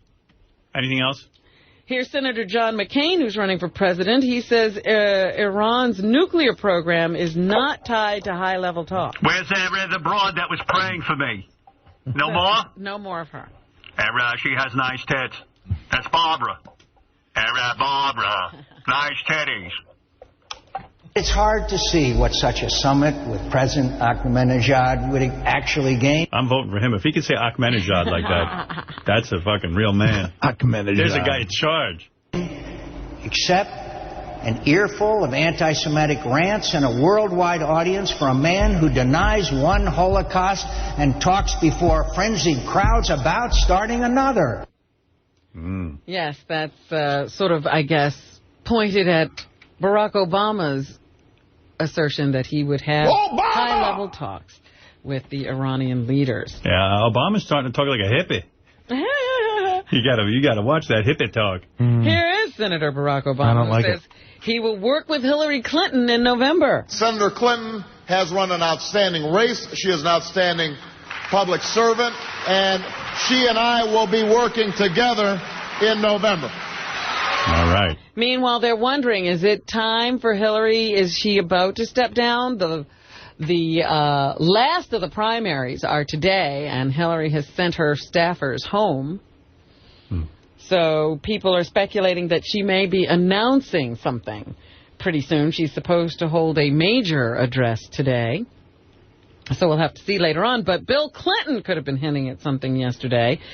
Here he is. I think it's 1-5. This may be the last day I'm ever involved in a campaign of this kind. I thought I was out of politics until Hillary decided to run. All right. So they're thinking that maybe later in the week she will announce that she is not going to be the candidate and concede to Barack Obama. Here's Hillary saying that she will appeal, however, to superdelegates for the decision will fall to the delegates empowered to vote at the Democratic Convention.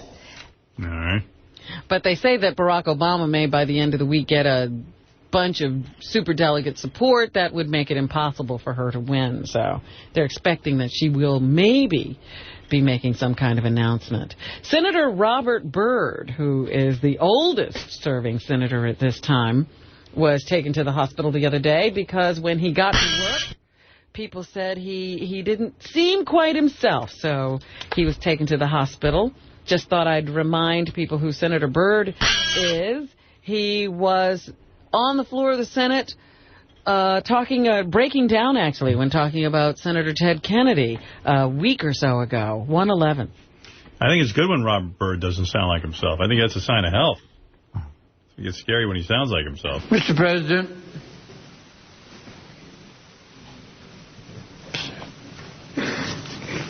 before we begin... How much energy could he be putting into being a senator?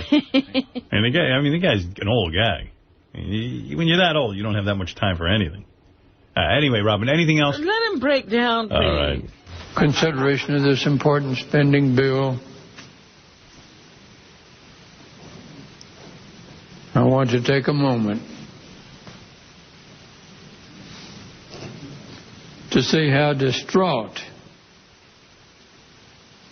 and terribly shaken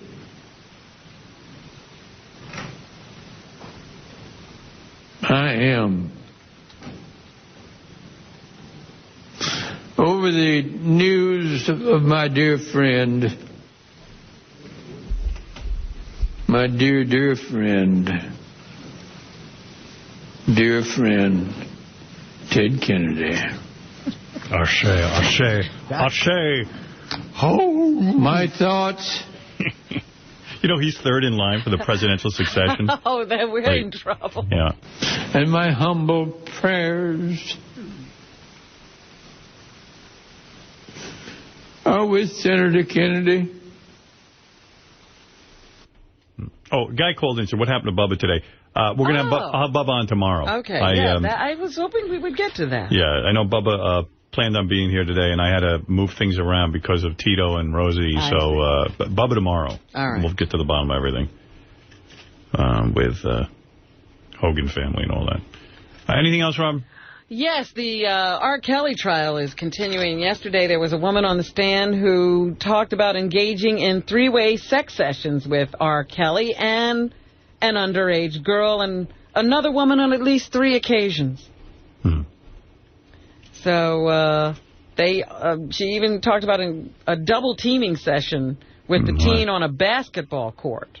You know, Rosie O'Donnell never had a double teaming incident? She never did. R. Kelly is living Rosie O'Donnell's life. He took up his camera, and we took off our clothes, and we all had sex. Kelly stopped feeling after Van Allen, now 27, broke down in tears, she recalls.